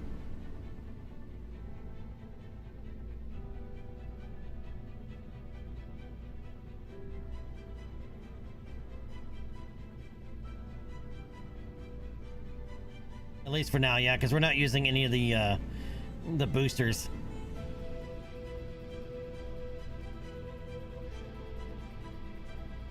And I think this is Thor, well, Delta A, not Delta Bravo. Or Delta Alpha, not Delta Bravo. Nope, Thor Delta is the same as Delta Bravo. Never mind.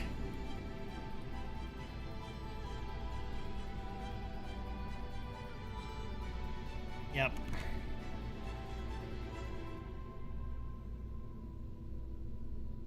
Alright, now I just need the engine fairing.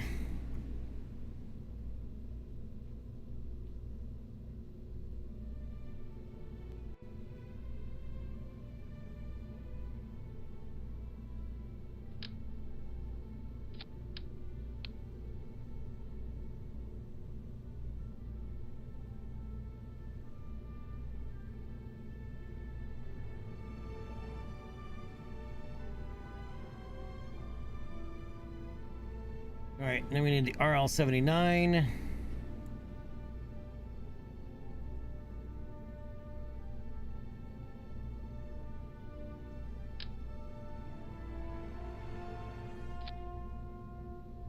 And which configuration?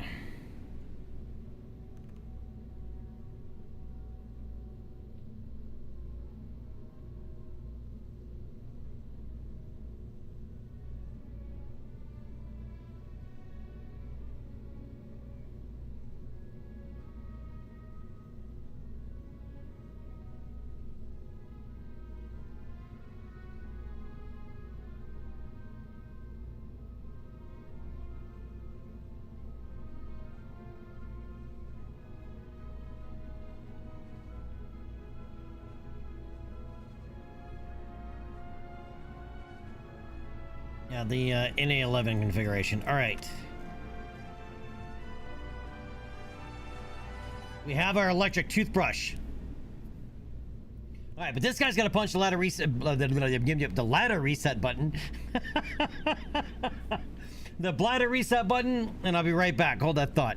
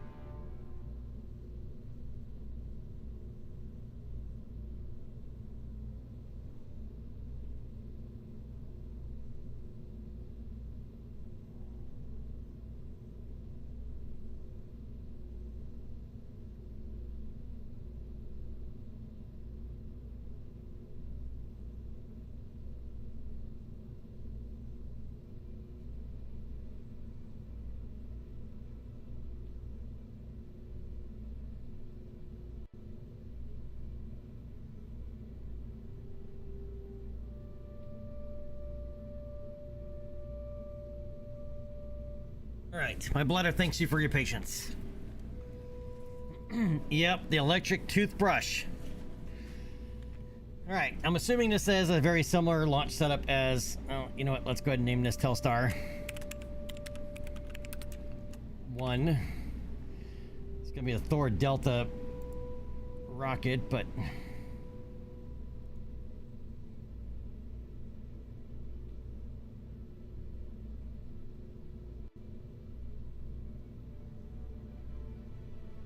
well, I guess that doesn't really matter. It doesn't change the color of that.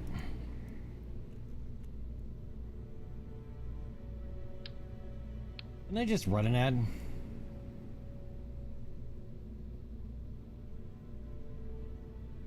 It did use the fallback tower. All right, so save, open.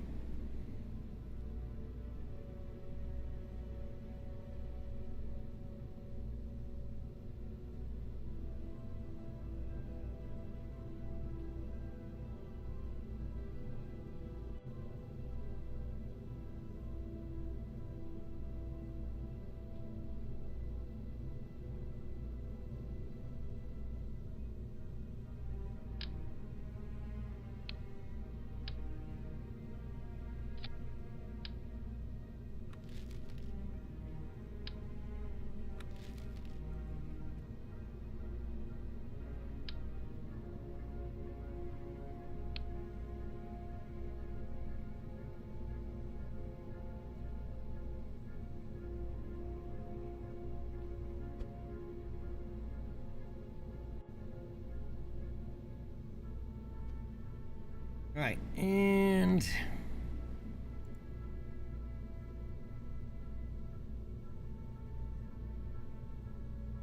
now we just got to find the Thor Delta fallback tower.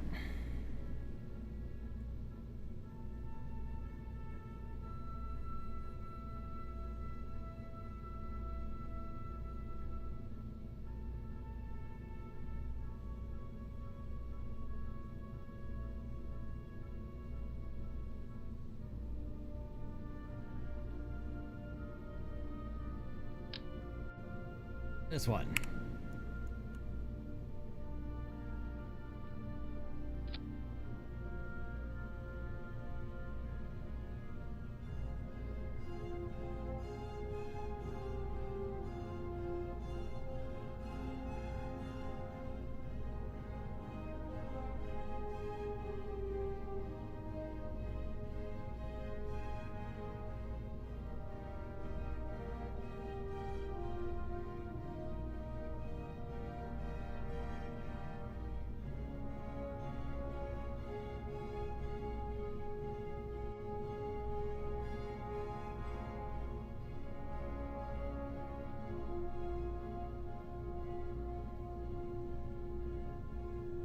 Guessing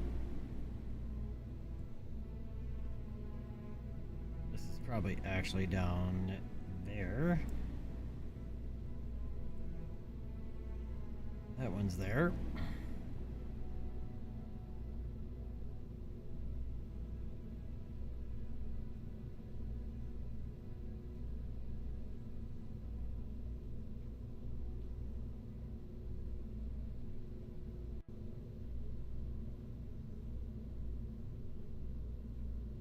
All of them are on the upper stage and fairing. Okay.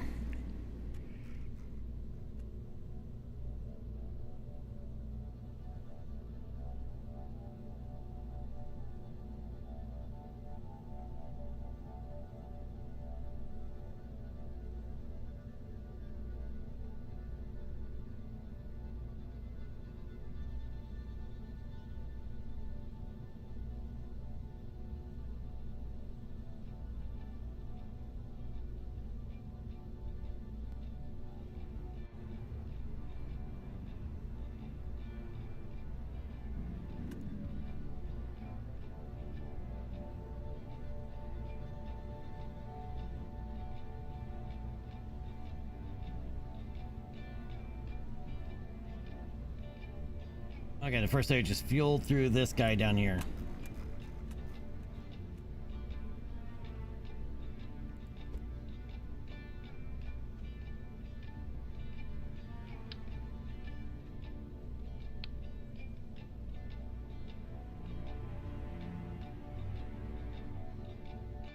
Ooh.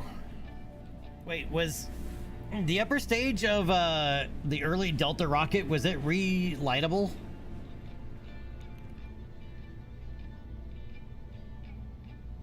It could be relit in space.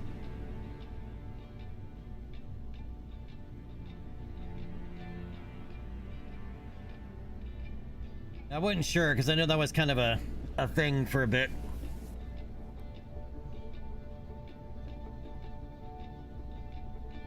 All right, let's save it.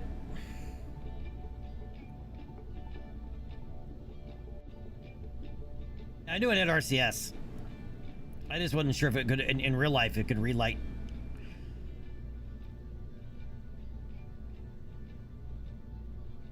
All right. So basically, this is what we're doing. All right. Telstar was the first communication satellite. You can see here it's launched on a toothbrush. All right. It looked really weird.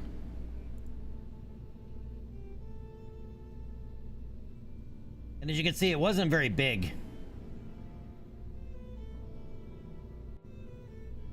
Right, it was quite small. I like the spring.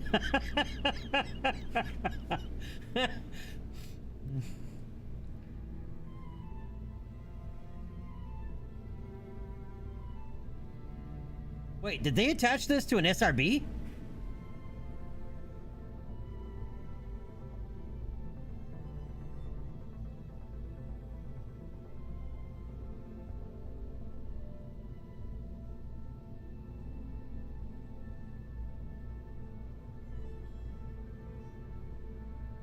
I didn't do that.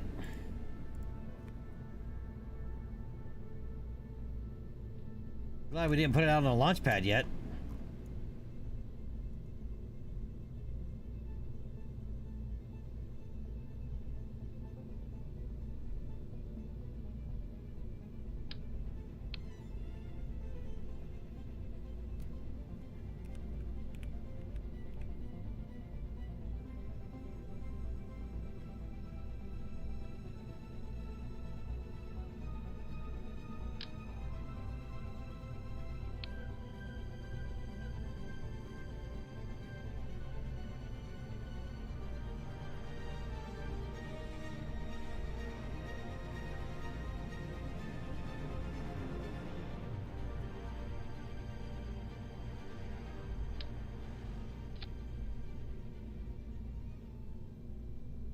I kind of figured as much, but it's going to be really difficult to get this into the right orbit.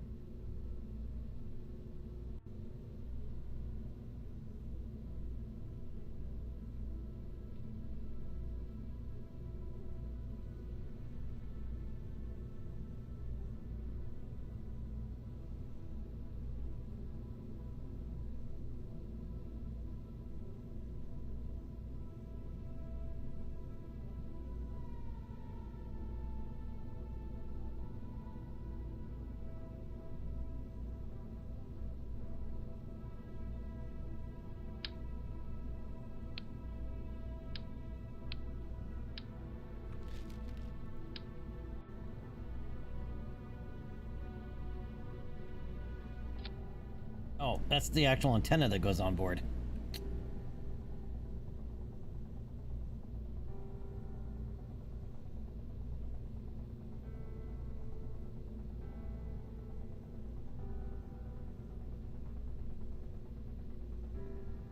Anything else I'm missing from this?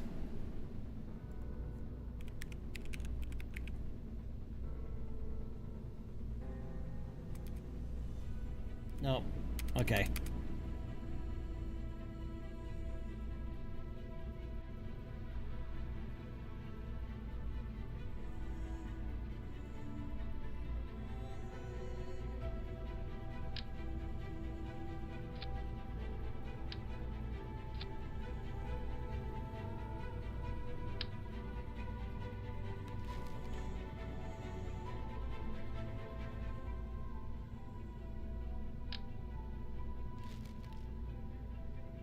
Yeah, those are all too big.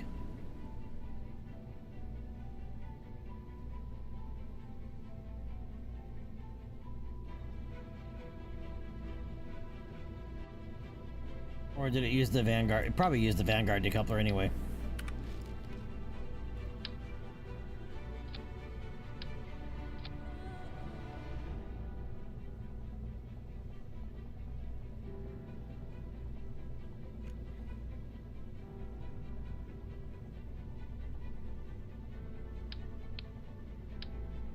Been a short one.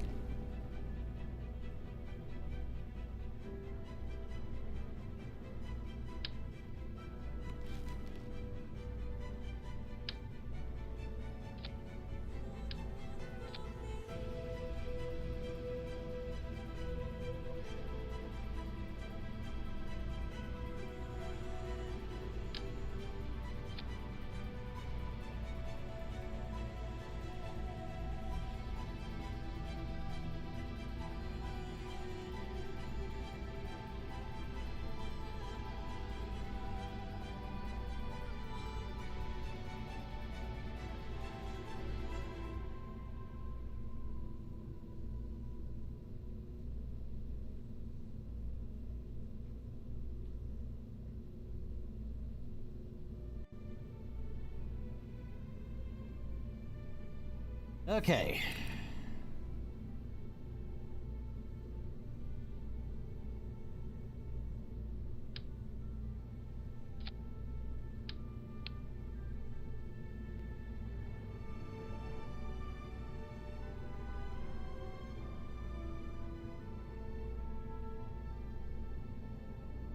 I probably just barely fit in there, right? Yep. That looks about right.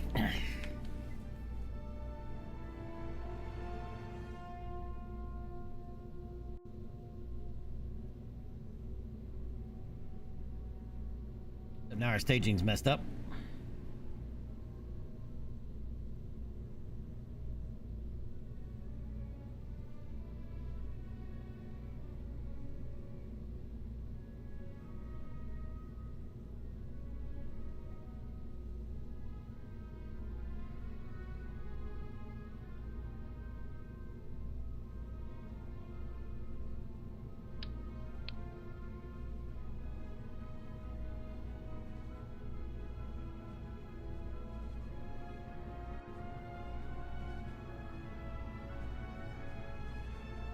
Right, which decoupler are you?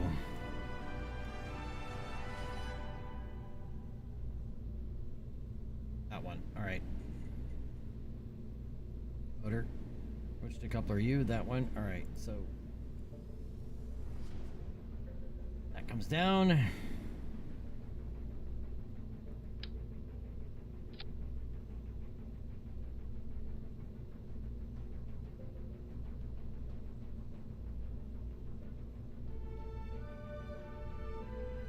Okay, now the staging tree is correct.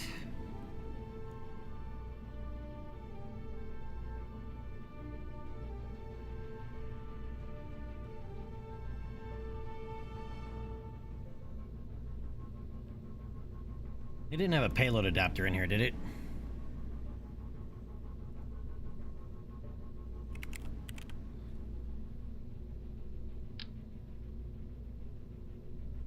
Oh, that's too big.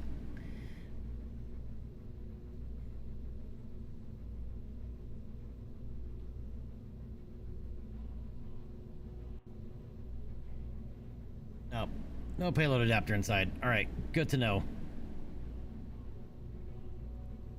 It probably wouldn't fit anyway.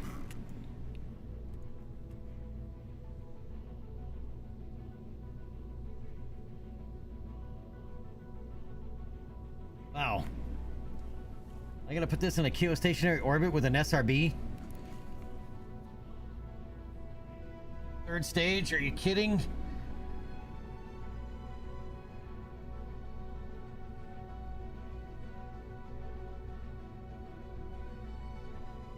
Yeah.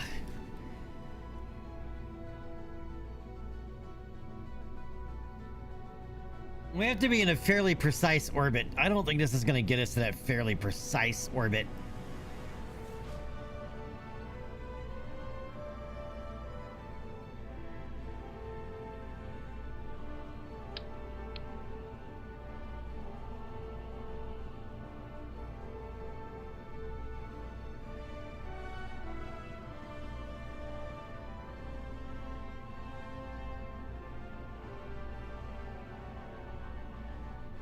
And I'm only assuming I'm using the right star. SRB. There's a few of them.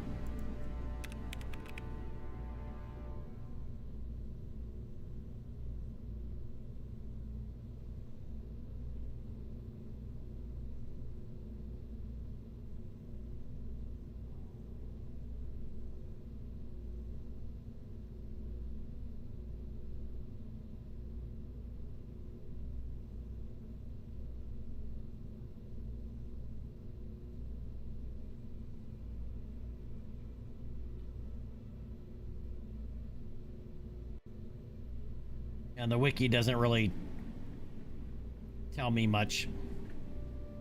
In fact, it doesn't say anything about it.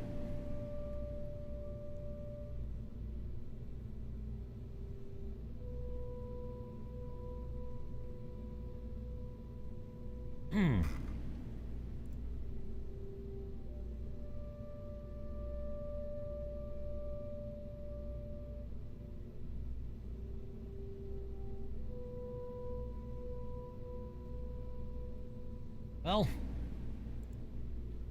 here goes nothing.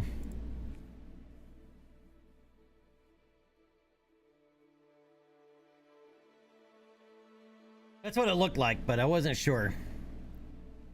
Only because Blue Dog has so many different, just like you, have so many different configurations in the menus.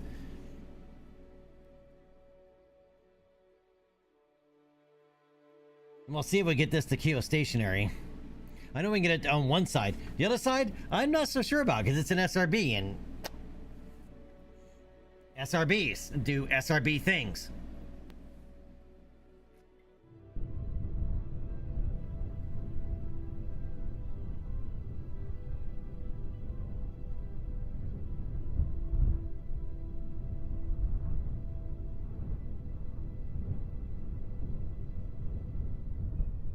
I know, but I need a satellite in geosync orbit.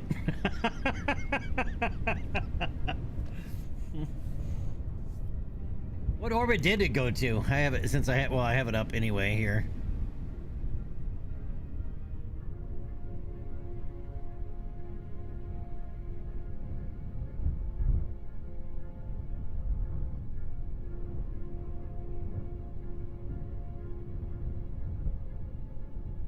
(952 kilometers by 5,933 kilometers at a 44.8 degree inclination. Wow. That is a very elliptical one.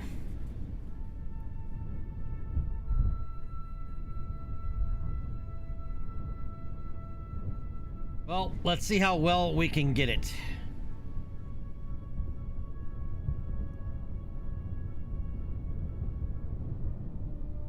I don't know if this thing's gonna even get up to 7,800 kilometers, but we're gonna give it our Kerbal best.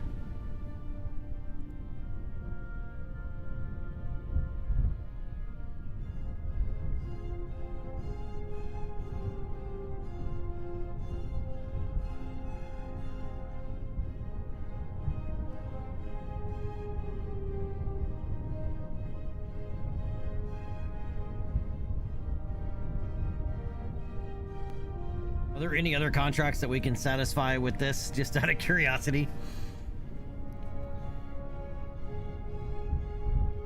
Build and fly a seaplane. Oh, we already have that. Let's take that contract.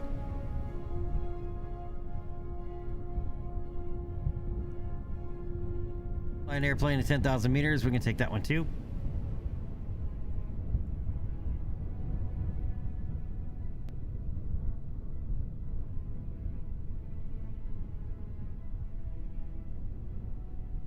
Yeah, won't be able to do that one.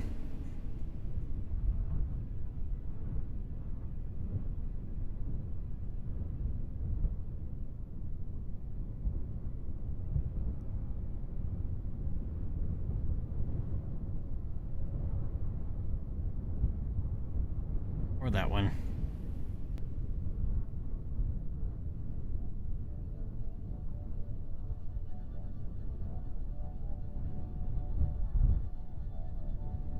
Or these.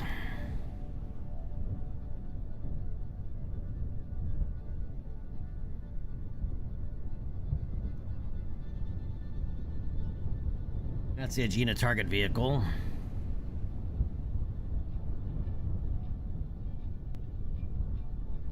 That is really high up.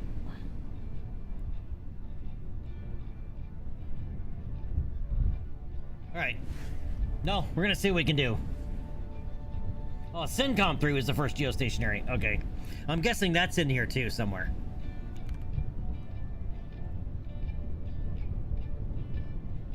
It is.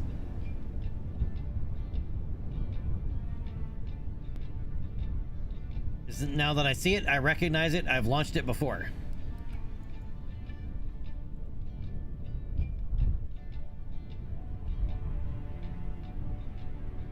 All right, Telstar is go. Thor Delta is go. Guidance is go. We need a go, no go from chat.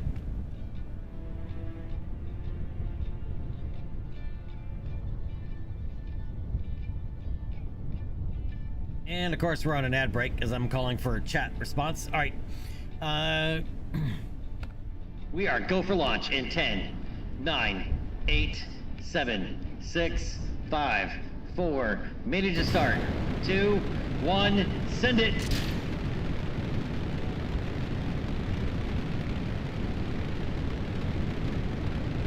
Oh, did I forget? Did I forget the Thor guidance unit again?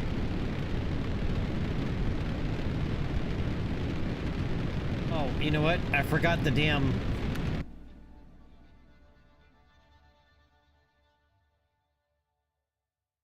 Yep, no go. We forgot the vernier thrusters. Because phooey on me. Absolute phooey.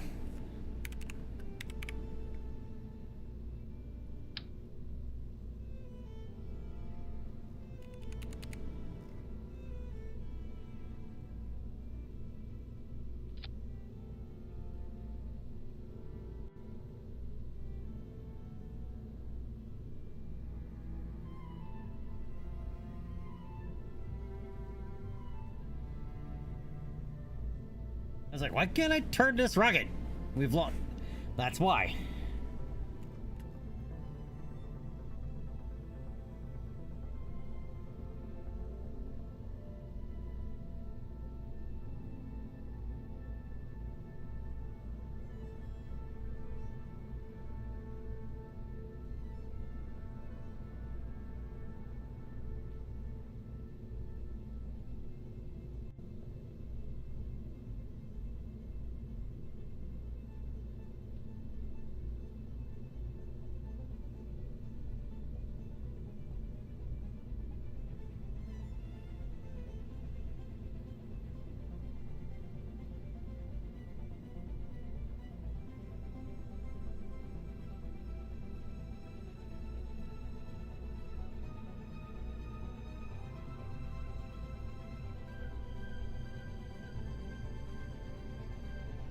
Alright.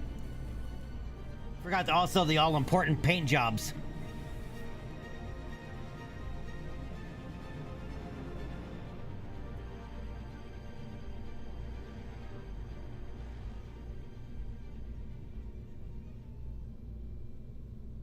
Alright, let's try this again. I guess I need an abort emote. I need a hold emote and an abort emote.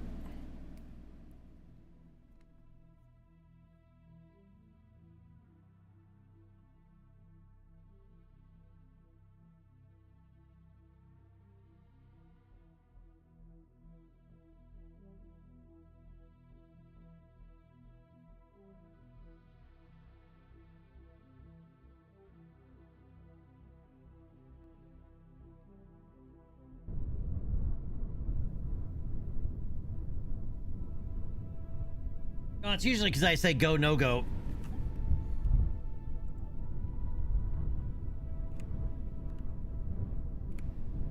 Alright, let's try this again. Guidance is go. Telstar is go. Thorible is go. We need a go, no go from chat. For reals this time.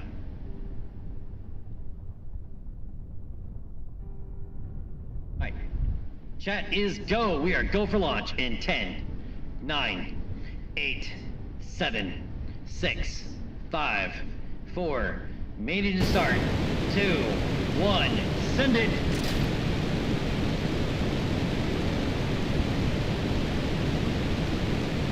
Much better.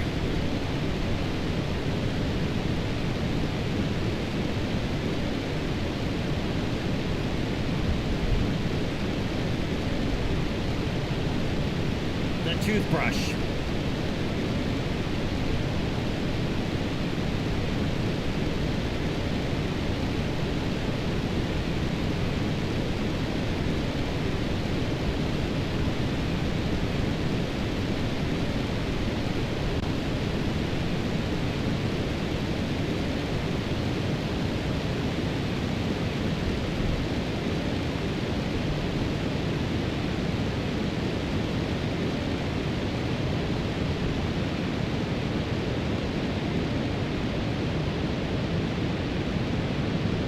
Vehicle supersonic.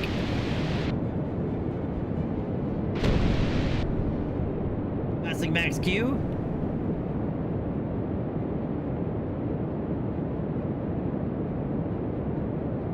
Mach 1.5. We're now 1 minute, 10 seconds into the flight. I forgot to turn on tracking. There we go. We're 18 kilometers downrange distance from the KSC, passing an altitude of 18 kilometers.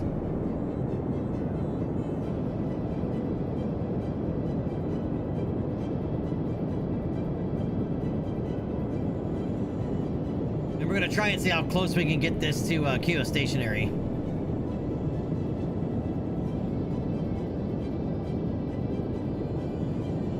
All right, 1 minute, 45 seconds into flight. We're now 42 kilometers downrange distance from the KSC, passing an altitude of 38 kilometers and coming up on Mach 4.5.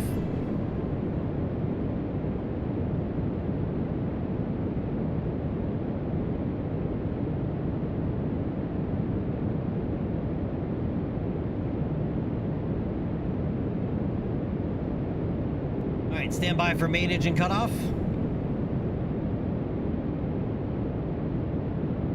And we have Miko. Fairing deploy. We have good stage separation. And upper stage ignition.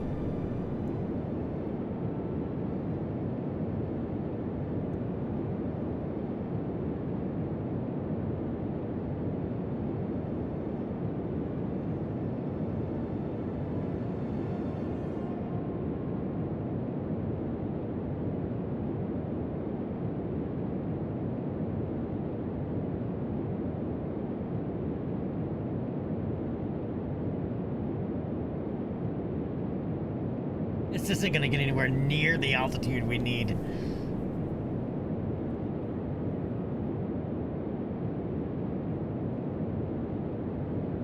But we'll have a random comsat, our relay satellite up.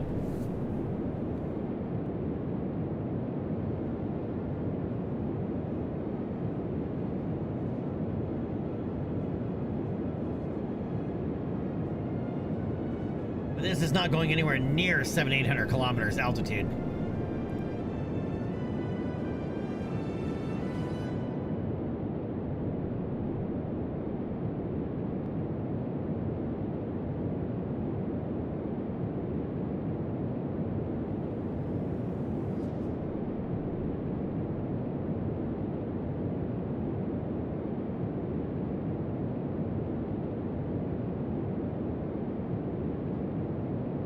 Yep. And we have shut down.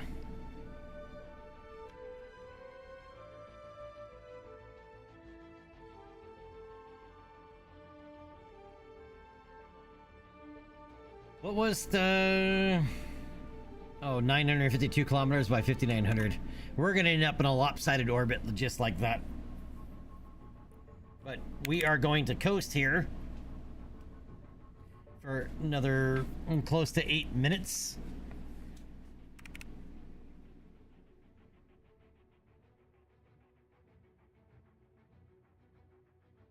But hey, a random relay sat up there is better than no relay sat anywhere, I guess.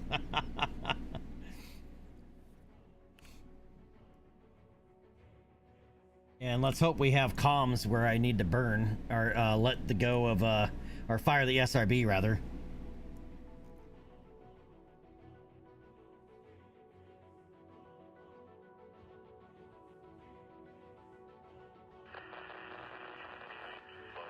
Yep, there's loss of signal.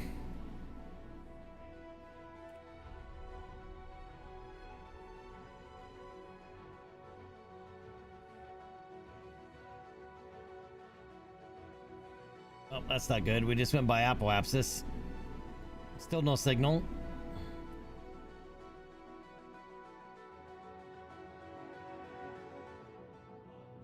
We have signal. All right.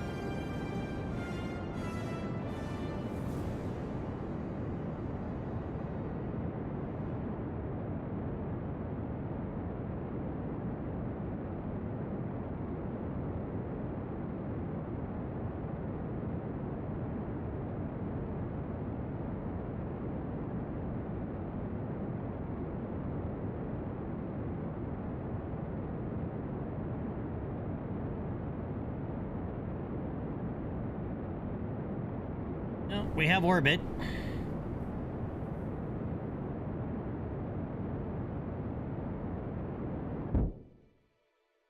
It's a little eccentric. 667 over 290. We can get rid of that.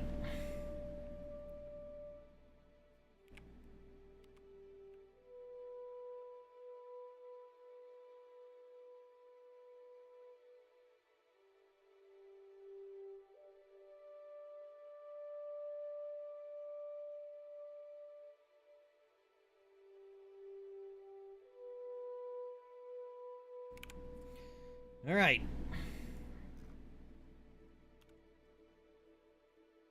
L-Star 1 is in orbit.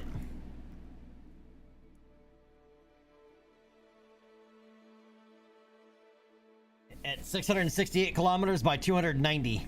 Nowhere near the 7,800 kilometers that we need.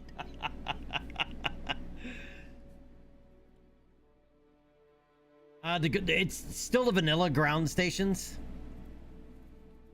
Some of the other locations, well, some of the Gap stuff our Kerbin side stuff for Gap is built near some of the vanilla ground stations. Problem is because you're scaling up. Even in the vanilla game, there are gaps in the ground coverage, right? It just when you scale up, the gaps get really much larger.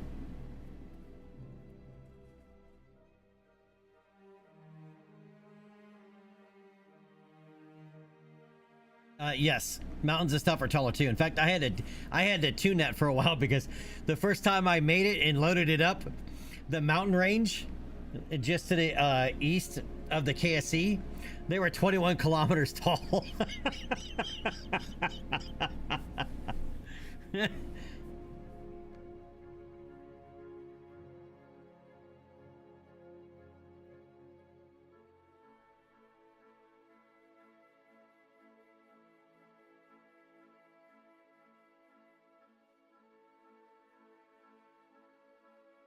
All right, well, we have our first relay satellite up.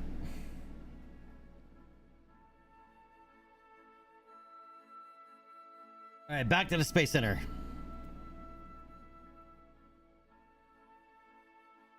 I mean, even the ones we have are pretty damn tall.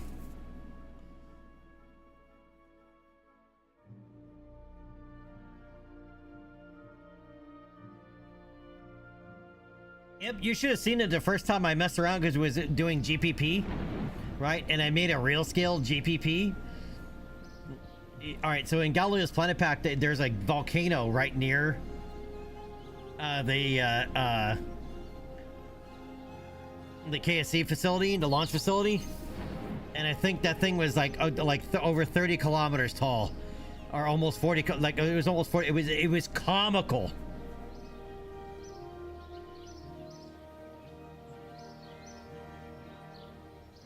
I realized, oh yeah, I need another line to adjust, you know, for the terrain height. All right, let's warp a couple days for pad cleanup. Yeah, Mount Doom for certain.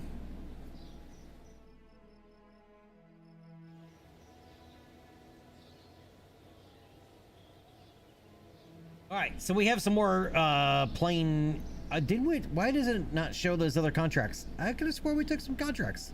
Or did we only look at them and not take them?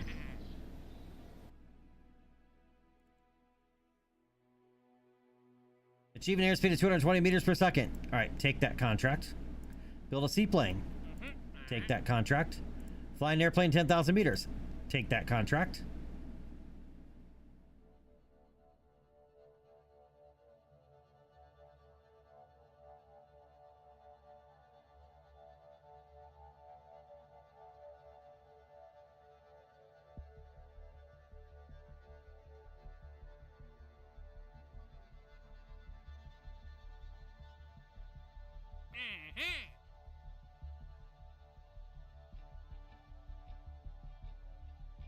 Form a geophysical study. I don't know what I actually need to sit. Which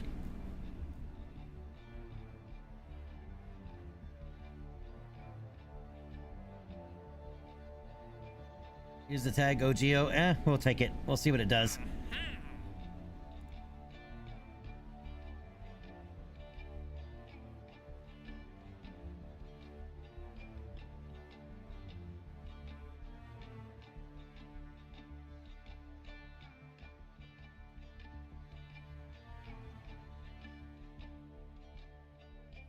And we'll take that one too.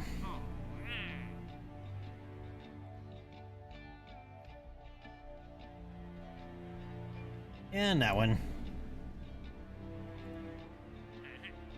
Photo reconnaissance. With the film canisters. If I remember correctly, these also sink.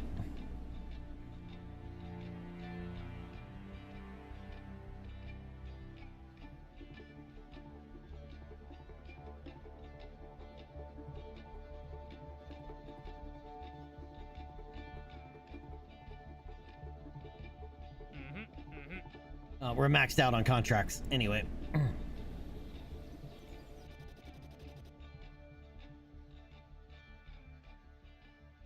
All right, so we gotta fly our seaplane because we gotta land in the water and basically come to a stop.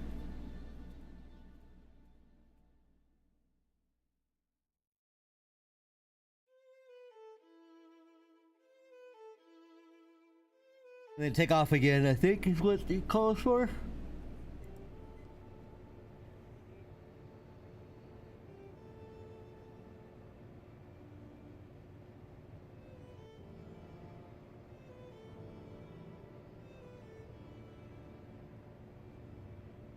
Yep, all right. We just gotta fly our seagull.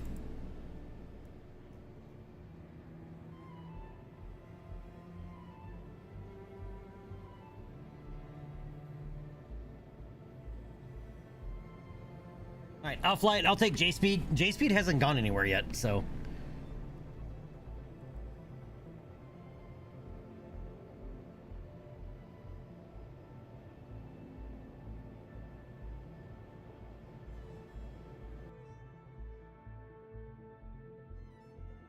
Alright, so again, we have a contract to just land on the water, taxi on the water, take off from land, come back to the KSC.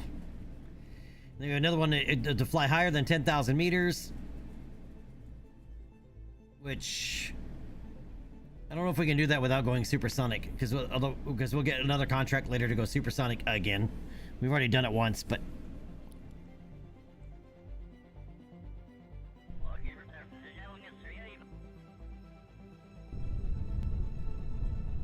I guess I can just we can launch the X1 and just throttle it so we don't break the sound barrier.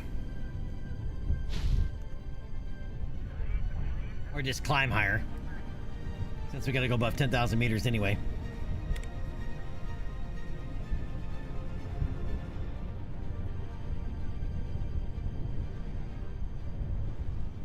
Why are these hangars so expensive to open?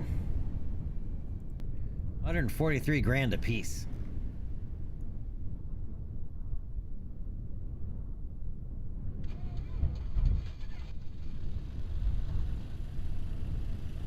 Alright, all we need to do with this is take off and land from the land in the water, so...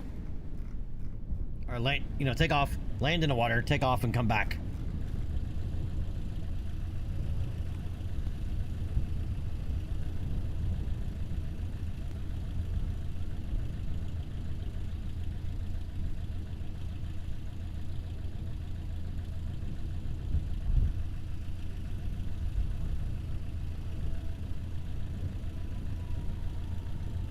Alright, here we go.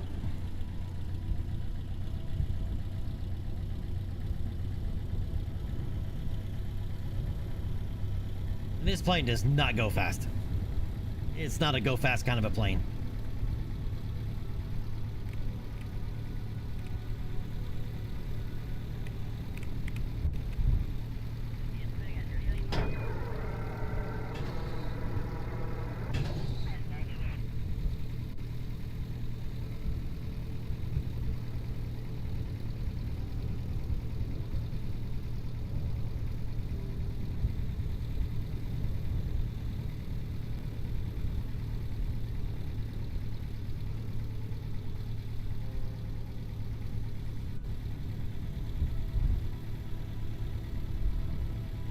And we'll keep our speed somewhat low so we don't have to slow down so much to land in the water.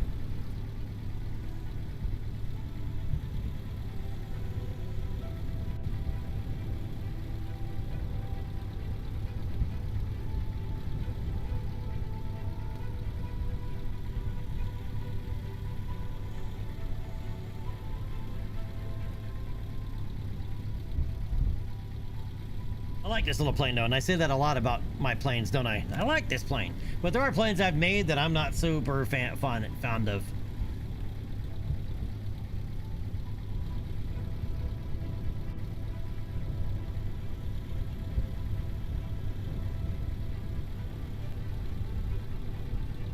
All right, flaps coming down.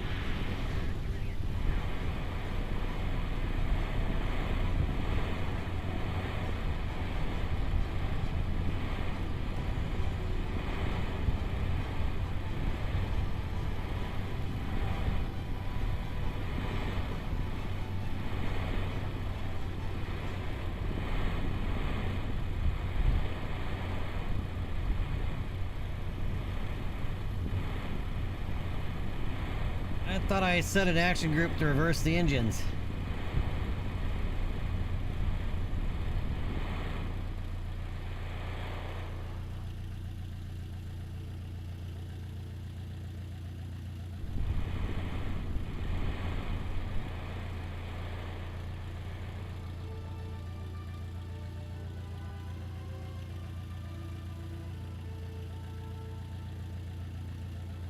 Apparently I did it in flight mode and didn't do it in the editor.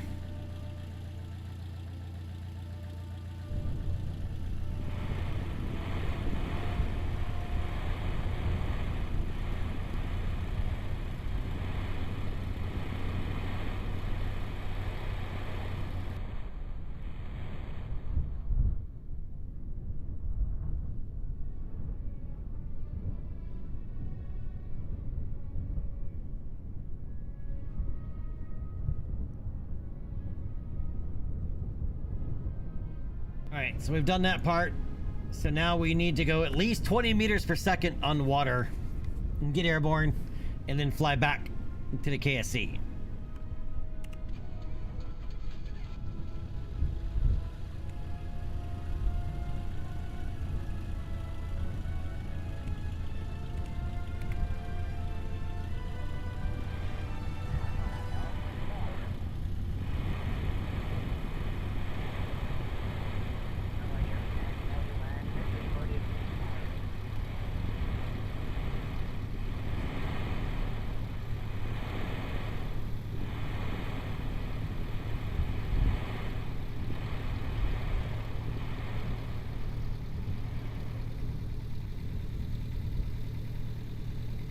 Alright. So now all we gotta do is,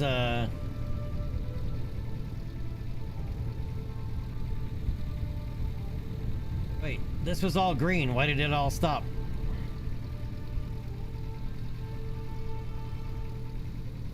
Why did we lose it all?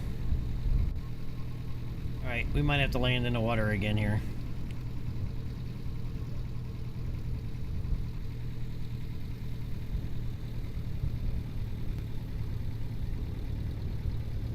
I'm looking at the wrong contract, that's why. Nope, we don't have to land again.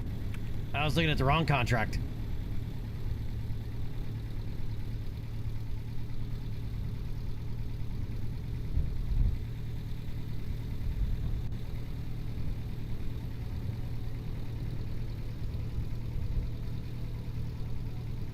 Alright. I was looking at the achieve an airspeed of 220 meters a second.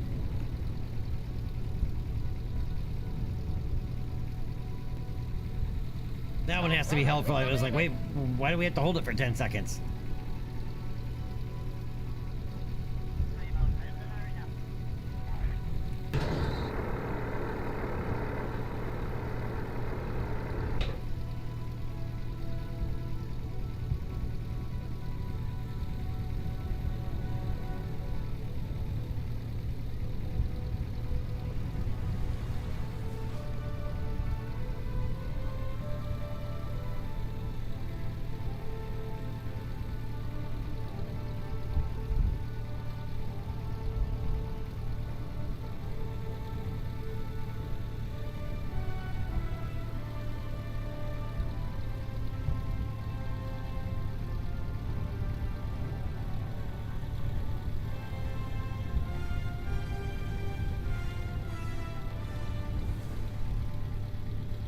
we're yellow clocking hard. I think Kerbin's been up for a minute.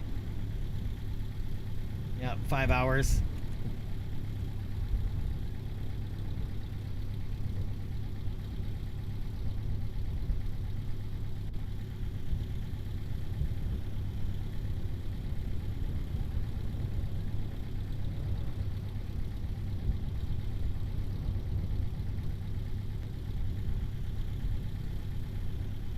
And yeah, this plane flies incredibly slow.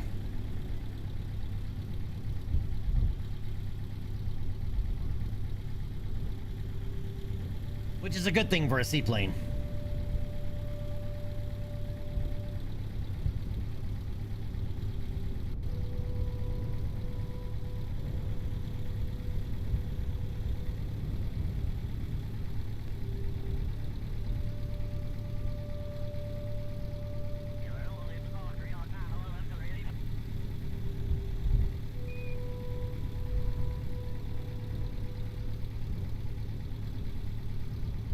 And it's gonna seem like we're flying even slower because of the big yellow clock over here.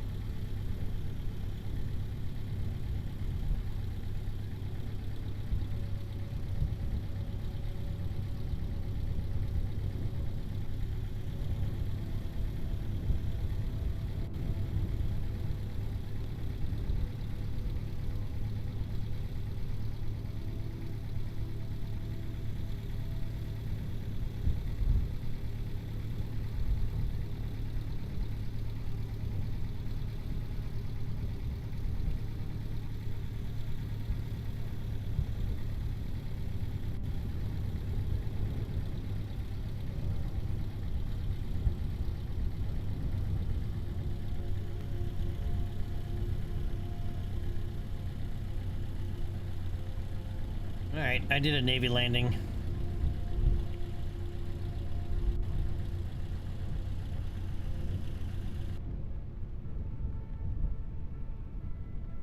Ooh, why are you getting squirrely on me? Okay, let's recover that, because that's contract complete. It's also because Kerbin's been up for 5 hours. I've been running for over 5 hours because I was testing, looking at some stuff. It's probably been up for over 6, actually, now that I think about it. It's not a memory leak, it just has to do with how the Unity engine handles garbage collection. It starts filling up your RAM. How far you can go, how long you can go, depends on how much RAM you have available and what else is going on in, in your background processes. But eventually, you're gonna hit it. Alright, JSP got a splashdown ribbon, and I got a multiple contracts ribbon.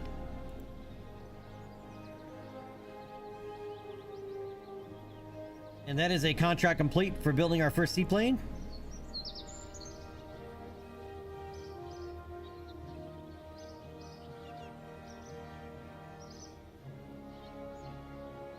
Alright, next up is achieve an airspeed of 220 meters per second in level flight.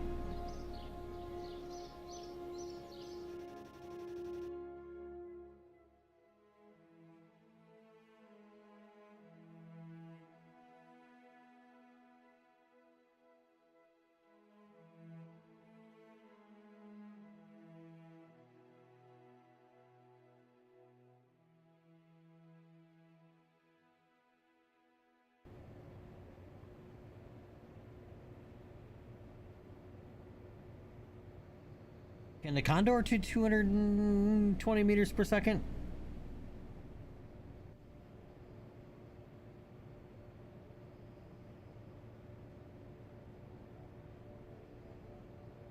I don't think it can. Not in level flight. Can we give it an engine upgrade? And make it so?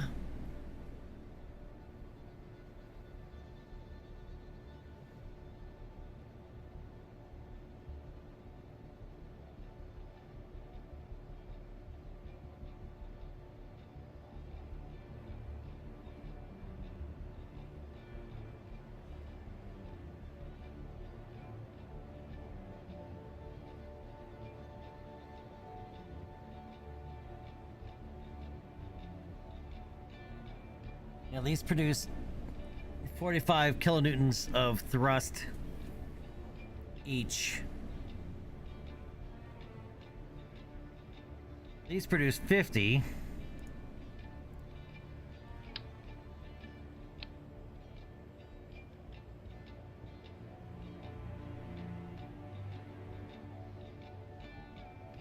We have the Titan turboprops. They'll definitely do it. They produce 170 kilonewtons of thrust. Those are the Titan turboprop engines, though. Those are the C-130 engines. No, actually, I still don't think those will, I don't even think those will break that speed. Actually, they're powerful. They can move a lot of weight, but I don't think they go that fast.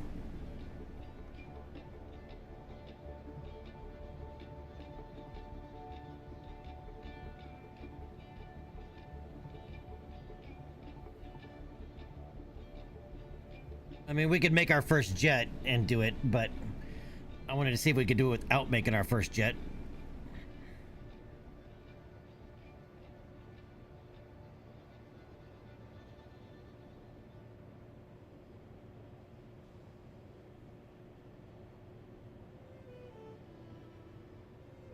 Oh, the Kitty turboprop?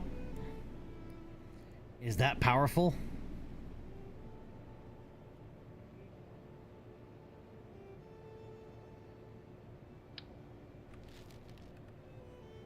The Kitty turboprop is 65 kilonewtons.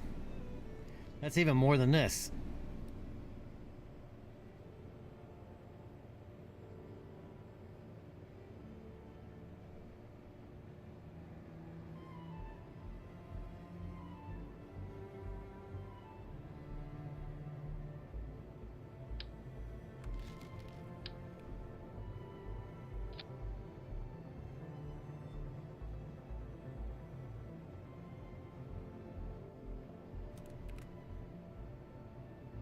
Alright, we're gonna call this the Charlie.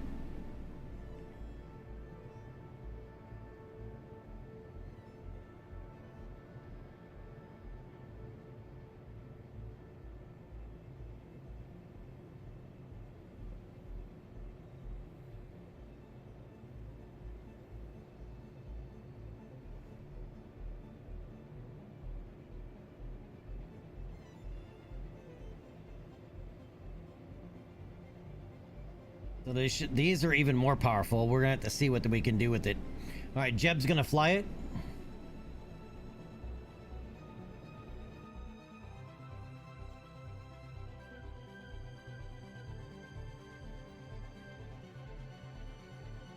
Let's see what performance we get out of these.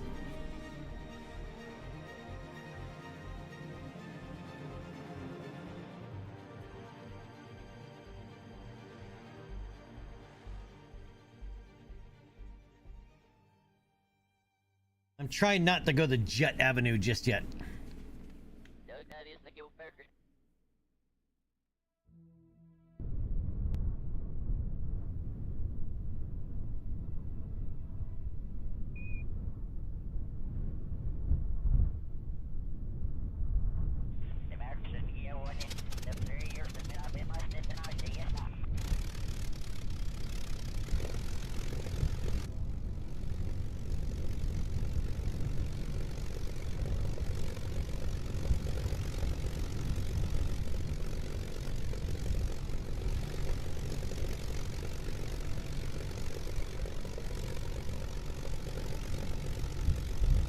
Yeah, we're yellow clocking just sitting still. Kerbal needs a restart, but I don't think it's gonna happen. Not today.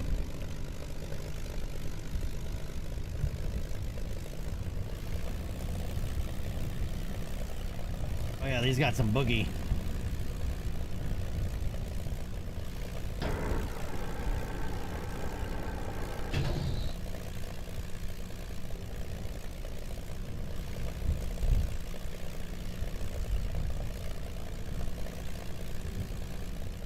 Maki, it's possible.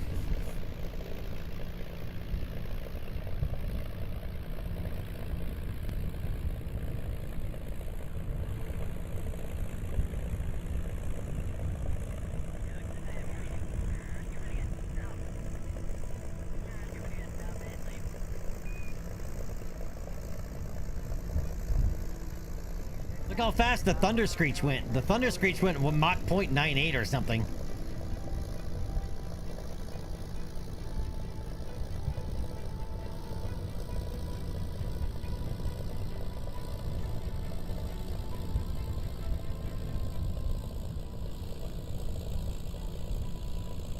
Alright, we gotta get up above 2,500 meters.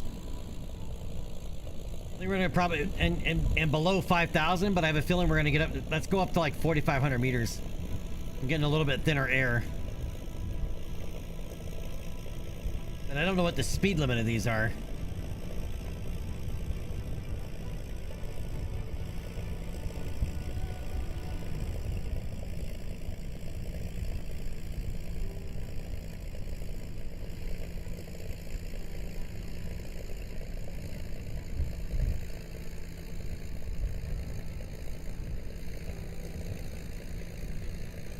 Yeah, it was, and it made everybody sick. We were looking at it the other day because it was basically 900 sonic booms a minute. And it made everybody around it sick.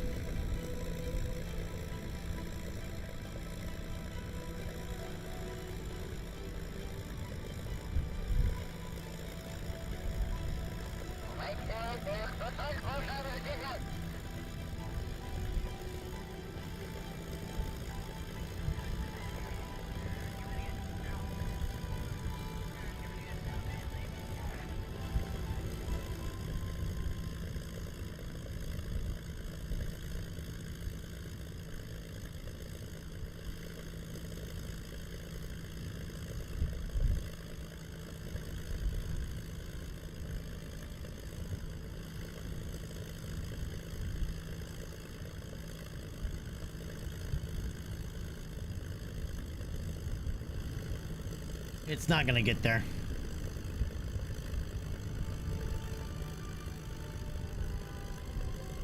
I don't think it's gonna let us.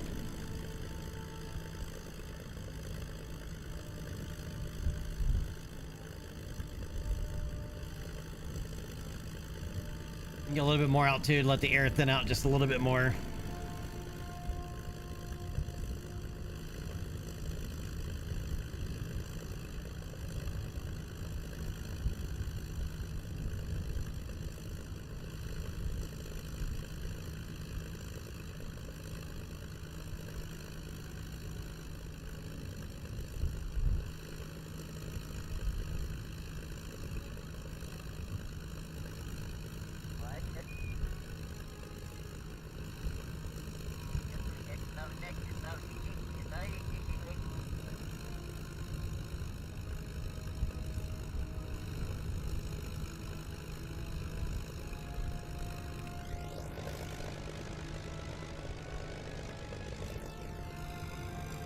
No. 374 knots. That's as fast as it's gonna let us go.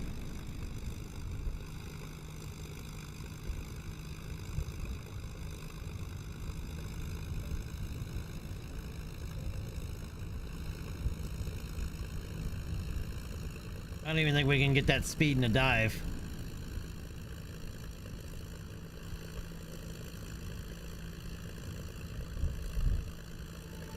Let's see if we can break these engines.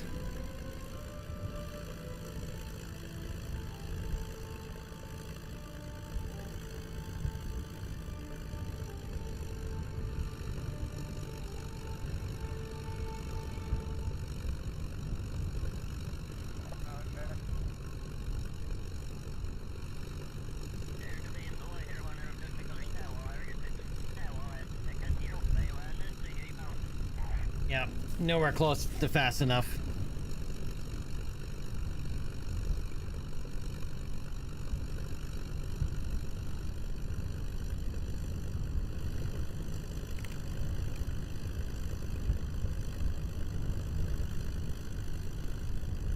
Gabe, how we doing today?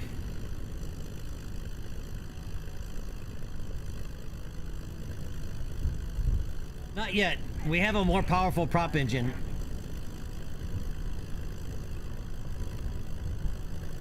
But the prop engines also have limiters on them, basically, so even though they have thrust, right? You can't exceed it, you know, a given speeds, right? Because their drag coefficient goes up rapidly with speed.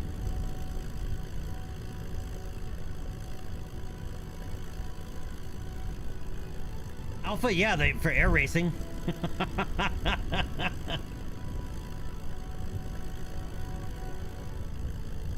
Yeah, it can't have a rocket engine, I think. I'm pretty sure that's...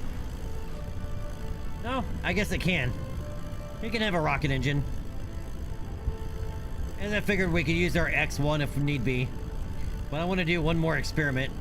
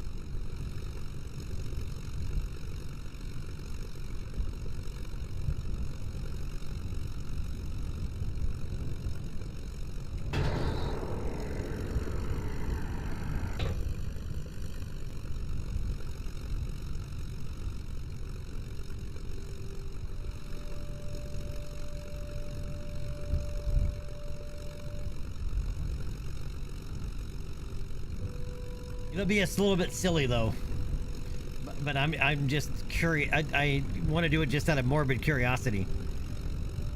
We have those little kitty turboprops that produce even more thrust than these, a lot more thrust actually, even though they're 0.625 meter form factor. So we're gonna slap a couple of those bad boys on here, because why the hell not? Oh, we're stalling.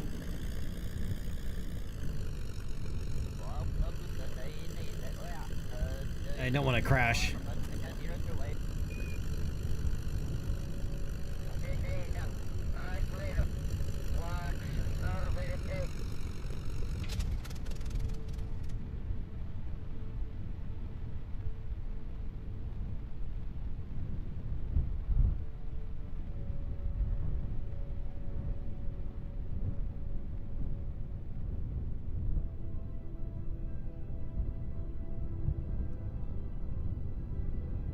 Alright, let's go ahead and recover that, and let's make an experimental Delta version.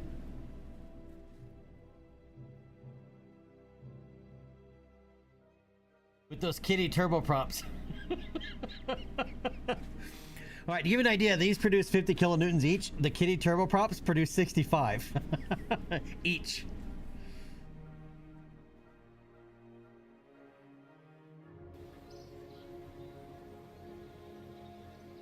Actually, you know what? We're gonna put those on this. Well, we'd be better off, I think, putting those on the seaplane eventually. The kitty turboprops, now that we have them unlocked, I think they would be better off on the seaplane than the Juno engines that we're using.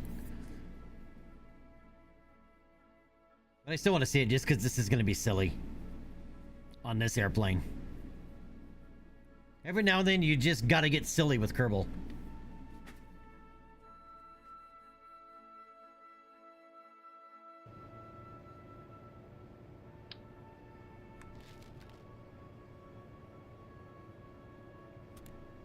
All right, this is going to be the DX model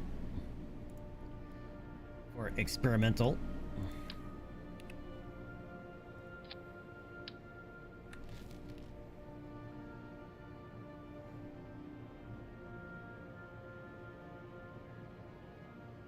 And don't forget, we got these too.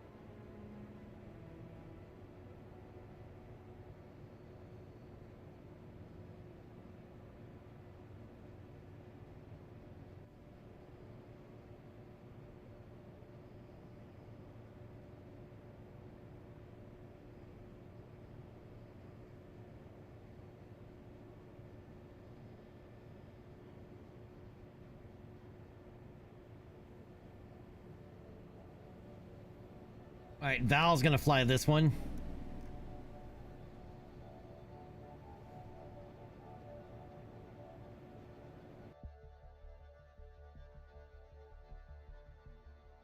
Yeah, the silly DC-3 turbo conversion.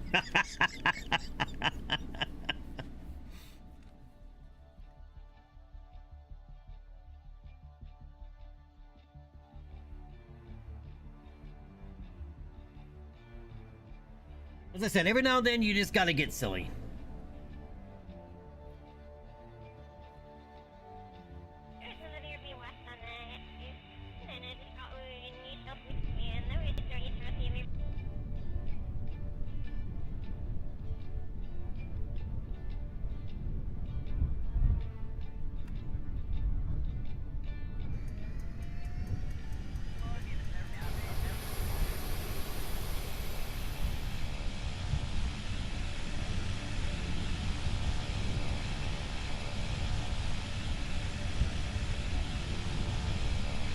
All right, Val.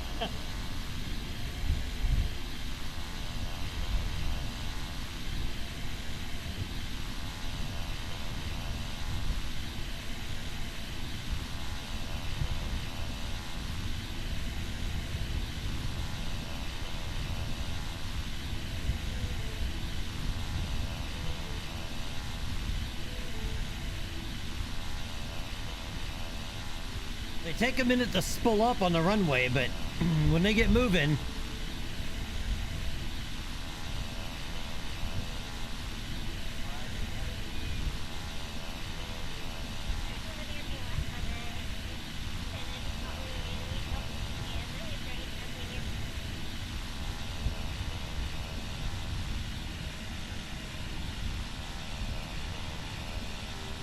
Yeah, they're limited.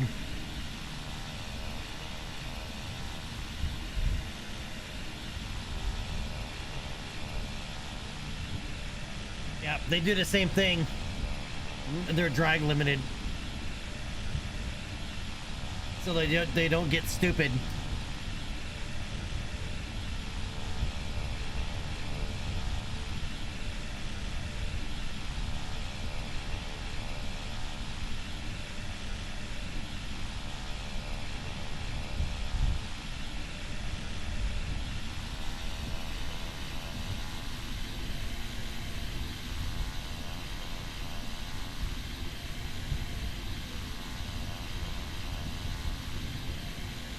But I'm gonna see if they're useful for anything else.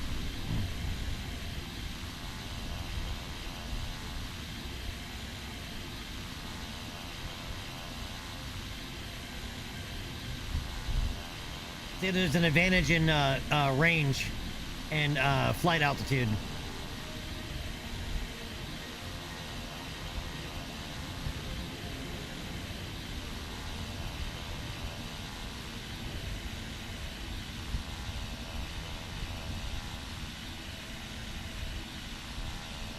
Like, I mean, we still have a contract to get over 10,000 or over 10,000 meters. This might be able to do it.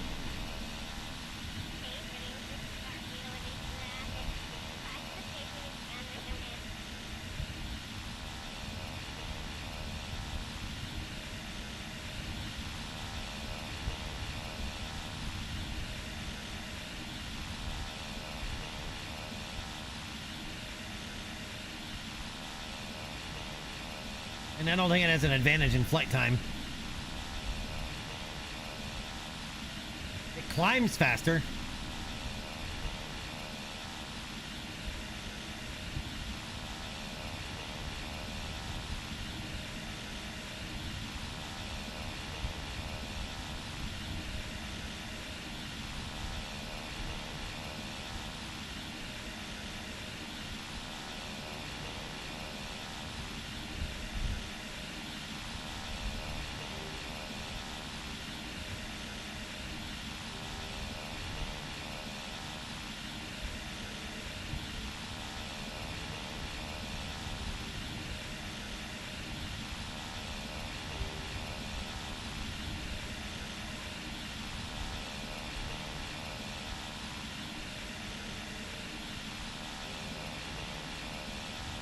feeling it's gonna get to 10,000 meters.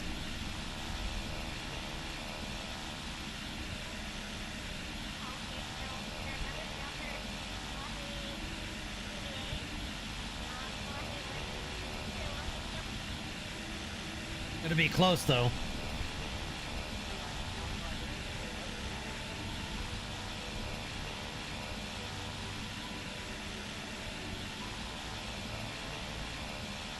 See if I can't get the speed to come up at all. Nope. We're at almost 9,000 meters. Let's see if we just can't do it before it stalls. I doubt it.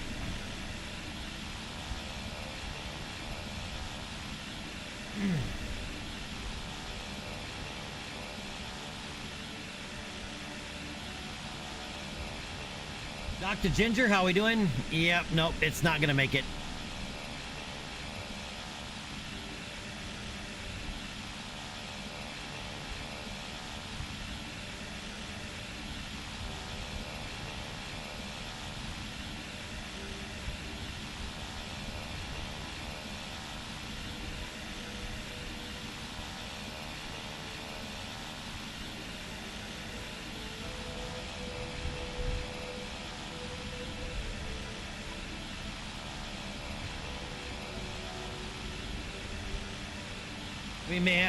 We'll likely end up using one of our rocket planes.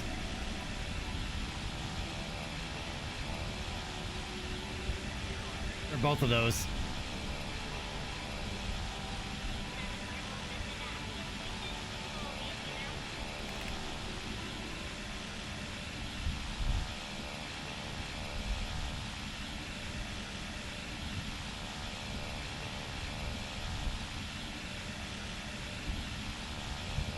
But after we land here, I'm gonna have to call it a day.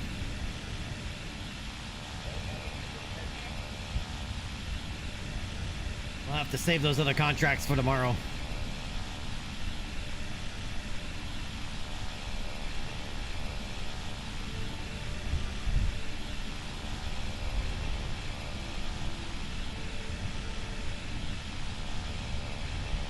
All right, let's lose some of this speed.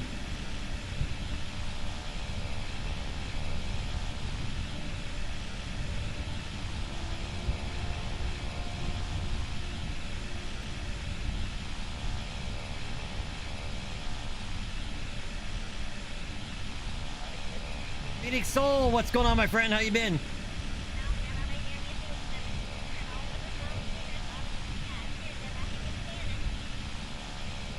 And Phoenix, whose fault is that, dude?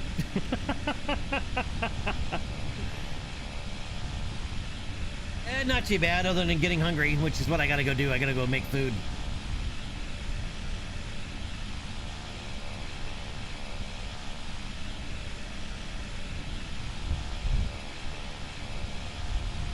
We are wicked high, but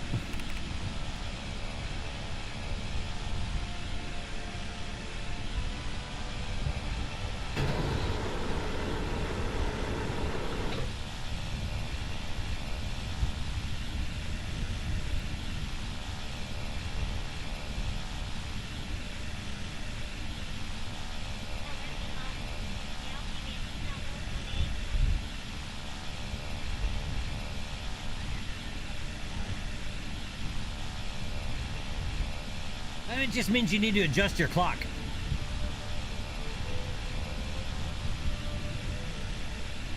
Yes, life can do that.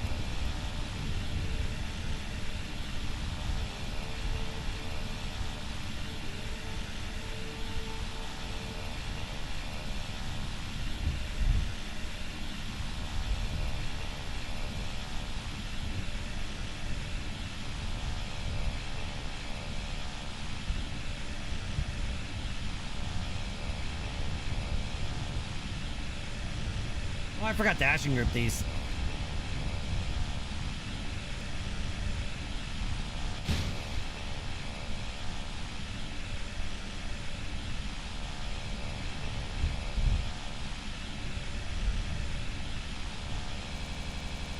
All right. So the modifications we made to this did not make it worthy. Galen, how we doing?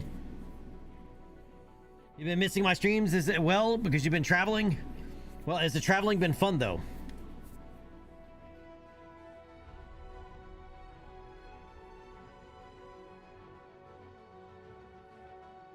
Well, I'm thinking about though, we're gonna make a Bravo version of our seaplane with those kitty turboprops.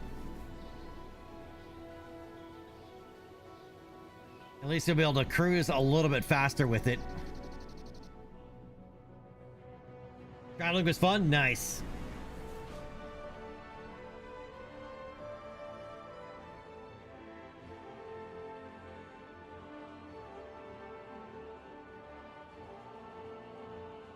You go anywhere interesting?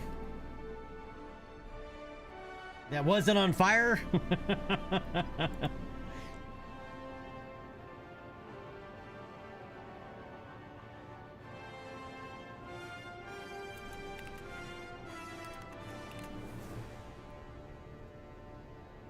Yeah, we have these Jumo prop engines.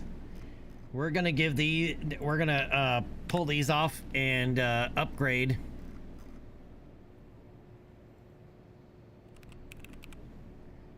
To the Kitty Kitty Bang Bang, which apparently can't be searched for by name.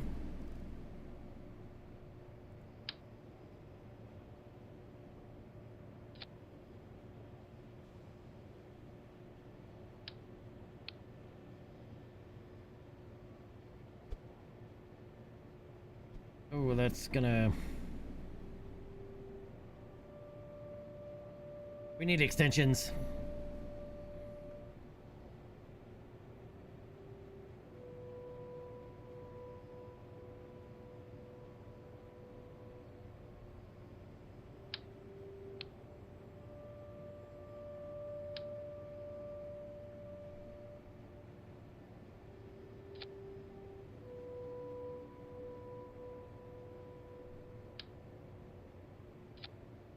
There we go.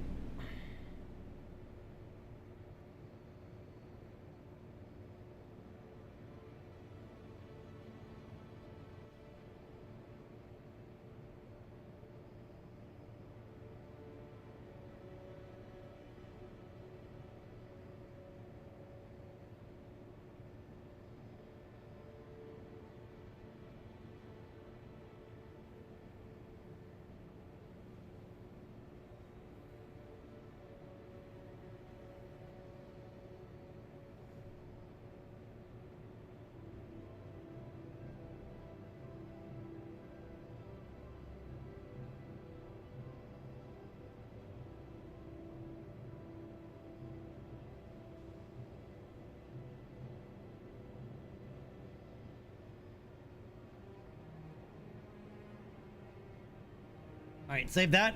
So now our Seagull got an upgrade. Now that we have those engines.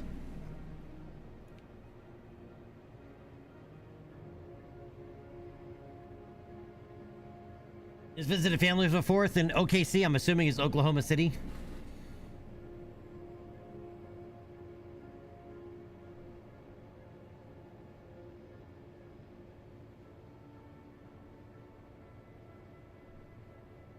I've driven through Oklahoma City a few times. Dude, are there still the damn yellow sodium bulbs everywhere for streetlights? I went through there at night and wow.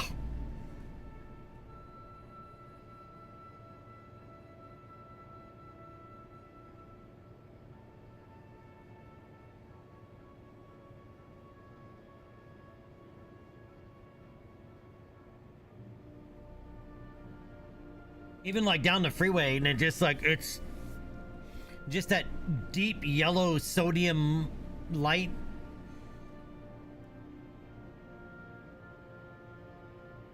Did not like those.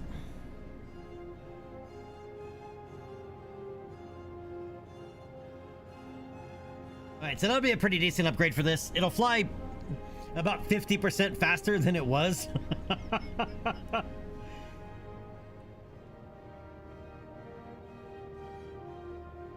So that'll be nice for these.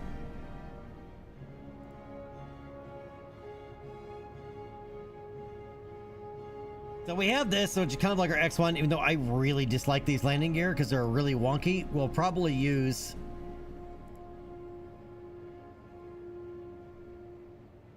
our X2.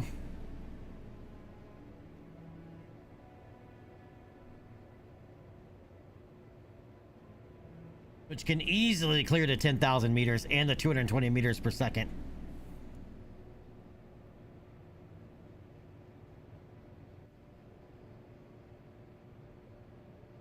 It'll probably need an engine upgrade to go above Mach 2. I think this gets up to about Mach 1.5, 1.7. But we'll have to save that for tomorrow because that is going to do it for me today. All right, I want to thank everybody coming and hanging out with me today. Much appreciated. If anybody's new here, if you have not done so already, please hit that follow button for me. Much appreciated. Like Freddy Bum Bum and Alvy Doodle. And if you are on YouTube, hit that subscribe button. And if you're on Twitch, consider subscribing to support the channel if you have not done so already.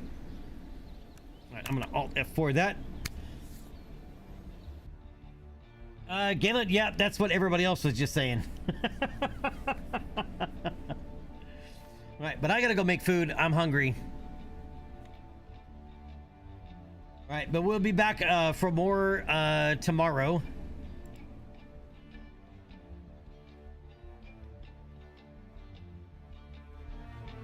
right, but until then, you guys have a great morning, great night, great afternoon. Yeah, at least I didn't get raided. Yeah, the other day I got raided like right as I was ending. I was given this exact spiel, and all of a sudden somebody's like, "Hey, we're coming in hot." All right, but anyway, you guys have a great morning, great night, great afternoon, great whatever it is, wherever it be. I'll see you guys next time. Until then. Go have fun. Have a good night, everybody. Thank you again.